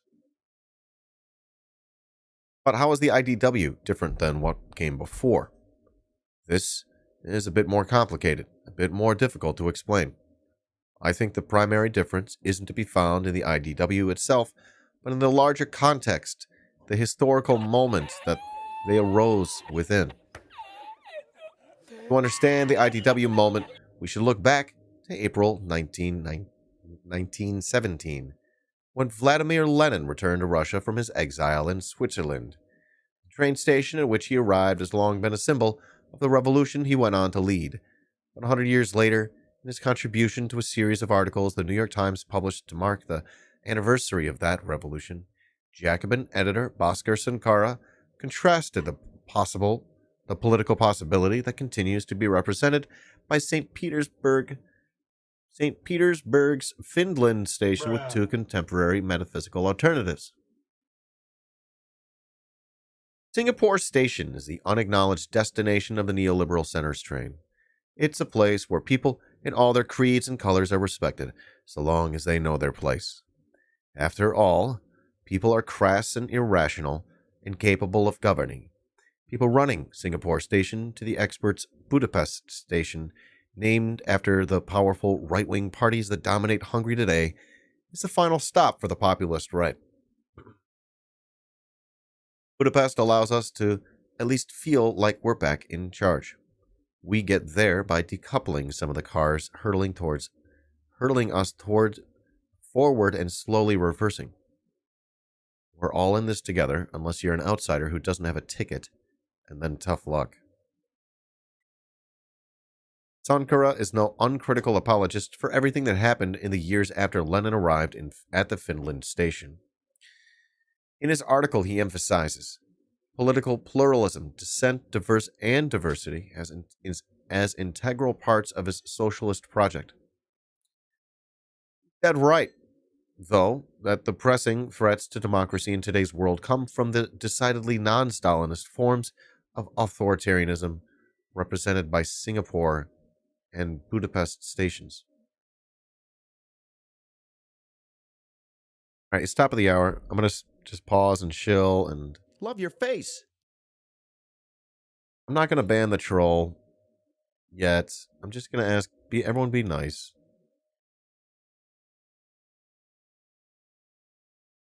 You're not going to change the world by owning some troll in my chat.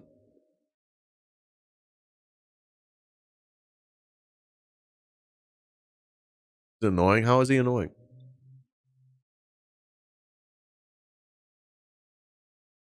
All right. Well, if he's annoying Rad Left Dead, then I'm going to warn him.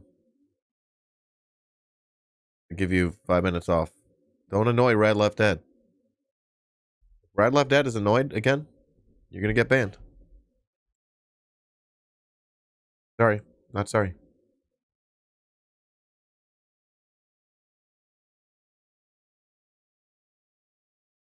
Five minutes. Hey, Matt. Hey, homie. Did I shout you out yet? Everyone follow Matt.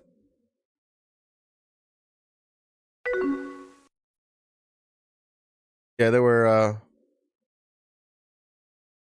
taking up too much space in chat, you know? All right. Noon Harry, welcome in. Reading on, like Bhaskar, I believe in Finland Station. I'm also aware that much of the world today does often seem to be pitted against Budapest and Singapore.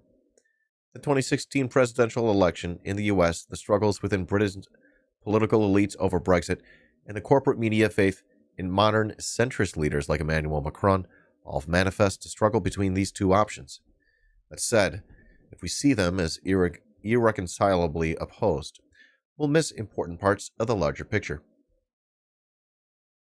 Go back in the archive and look at Tony Blair's Home Secretary David Blunkett's comments on migrants to see that the themes of today's rightists did not emerge in a magical vacuum.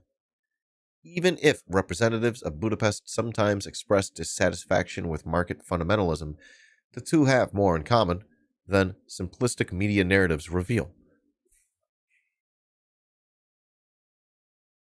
Look no further than the relationship between the woke Justin Trudeau government in Canada and the decidedly unwoke government of Brazil's Jair Bolsonaro.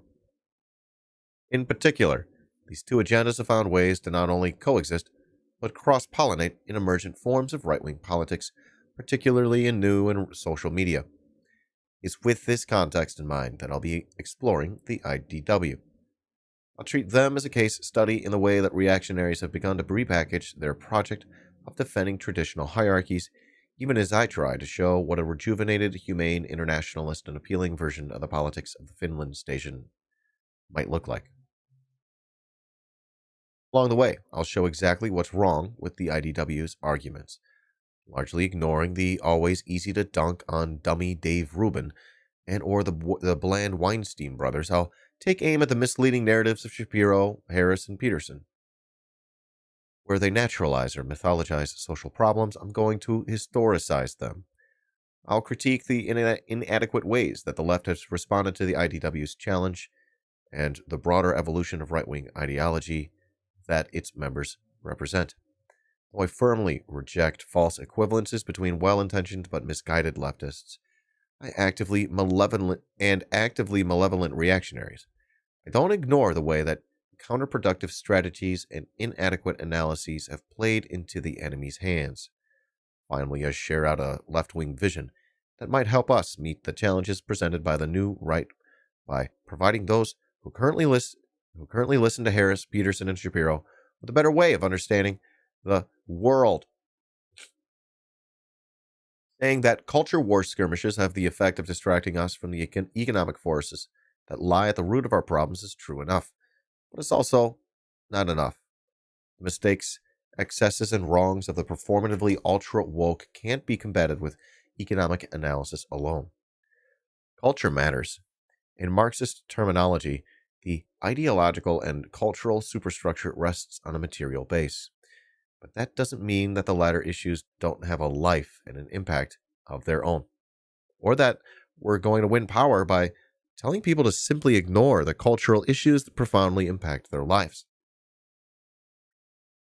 What we need to transcend the stale dichotomies of the past is a cosmopolitan vision of global socialist humanism.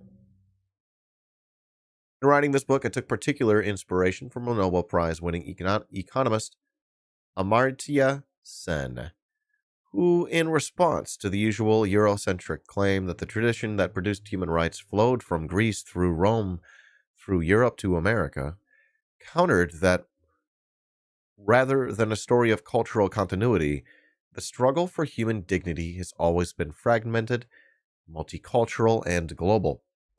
The West's history is hardly an unbroken chain of progress towards social equality.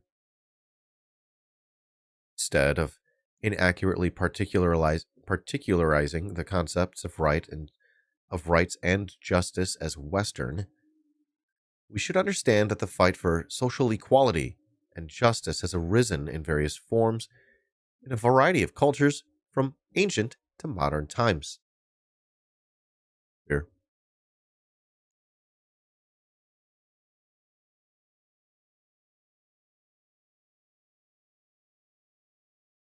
Banning someone from chat is not fascist. Correct. That's correct. Banning someone from chat. I'll just go ahead and do a quick pause here. You are so out of your fucking element, homie. Banning someone from chat has nothing to do with the ideology and form of government formed under the merger of state and corporate power and acting as the defense mechanism against the criticism of capital and fascism, and capital, right? Fascism is a reactionary, inherently violent, hypernationalist, traditionalist, racist, xenophobic, and militarist. It's all these, homie, it's the thing. You're that thing. If you oppose communism, you are that thing. You are the fascist. Shut the fuck up.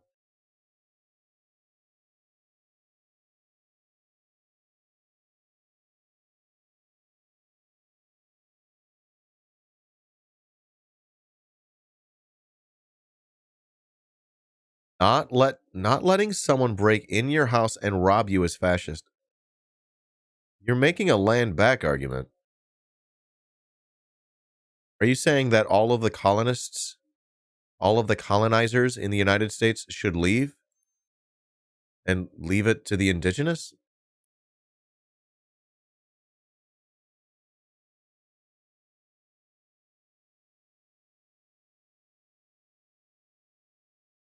Stealing people's home, if stealing people's land is not okay, then what about corporations?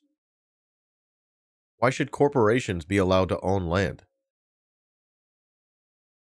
If stealing land is not okay, why should landlords, why should landlords?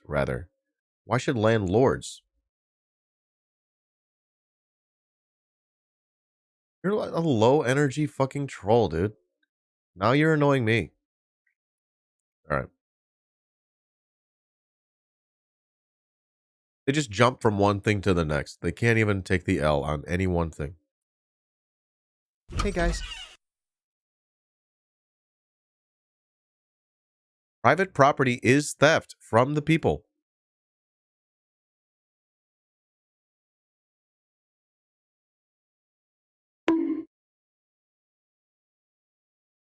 What is this?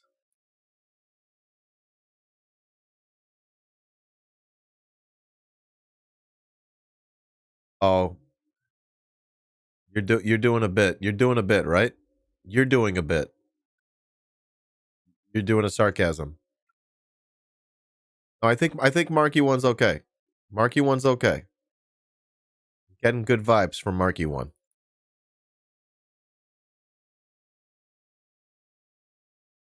How can a libertarian whine about billionaires? Yeah. Good takes. Protecting the nuclear family. Hell yeah, brother. Right, good takes over here. Marky One, I think all we're saying is people don't know you're being sarcastic because we don't know you that well, but we like you. I do. I think I like you. Love your face. You're doing fine. Don't worry about it. But as we get to know you, a Kappa emote goes a long way. But you didn't do anything wrong.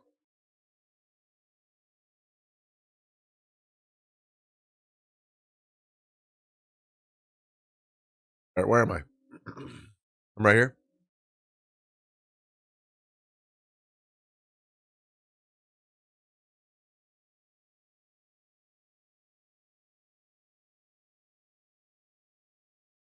Reading on.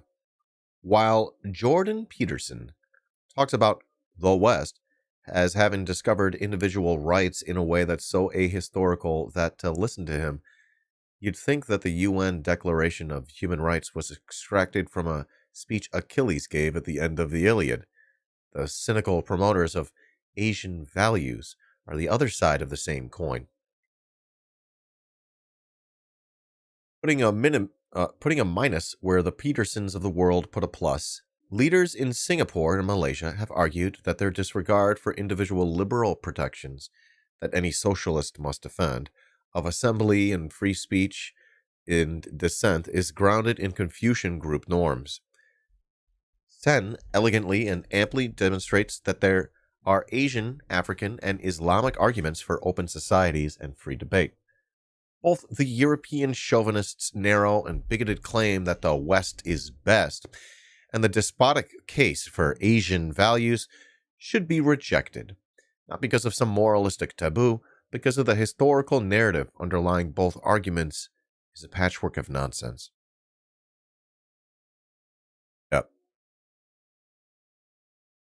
What? I had to follow. Yeah. Usually evaluate the channel with a chat before I follow. Did you get trolled a lot?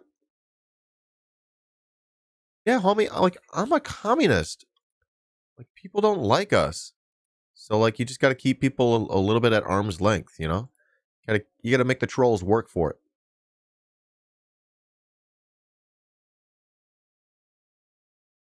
Like, it's like literally everyone against us.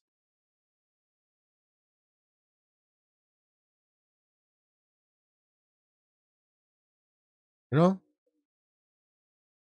But, like, I'm not looking for arguments. I'm not looking for debates, you know? I'm looking for people to join in this movement. Come hang out with me.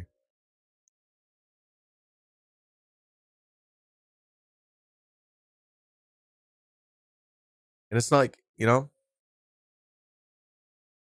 my movement. It's not, I didn't invent anything. I'm just like, I don't know.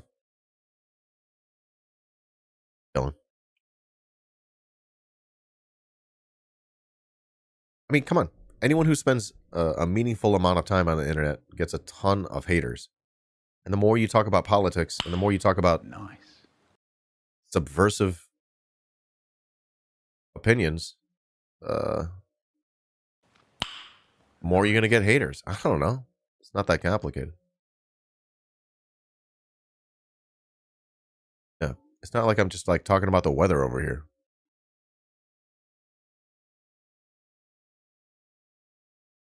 You think people hate the weather, man? Start doing politics.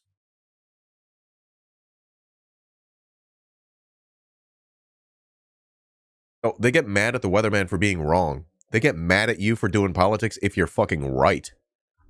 How about that, homie? Think about it.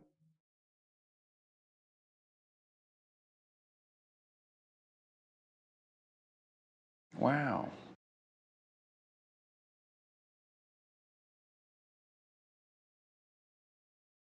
And I'm never wrong.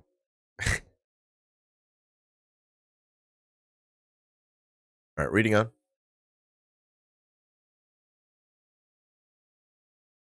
Similarly, we should reject both the Shapiro-Peterson defense of traditional hierarchies and the misguided attempts of the ultra-woke to improve society by scolding people for holding imperfect ideas in their head or for having senses of humor.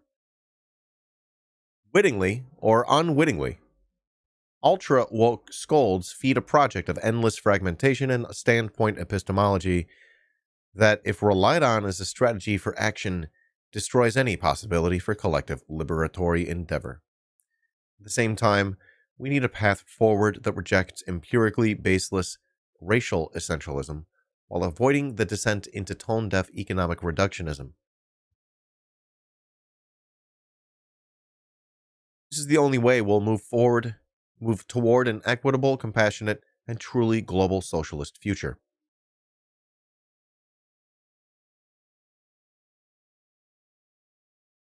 Not sure I get what he's getting at there.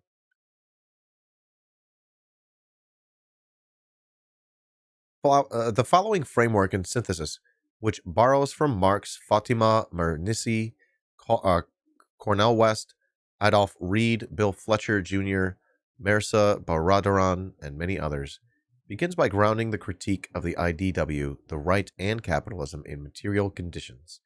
As understanding these realities is essential to the success of any left project. Then it elucidates a liberatory and internationalist project that has broad cultural appeal and is rooted in an ethos of openness and dynamism, not puritanical moralism.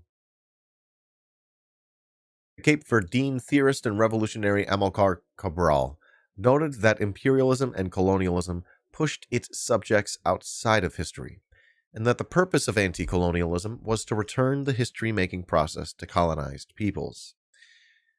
This book is best understood as an act of historicizing that integrates an international socialist project to both counter the right's fixation on pop science, hierarchy, and mythology, and ultimately to build a better world. However, only a bit more than a year into this joint project, there are already significant fissures inside this aggrieved band of renegades. Two leading lights of the IDW, along with Ben Shapiro and the Weinstein brothers, have left their mark on pop intellectual culture in the United States and Europe.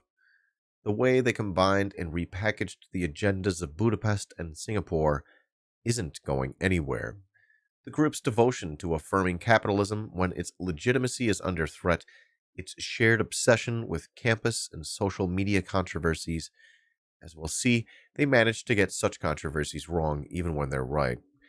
And their intense interest in IQ and other innate justifications for systemic inequalities is the defining feature of the right-wing project historically and in our specific moment.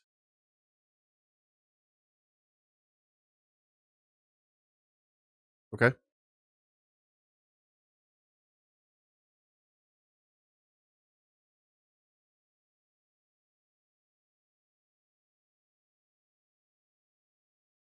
Brings us to the end of chapter 1. Or was that the preface?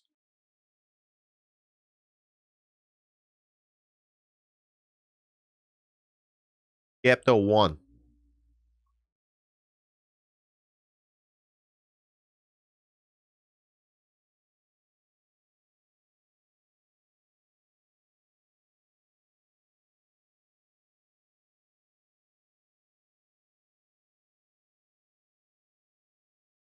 I could probably get into chapter 2. I'm getting buzzed over here.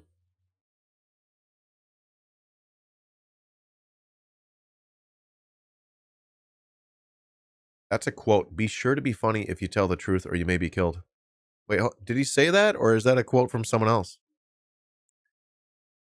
That's something I don't remember reading out loud. What's going on with my hair?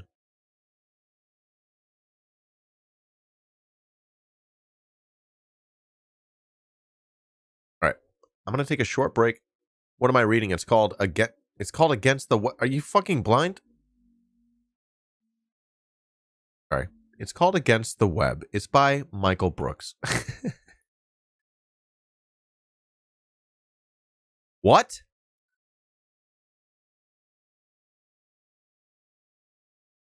I can read the title.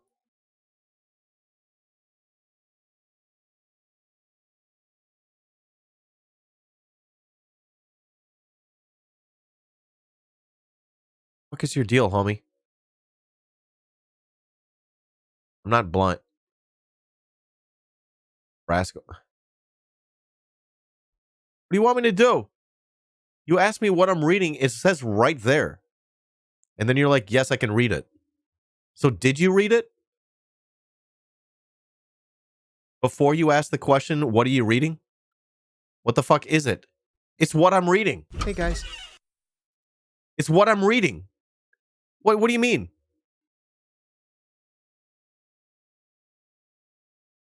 You can't read it. It's little. Can you hear me as I read it out loud?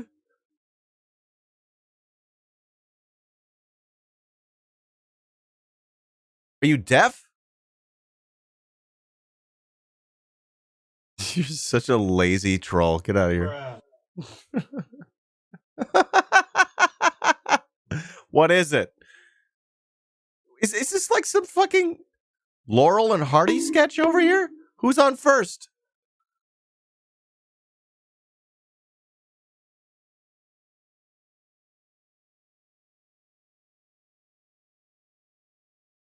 No, they're on second. Get the fuck out of here. Go fuck yourself. Get the fuck out of here. Go fuck yourself, you cunt. we have basically a liberal heckler who snuck in here Gotta today. be kidding me over here. We do it because it's right. That's true. Oh, I just hit the wrong button. God damn it. That is the absolute wrong button. Son of a bitch. No, I cannot get this to stop. Please support on Patreon. Thanks, Todd Gonzalez. Stream's over. I hit the wrong button. I was going to hit more sound effects. Pro streamer. Gotta have them ribs. And pussy too. Yep. It's false. No way. Not this time. We created it. Not this time. No. Of the Islamic Union of Mujahideen of Afghanistan and other members of his distinguished delegation. The Holodomor was not real. Hang on a minute, it's not your country, Joe. With you doddering old fool. Well, the struggle continues. The struggle continues. Share a blanket. There were other unintended consequences, as we know. We're out there zapping rats and roaches and making sure your kids don't drink piss from no fucking water fountains. DD. Oh, Dan Drunk's broken. Doo-doo. I'm sorry. What the is Twitch? We do it because it's right. Bing bang. We are a fascist police state. Okay. Yeah, the button's broken. Love your face. I don't know why it's broken. Let's go ahead and take a short break. Don't go anywhere. I should just grab one button, plays them all. grab a beverage, maybe a snack. I'll be right back. Love your face. You're great.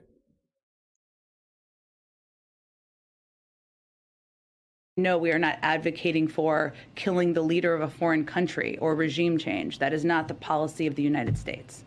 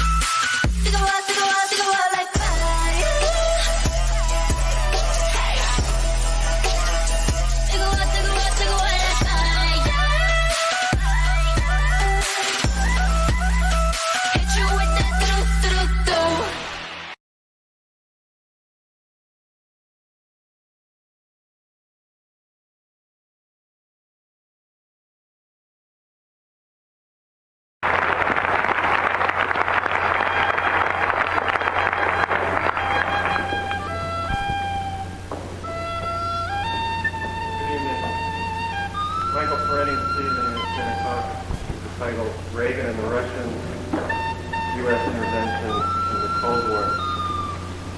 If I can, I'd like to only momentarily come back to the nature of capitalism that it must expand. A no-growth capitalism, as some of our more naive ecologists have argued for, is a contradiction in terms. The reason you invest is to accumulate. And your accumulation of capital has no purpose or meaning unless you can mix it with labor to yet increase your wealth further. And of course, you use large sums of it for personal consumption and for political power and for control of your culture and for that wonderful, good, happy life that you so like. As George Bush's wife said, we are millionaires, we are not ashamed of it, we enjoy our wealth. And I thought, at last they say it. Finally they say it. Instead of the usual thing is, you know, how we rich suffer and we're misjudged and it's just terrible being rich. Okay, I wondered who that man was creeping up like that. Okay. Can you hear me better now? Is it all right? It seems to be out of range, actually. This microphone has a mind of its own. All right. Now, that nature of expansion really affects the nature of, it's an important imperative because it means capitalism also can never stay home. It goes abroad. If you ever saw the film Controlling Interest, there's a corporate president who says, those corporations that stayed regional in New England years ago and decided not to go national, we can't even remember their names. They died. We had to go national. And those of us who are now national know we have to go international. We have to invest abroad. So one of the laws of capitalist motion and development is this inexorable expansion. And that means expansion into an expropriation of the third world. A process that's been going on for about 400 years, perpetrated by the Portuguese, the Spaniards, the Dutch, the Belgians, the French, the English, and most recently, most successfully, most impressively, by the Americans. That is by the ruling classes of these countries, not by the ordinary people. The ordinary people simply paid the costs of empire. The ordinary people simply sent their sons off to die on the plains of India or in the jungles of the Congo or in Latin America, wherever else.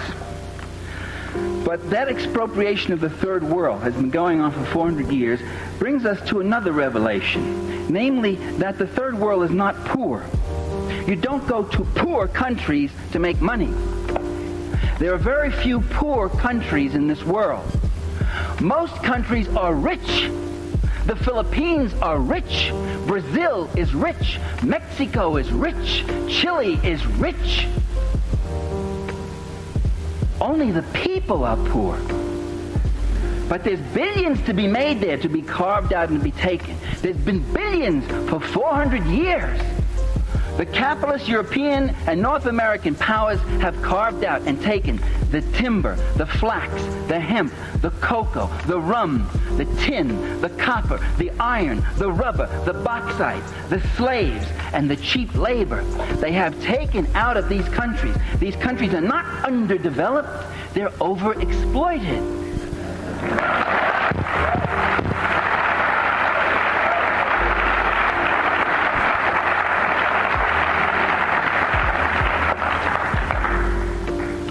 One of the countries that had a great deal of Western capital in it was Tsarist Russia.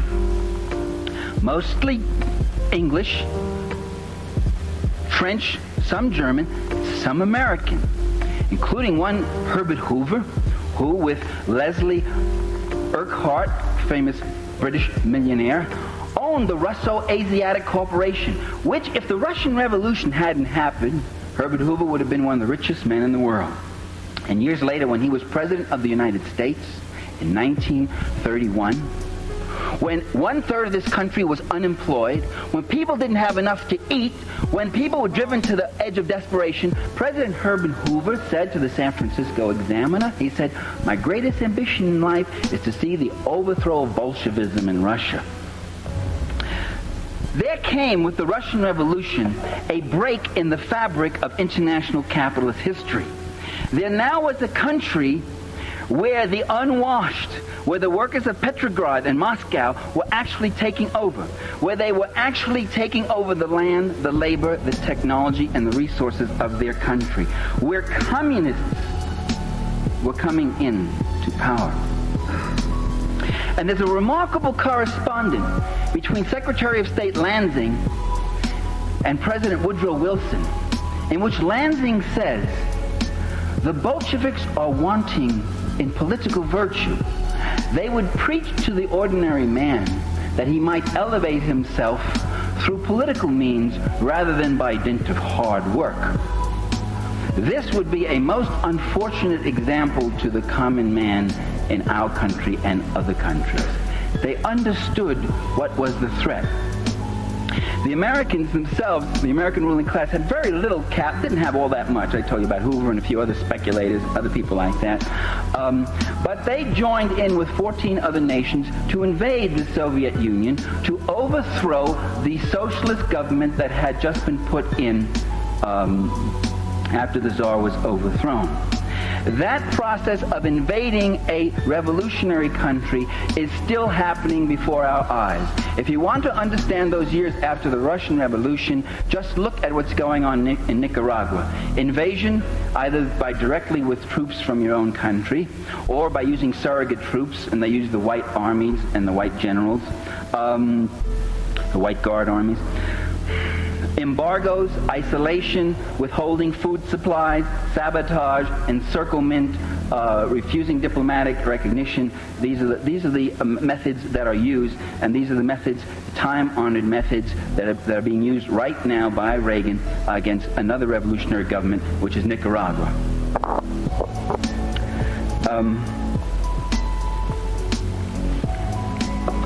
That process. Water has ice cubes in it that float right down your throat.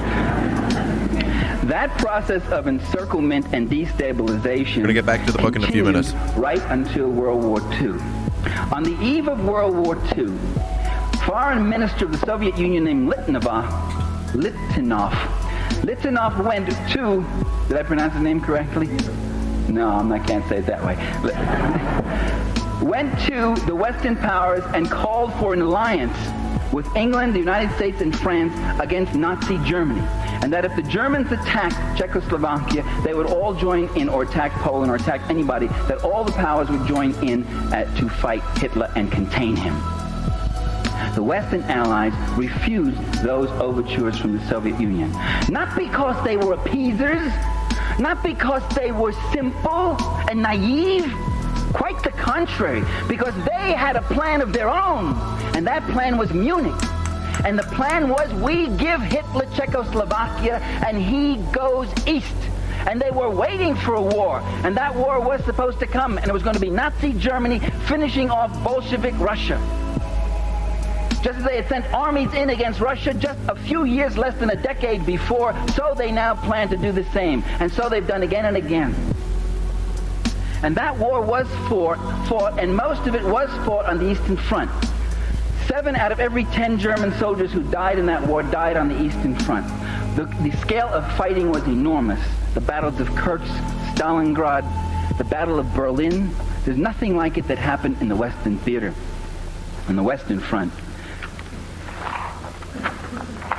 In the Battle of Berlin, you saw 2 million German soldiers against 3.5 million attacking Soviet soldiers.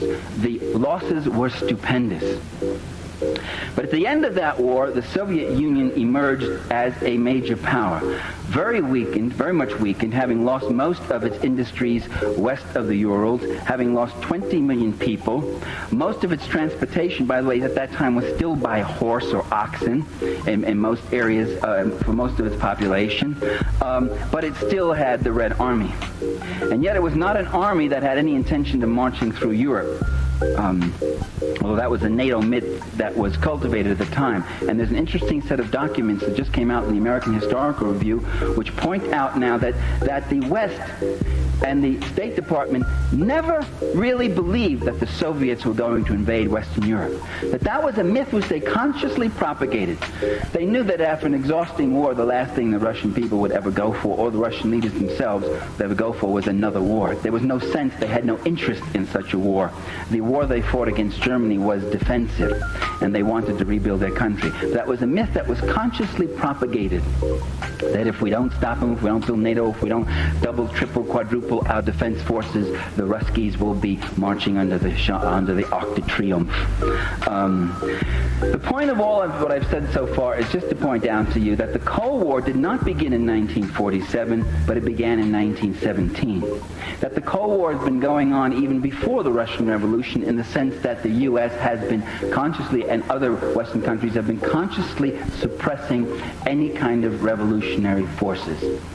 When Ronald Reagan says that we've got to stop the Sandinistas and overthrow them because they are an extension of Soviet power, we might ask ourselves, we've been in Nicaragua 11 times, and at least 5 of those times there was no Soviet Union. We've invaded Costa Rica, we've invaded Haiti, we've invaded Mexico, and there wasn't a Soviet Union. We invaded these countries long before there was a Soviet Union.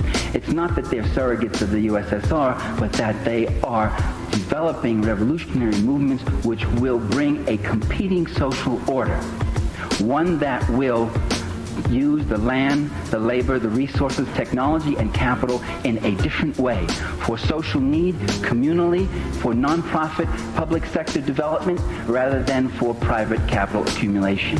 This would mean the death of capitalism, of that class with its power and privileges, with life as they love it, and hold it, and will fight through tooth and nail to defend it. As Mrs. Bush said, we enjoy our wealth. The U.S. empire at the end of World War II replaced Britain. The Brits were eased out of Iran. British oil companies were replaced by American oil companies. British sugar companies in Honduras were eased out by American sugar companies. And America also picked up the tab. America built a basis, an American empire, over 2,000 bases around the world, including about 300 major ones. American fleets are on every ocean. American planes fly the skies over every continent, almost. And so we see enormous investment in the third world, and with that enormous investment since World War II, an enormous growth in poverty. Now that's unusual, and that really goes against the accepted ideology, which is that attract investments in here because that'll bring prosperity and jobs, all that sort of thing. But what investment has brought to Haiti is the immiseration of the small Haitian farmers. What investment has brought in Latin America and most other countries has been the displacement of the peasantry, their proletarianization. They're being thrown into shanty towns to suffer poverty wages or chronic underemployment. What investment has brought with it also is increasing illiteracy, sickness, disease, poverty and dislocation and disfranchisement, a growing foreign debt and indebtedness, growing investment for cash crops. By the way, that's what the whole Mexican Revolution was about. Was the land going to belong to the Mexicans so they could grow beans and alfalfa and feed their people? Or was the land going to belong to the big sugar companies and latifundio owners so they could grow sugar to export as a cash crop to make more money, to yet make more money, or coffee or whatever else? And with that growth, with that investment comes a dislocation in the structure of the third world country, so that the whole infrastructure of it gets built around capital extraction. The economist Ray Brown, when he went to Cuba before the revolution, it was in 1958, he was there about a year or so before, was impressed by how every major road he saw went from a sugar plantation to a refinery to the seaport.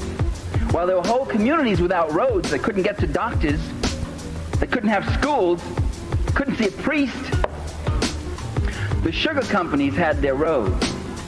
And when you send foreign aid to those countries, 9 out of 10 of those dollars goes to build the infrastructure, to subsidize the capital investment of the private corporations, or to pay for the police and the army of that country, not to defend it from foreign invasion, because Uruguay is not going to invade Bolivia, because Taiwan isn't going to be invaded by the Philippines. But they need those big armies to defend their rulers from their own people, because those people are in such a state of immiseration. So that's where our foreign aid goes. And as someone once said, foreign aid is when the poor people, that's us, of a rich country, give money to the rich people of a poor country.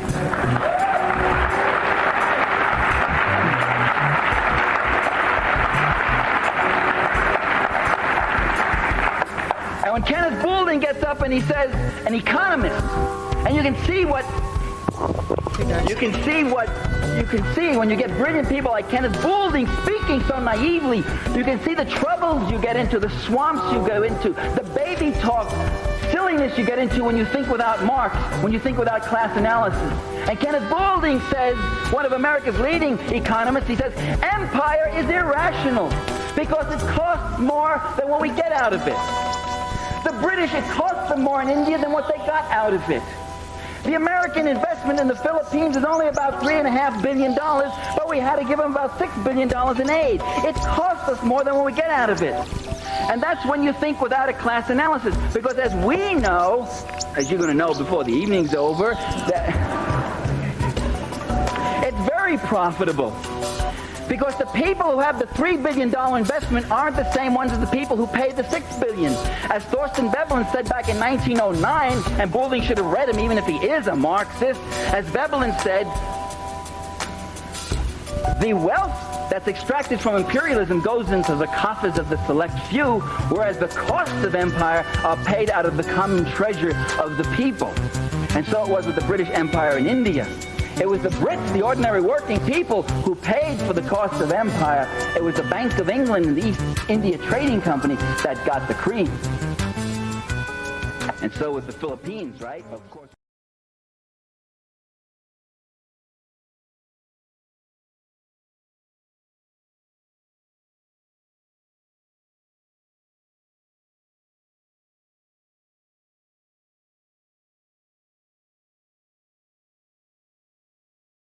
Okay, great.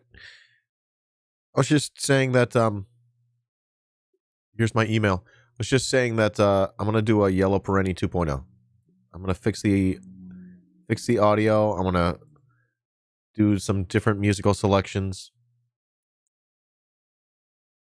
Great job, Dan. No problem. Pro streamer. Guy knows how to stream, am I right? Okay.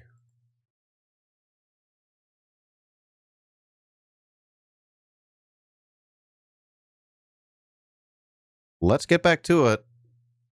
I want to read chapter 2 now.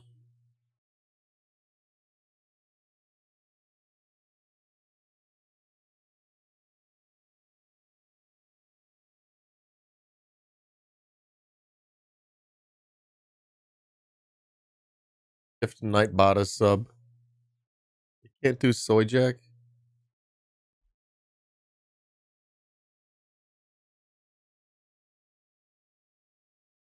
I could just change that command. Okay. Either way, here we go. Can I make the text any bigger? No.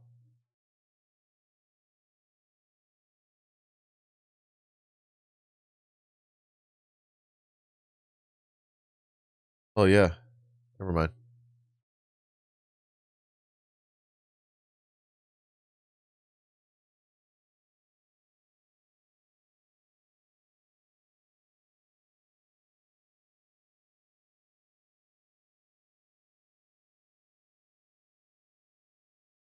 Okay.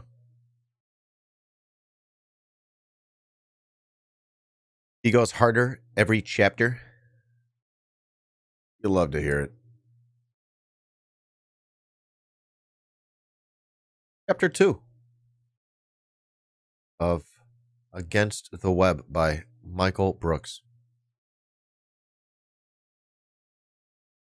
The history is completely irrelevant. I've said that the intellectual dark web's favorite move is to naturalize or mythologize historically contingent power structures. How this works is pretty obvious in the sense of an ignorant charlatan like Jordan Peterson. In the course of defending hierarchies, Peterson merrily bounces back and forth between calling himself an evolutionary biologist, a field he has no academic background in whatsoever, to elucidating on the Dragon of Chaos. Sam Harris, though, is a different beast, requiring more serious investigation.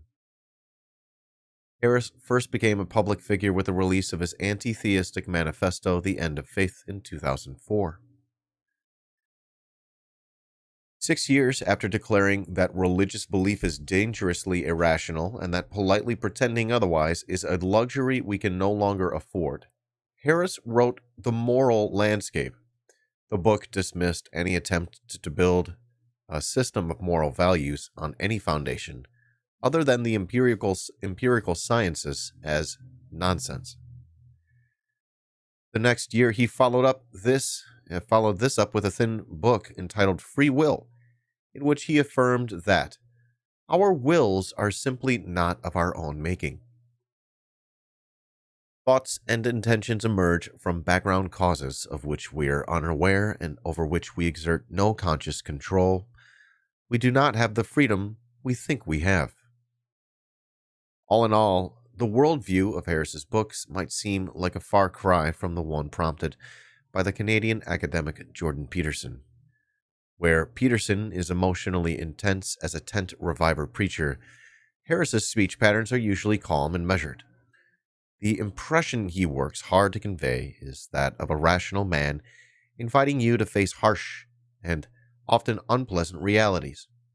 He even manages to sound like that when he's floating the idea that while it would be a terrible shame, of course, America might have to commit genocide in the Middle East. Here's the passage in The End of Faith in which he promotes this notion.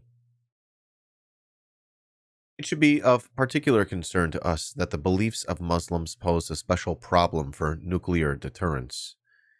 There is little possibility of our having a cold world with an Islamist regime armed with long-range nuclear weapons. A cold war requires that the parties be mutually deterred by the threat of death. Notions of martyrdom and jihad run roughshod over the logic that allowed the U.S. and the Soviet Union to pass half a century perched, more or less stably, on the brink of Armageddon. What will we do if an Islamist regime, which grows dewy-eyed at the mere mention of paradise, ever acquires long-range nuclear weaponry? If history is any guide, we will not be sure about where the offending warheads are or what their state of readiness is, and so will be unable to rely on targeted conventional weapons to destroy them.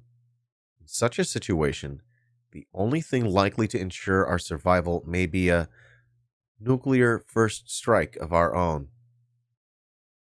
Needless to say, this would be an unthinkable crime, as it would kill tens of millions of innocent civilians in a single day.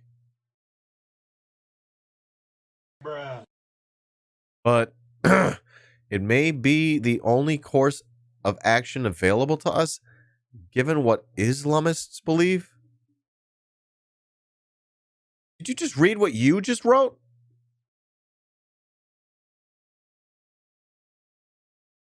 How would such an unconscionable act of self-defense be perceived by the rest of the Muslim world? It would be likely to be seen as the first incursion of a genocidal crusade. It would, the honorable irony here is that seeing could make it so. This very perception could plunge us into a state of hot war with any Muslim state that had the capacity to pose a nuclear threat of its own.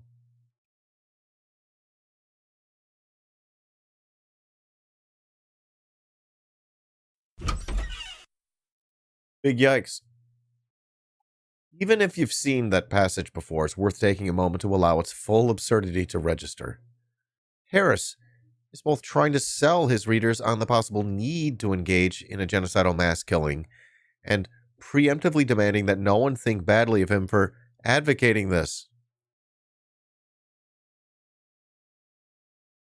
After all, he's already said that such a strike would be horrible, unconscionable, even an unthinkable crime. The phrase virtue signaling is wildly overused, including by Harris himself. Reactionaries often refer to any attempt to condemn bigotry as virtue signaling. But what Harris is doing at the end of that passage is virtue signaling in its purest form. He doesn't want the genocidal content of the passage to be held against him. Instead, he wants to be given credit for having noisily signaling his virtue, even as he promotes a necessary genocide that he, as a good person, naturally finds upsetting. Woo-wee! The endless heat generated by this paragraph has resulted from critics of Harris pointing out how horrifying his vision is, while his supporters insistently claim that this moral condemnation is somehow unfair. I suppose it would be unfair to lambaste Harris that if in the preceding sentence he had written that he would be absolutely hysterical, immoral, and ludicrous to seriously assert the following, but he didn't. And furthermore, Harris, who often presents himself as the sine qua non of rational thought, did I say that right? Completely disregards the realities of international arms control as they existed when he wrote The End of Faith. When Harris published this book, the Bush administration was waging a global war on terror that had already claimed hundreds of thousands of lives, a war that was predicated on the assertion that the U.S. was justified in taking aggressive preemptive action to prevent weapons of mass destruction from harming U.S. national security. Yeah. Of course, the only avowedly Islamic state with a nuclear weapon in 2004 and still today was Pakistan, which had never engaged in a jihadist dewy-eyed first strike, even as tensions ratchet up with India. Harris's hypothetical scenario ran roughshod over what was happening in the real world and gave cerebral cover and moral license to some of the most dangerous policymakers in Washington. In addition to being morally appalling, Harris's take was historically and politically illiterate.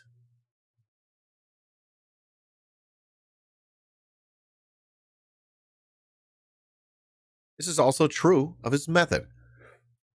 In his subsequent convoluted rationalizations, Harris has referred to this passage as a thought experiment. It's important to spell out why that's wrong. According to my friend Ben Burgess, the author of Give Them an Argument, Logic of the Left, a thought experiment generally refers to two things. First, an imaginary situation designed to test whether a certain definition of a concept captures what we really mean by it. And second, an imaginary situation in which we bring two moral principles into conflict in order to discover which one we care more about. The most famous thought experiment is the so-called trolley problem, originally formulated by the British philosopher Philippa Foot. The version that most people are familiar with incorporates a change suggested by American philosopher Judith Jarvis Thomson. Here is Foot's original example. Edward is the driver of a trolley whose brakes have just failed. On the track ahead of him are 5 people. The banks are so steep that they're not able to get off the track in time. The track is a spur leading off to the right, and Edward can turn the trolley onto it. Unfortunately, there is one person on the right-hand track. Edward can turn the trolley, killing 1, or he can refrain from turning the trolley, killing 5. Most of us think it's wrong to intentionally kill innocent people. The problem is that many of us also think it's wrong to knowingly let innocents die when we could have saved them. Some moral philosophers, like Immanuel Kant, think the second principle is more important than the first, that killing is worse than letting die. Other philosophers are consequentialists, meaning that they believe morality is fundamentally about maximizing good consequences. The consequentialist approach to the trolley problem is to make whatever decision, in this case turning the trolley to the right, that will result in the fewest deaths. When they first hear Foot's version of the trolley problem, the majority of people have a consequentialist reaction. Or their eyes glaze over, as yours might be doing. Just give me a minute here, this is going to come up later. The usual response is to argue that the morally right thing for Edward to do is to turn the trolley to the right, killing the 1 person to save the 5. Nevertheless, Judith Jarvis Thomson amended the trolley problem in such a way that, when hearing her version, people have the opposite reaction. Here's Thompson's version. George, it's on a footbridge over the trolley tracks. He knows trolleys can be seen. You can see the one approaching is out of control. On this track back of the bridge, there are 5 people, and the banks are so steep they'll not be able to get off the track in time. George knows that the only way to stop an out-of-control trolley is to drop a very heavy weight into its path. All right. But the only available sufficiently heavy weight is a fat man. Also watching the trolley from the footbridge, George can shove the fat man onto the track in the path of the trolley, or he can refrain, letting the 5 die. Effectively the same thing, from a certain perspective. When presented with this version of the trolley problem, most people refuse to sacrifice the fat man's life to save the 5 people.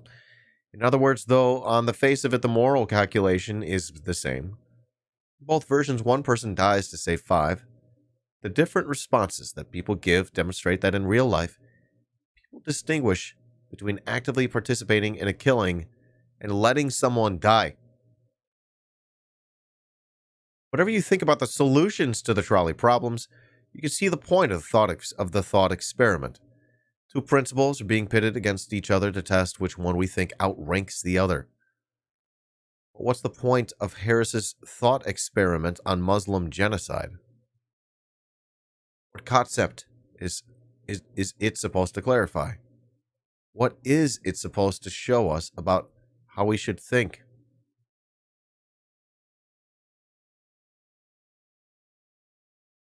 Remember, clarification is the only thing a thought experiment can do. It's not literally the same thing.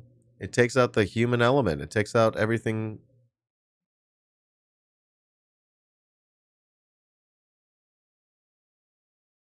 Takes out the action of, like, you do it. You push some guy, you know? Takes the whole conundrum out of it. It makes it more real life. Remember, clarification is the only thing a thought experiment can do. If you want to know how the world actually works, you need to do an experiment, or a historical sociological study, or find some other way to go out into the world and check to see what's true. Unless Harris wants to start claiming that his meditation practice has given him psychic powers, there's no way to gain empirical information from his armchair. Fortunately, my own meditation practice has yet to give me these powers, though not for a lack of trying.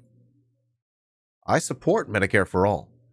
This goes right to the core of my politics and my values. Imagine that I made a Harris-style argument in favor of it by deploying a thought experiment.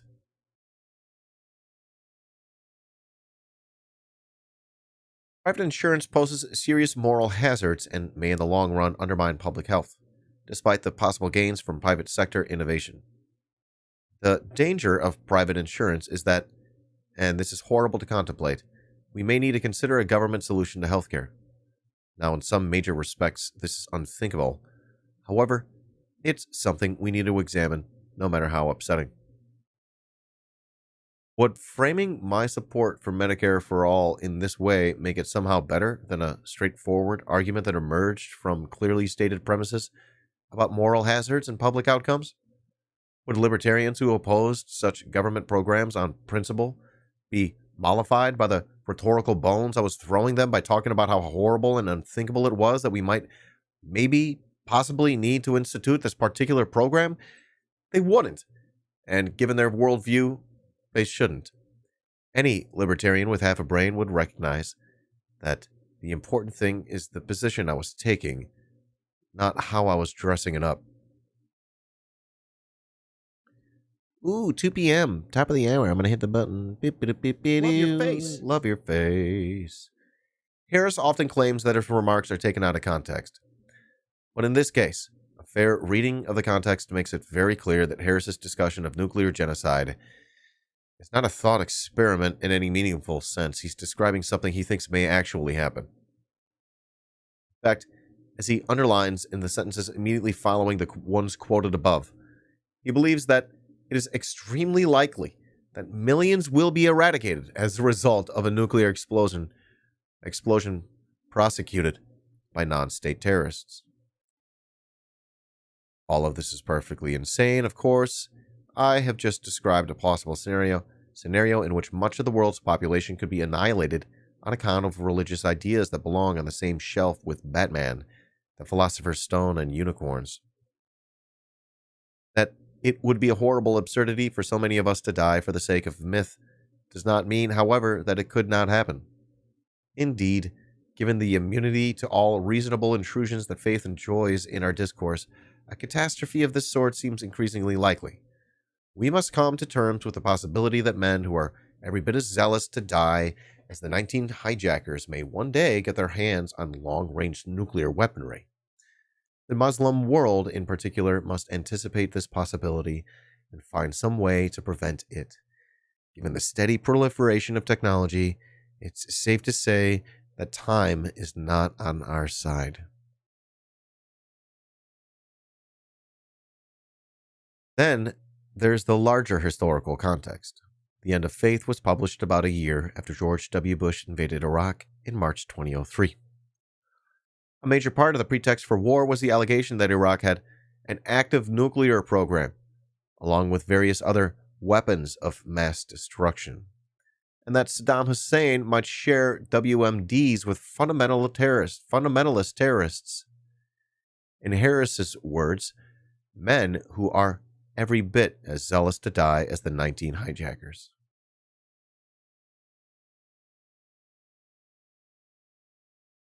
In the lead up to the invasion of Iraq, Bush declared that Iran was part of an axis of evil whose other members were Iraq and North Korea. Iran and the United States have a long and complicated history. In 1953, the U.S. helped overthrow Mohammad Mossadegh, Iran's democratically elected leader, Thereafter, the country was ruled by the U.S.-backed Shah Mohammad Reza Pahlavi, a brutal dictator. Once the Iranians deposed the Shah in 1979 and replaced him with Ayatollah Khamenei, the United States imposed sanctions of various kinds that continue to this day. In 2006, 2 years after the publication of The End of Faith, the U.S. and its allies persuaded the UN Security Council to pass resolutions 1696 and 1737. The former demanded that Iran cease its nuclear enrichment program, and the latter imposed new and more punishing sanctions for noncompliance. For its part, Iran insisted that the only aim of its enrichment effort was to develop a civilian nuclear energy program. Nevertheless, the Bush administration and its allies refused to accept Iran's arguments, partially because they, like Harris, believed that the steady proliferation of nuclear technology in the Muslim world would generate a scenario in which much of the world's population would be annihilated on account of religious ideas. It's important to keep in mind that the Bush administration had rejected overtures from reformist Iranian leadership headed by President Mohammad Khatami, which had not only condemned the 9/11 attacks but also offered Iranian assistance to the U.S. efforts in Afghanistan. Assistance that was motivated primarily by Iran's own geostrategic interests. Iran, like most countries, acts according to its geostrategic interests, and at the time it believed that it was wise to reach a détente with the United States. In other words, though they no doubt govern a repressive religious state, Iranian leaders, unlike their American counterparts, are not looking to remake, let alone destroy, the world. It's for this reason that Harris's subtle conflation of the actions of an independent terrorist network like Al-Qaeda with those of a nation-state like Iran is ludicrous. The most basic historical overview would have shown Harris that many revolutionary states, from Stalin's Soviet Union to Mao's China to the Ayatollah's Iran, have quickly determined that their geopolitical decisions cannot be based on ideological fervor, but must rather be premised on the cold calculations of realpolitik. This is simple stuff, and it is appalling and embarrassing that Harris's thought experiment isn't informed by any knowledge of historical facts.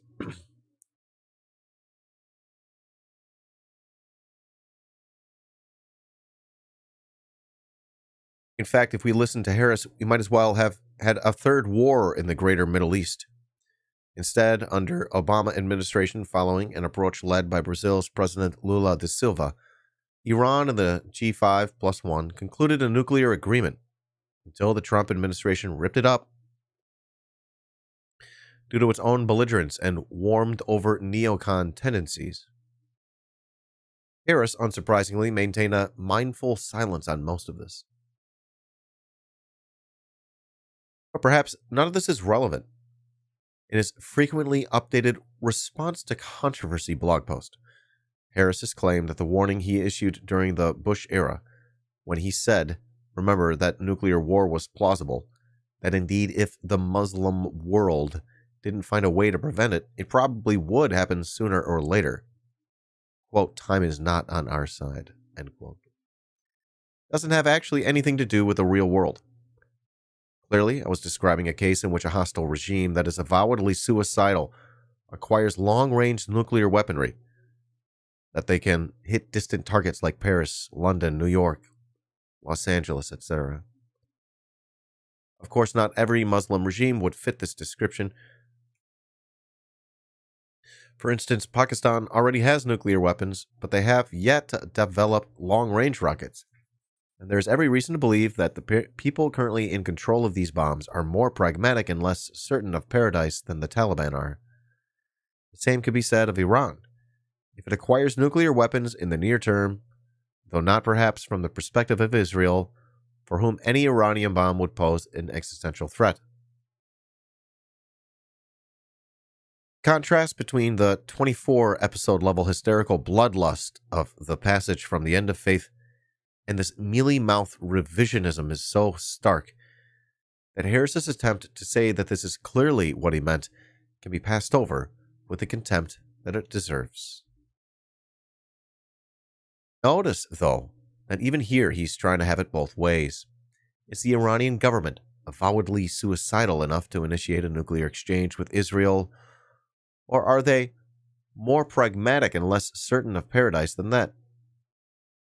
For some reason, he seems to think that Iran would be willing to annihilate itself by starting a war with Israel, a nuclear power, but would not be willing to do so by initiating strikes on Paris, London, New York, LA, etc.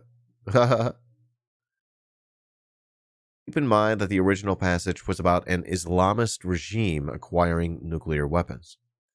If this was not a not even very long-term danger in 2004, though why say time is not on our side, then which regime was he talking about?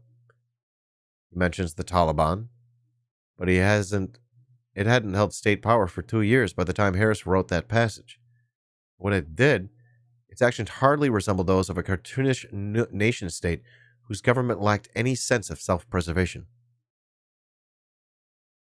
In fact, as I'm writing this, some factions of the Taliban are engaged in peace negotiations with the U.S. in Qatar.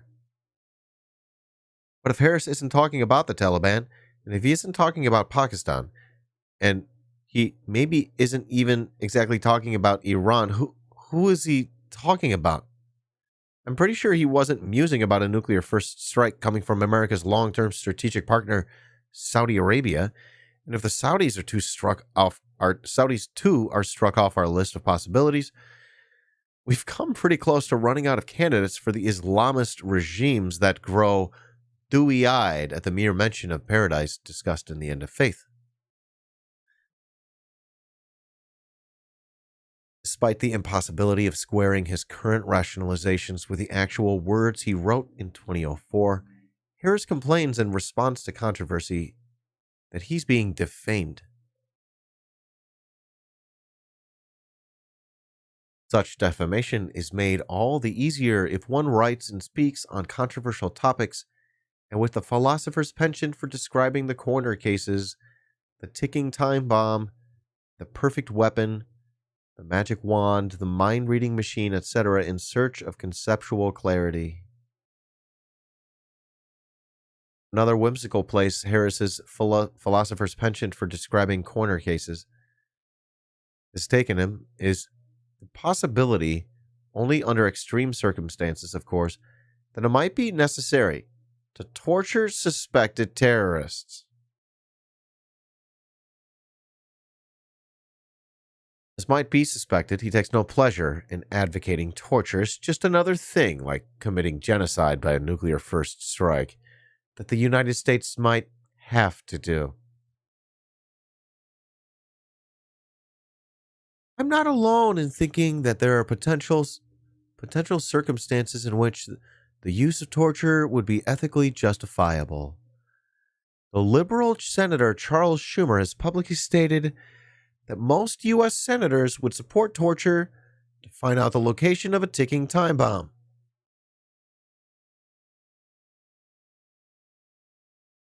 Such scenarios have been widely criticized as unrealistic, but realism is not the point of these thought experiments.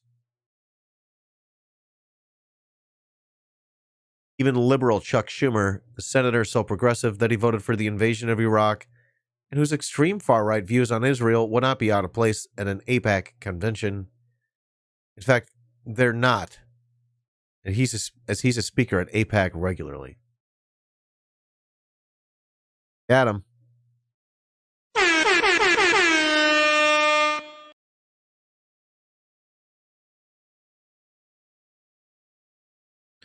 The important thing is that we shouldn't think too hard about the realism of the ticking time bomb scenario. Who, after all, is even talking about the real world?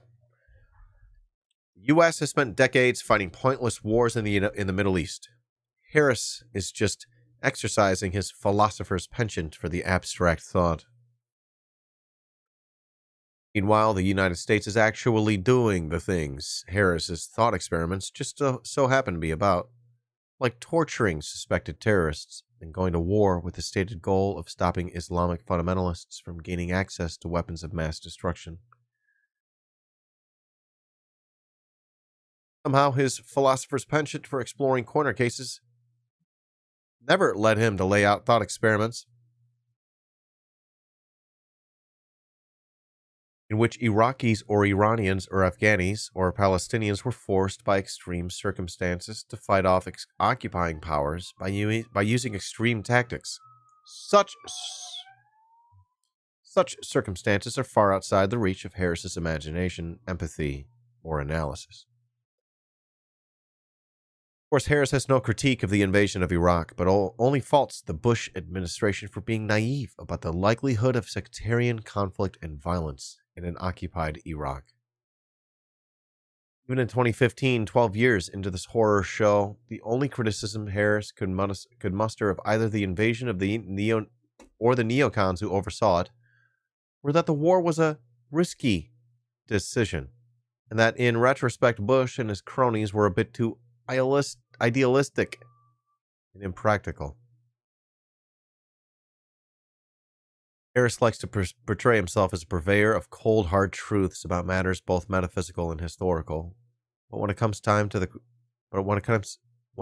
crimes of the American Empire, he can never quite bring himself to believe that things can be quite as bad as critics claim. In fact, his certainty that the worst can be said about American foreign policy is that idealistic intentions were poorly executed is a fundamental axiom of his belief system. Ironically, then, Harris, who presents himself as being above history, is, like us all, completely a product of the context in which he was born, lives, and works, the U.S. Empire.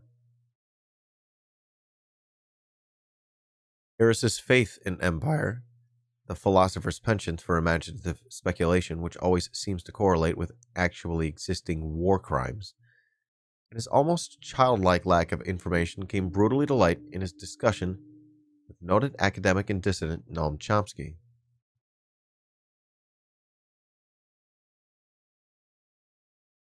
Conversation between Harris and Chomsky played out over private email.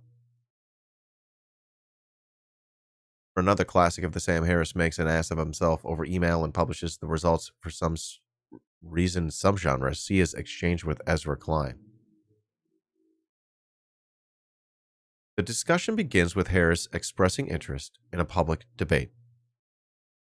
Chomsky responds with a relatively polite disinterest, although he doesn't bother to disguise his distaste for Harris's antics. Perhaps I have some misconceptions about you. Most of what I've read of yours is material that has been sent to me about my alleged views, which is completely false. I don't see any point in a public debate about misreadings. There are things you'd like to explore privately, fine, but with sources. In other words, look, if you want to ask me a few questions about my writings, I guess we can do that, but I don't have any particular interest in your half-assed critique of my life's work. Somehow, though, Harris seems to have taken this 4.5-sentence-long email to be an open-ended invitation to have a long debate about morality, international relations, and philosophy.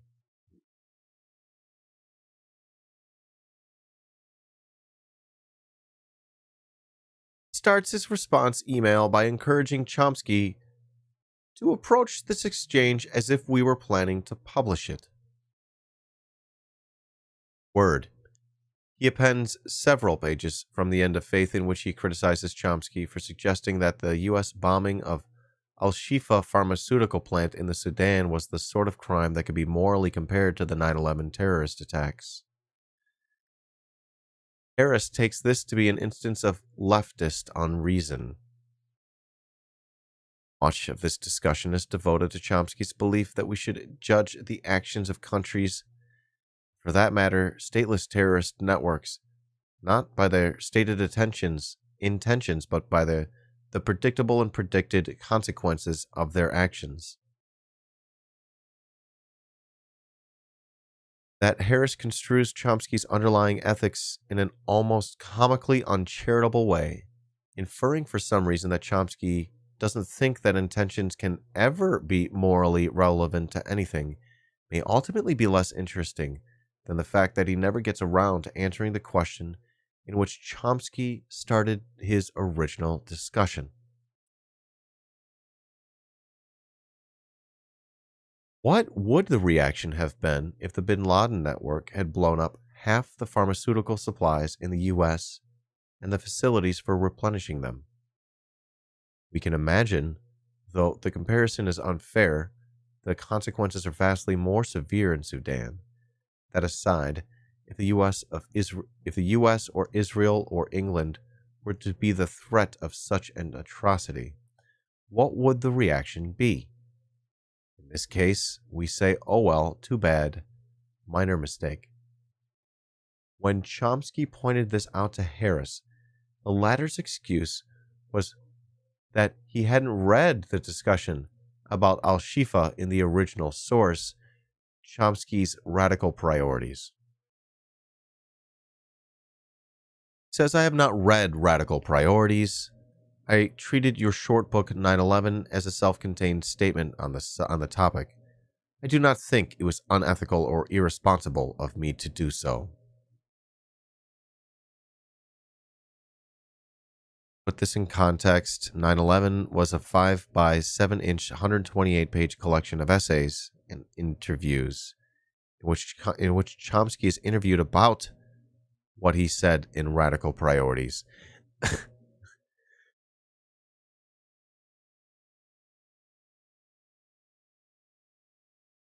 This is the equivalent of going to a major international debate about Marxism and only reading the Communist Manifesto as preparation. See Chapter 4. It's that embarrassing. Wow. When Chomsky eventually drags an answer out of Harris, things get pretty bad.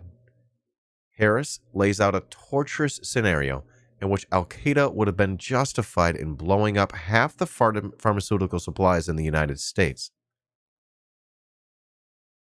Imagine that Al-Qaeda is filled not with God-intoxicated sociopaths intent upon creating a global caliphate, but genuine humanitarians. Based on their research, they believe that a deadly batch of vaccine has made it into the U.S. pharmaceutical supply. They've communicated their concerns to the FDA, but were rebuffed, acting rashly with the intention of saving millions of lives. They unleash a computer virus targeted to impede the release of this deadly vaccine. As it turns out, they are right about the vaccine, but wrong about the consequences of their meddling. They wind up destroying half the pharmaceuticals in the U.S.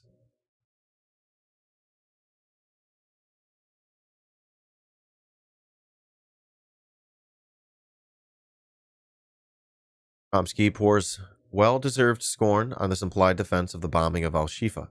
The same Clinton administration that bombed Al-Shifa spent 8 years enforcing sanctions on Iraq that killed 500,000 children.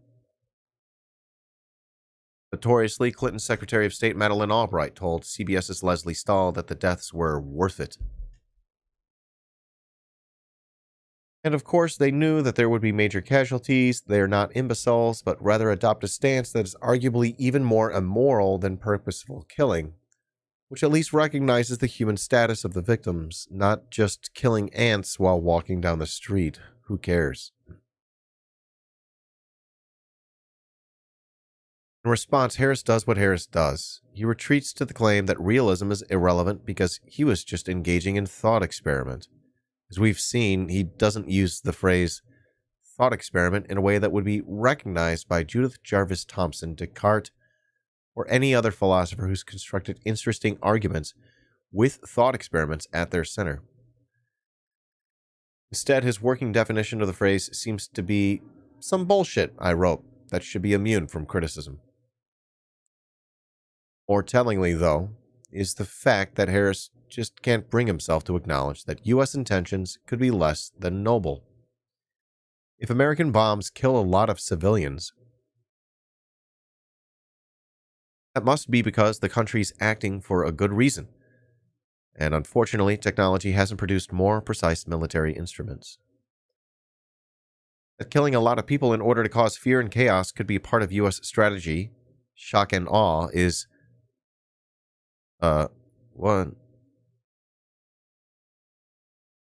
is unthinkable. Even finds a way to use the example of a fairly low-tech American atrocity, the My Lai massacre in Vietnam, as evidence of Americans' fundamental goodness. What?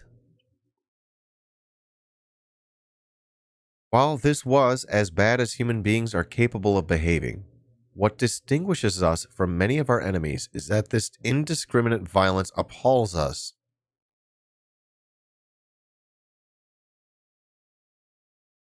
The massacre at My Lai is remembered as a signature moment of shame for the American military. Even at the time, U.S. soldiers were dumbstruck with horror by the behavior of their comrades. One helicopter pilot who arrived on the scene ordered his subordinates to use their machine guns against their own troops if they would not stop killing villagers.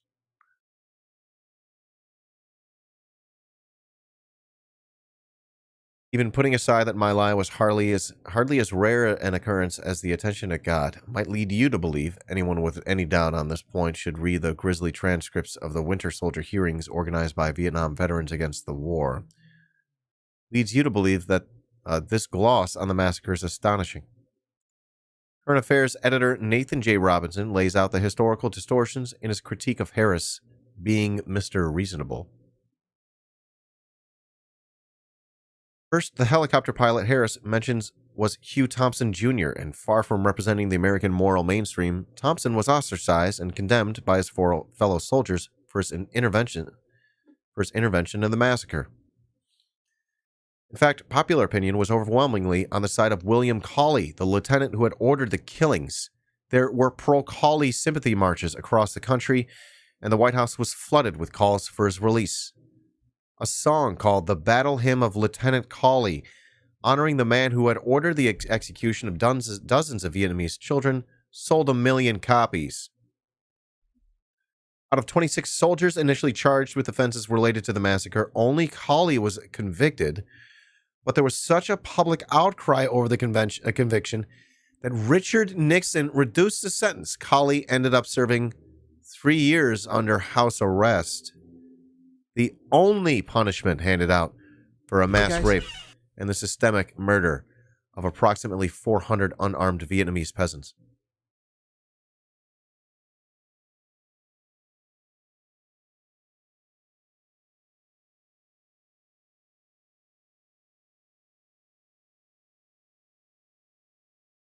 The original passage from The End of Faith, in which he expresses outraged astonishments about Chomsky's failure to comprehend American goodness. Harris says that not all cultures are at the same stage of moral development. He spends a fair amount of time in this passage, as is typical for Harris, congratulating himself on having the courage to formulate such a bold opinion. It is time to admit, Harris sputters, that this is objectively true, even though saying it is radically impolitic. Ridiculous for 2 main reasons. First, Americans have been making this argument since they have been displacing indigenous peoples in the 18th century.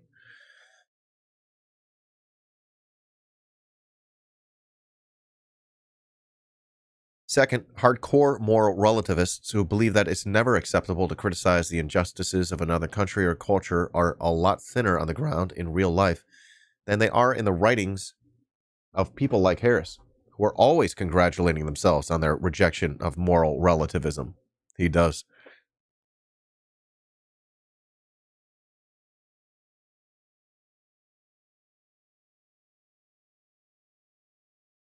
I imagine that if people at dinner parties reject badly to Harris saying morality isn't relative, that's because they know the racist path on which he's treading. Keep in mind, again, that Harris wrote this during the Bush years, when the U.S. was waging multiple wars in the Middle East and justifying its actions, at least partially on humanitarian grounds, claiming that the country was fighting off wars of liberation to for example, save Afghan women from the oppression they suffered in a morally undeveloped culture that forced them to wear burqas.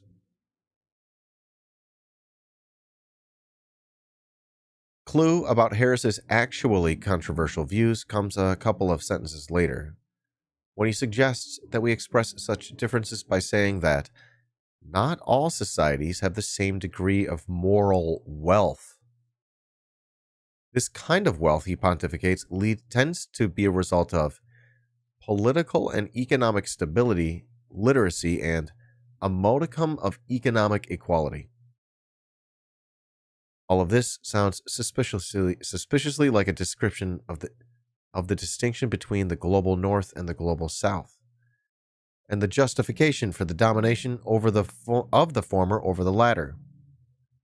He put the story about moral wealth together with the views he expressed in his exchange with Chomsky. The racist and imperialist story becomes fairly obvious.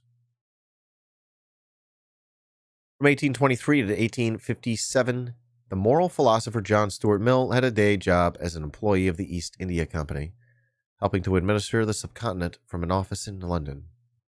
His 1857... Having a good time. His 1858 book, On Liberty, was a classic defense of human freedom, or at least freedom for some humans. Mill, unlike Harris, was at least open about who didn't quite count. Says, I hardly need say that this doctrine is meant to apply only to human beings when they have reached the age of maturity.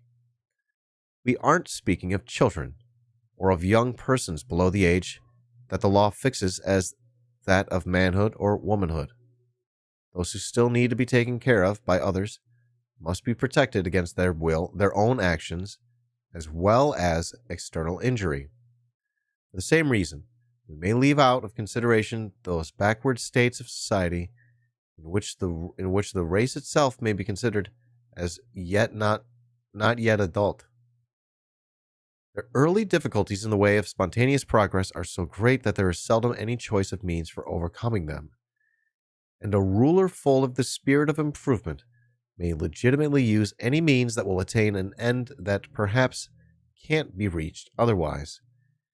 Despotism is a legitimate form of government in dealing with barbarians. Here's Sam Harris in 2014 discussing Israel's treatment of the Palestinians, making a similar argument about the necessity of brutality. Needless to say, in defending its territory as a Jewish state, the Israeli government and Israelis themselves had to do terrible things.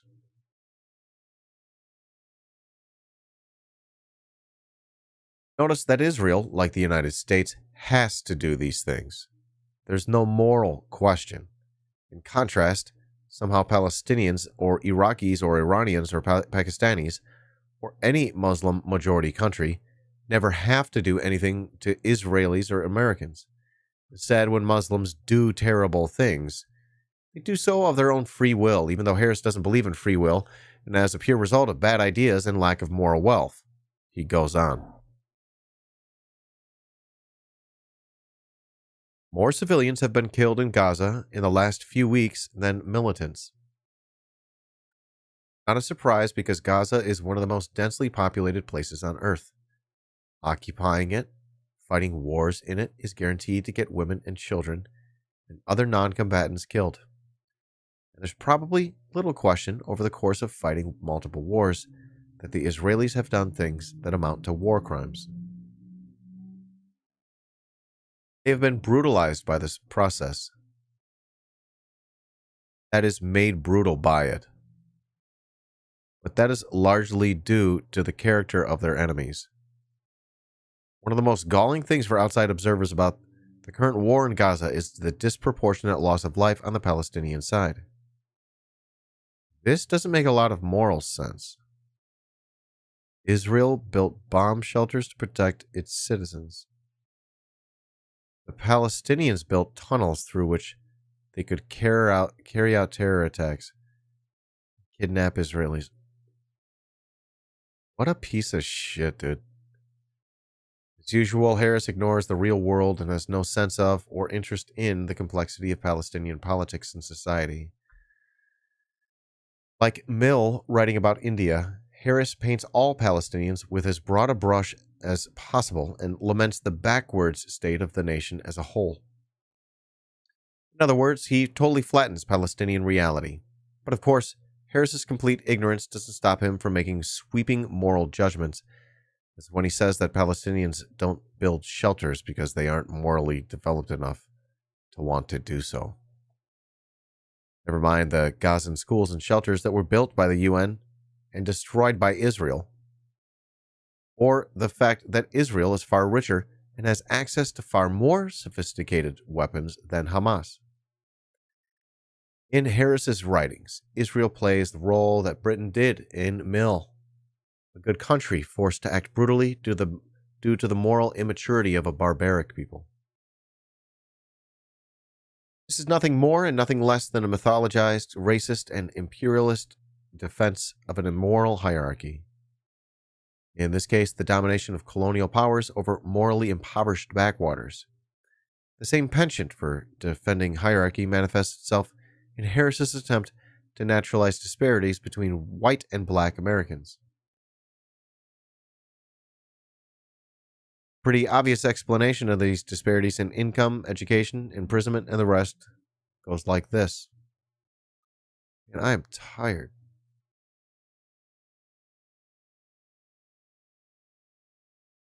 The class structure of American capitalism has been racialized from the beginning of our society. Okay, hold on. Page 40.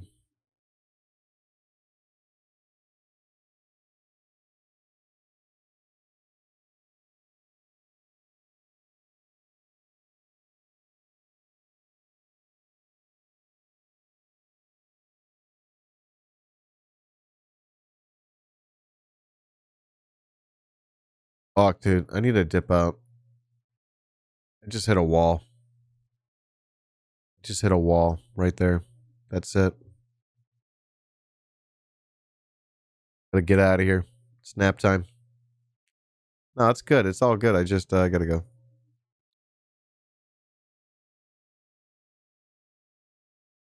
I'm not rating. But I want to thank you all for being with me. Folks, be good to yourself. Be good to each other. Safety first. Repeat after me. I am a revolutionary. Yeah. Nice. Hey, Kenzo. Love your face. Reading Michael Brooks. Hey, guys. Good today, homie. You streaming these days? Do I shout you out? Want to meet up sometime, homie? Great to see you. I just hit a wall. I need to go take a nap or something. Oh, I'm so tired. Haven't been streaming. Well, it's great to be with you. Bye, ACAB. Love your face. Let's do a meetup.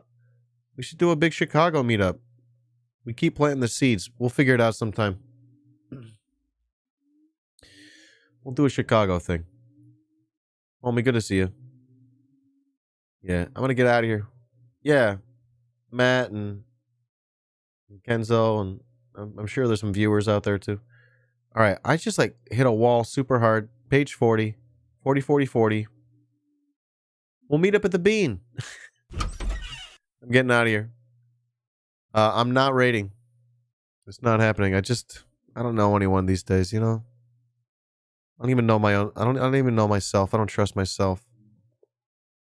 Okay. Peace out, y'all. Have a really, really nice night. And I hope to see you tomorrow. I think I'll be streaming tomorrow. Yeah. See ya. Beers tonight? Maybe tonight. Maybe tonight. All right, I'm out of here. Peace.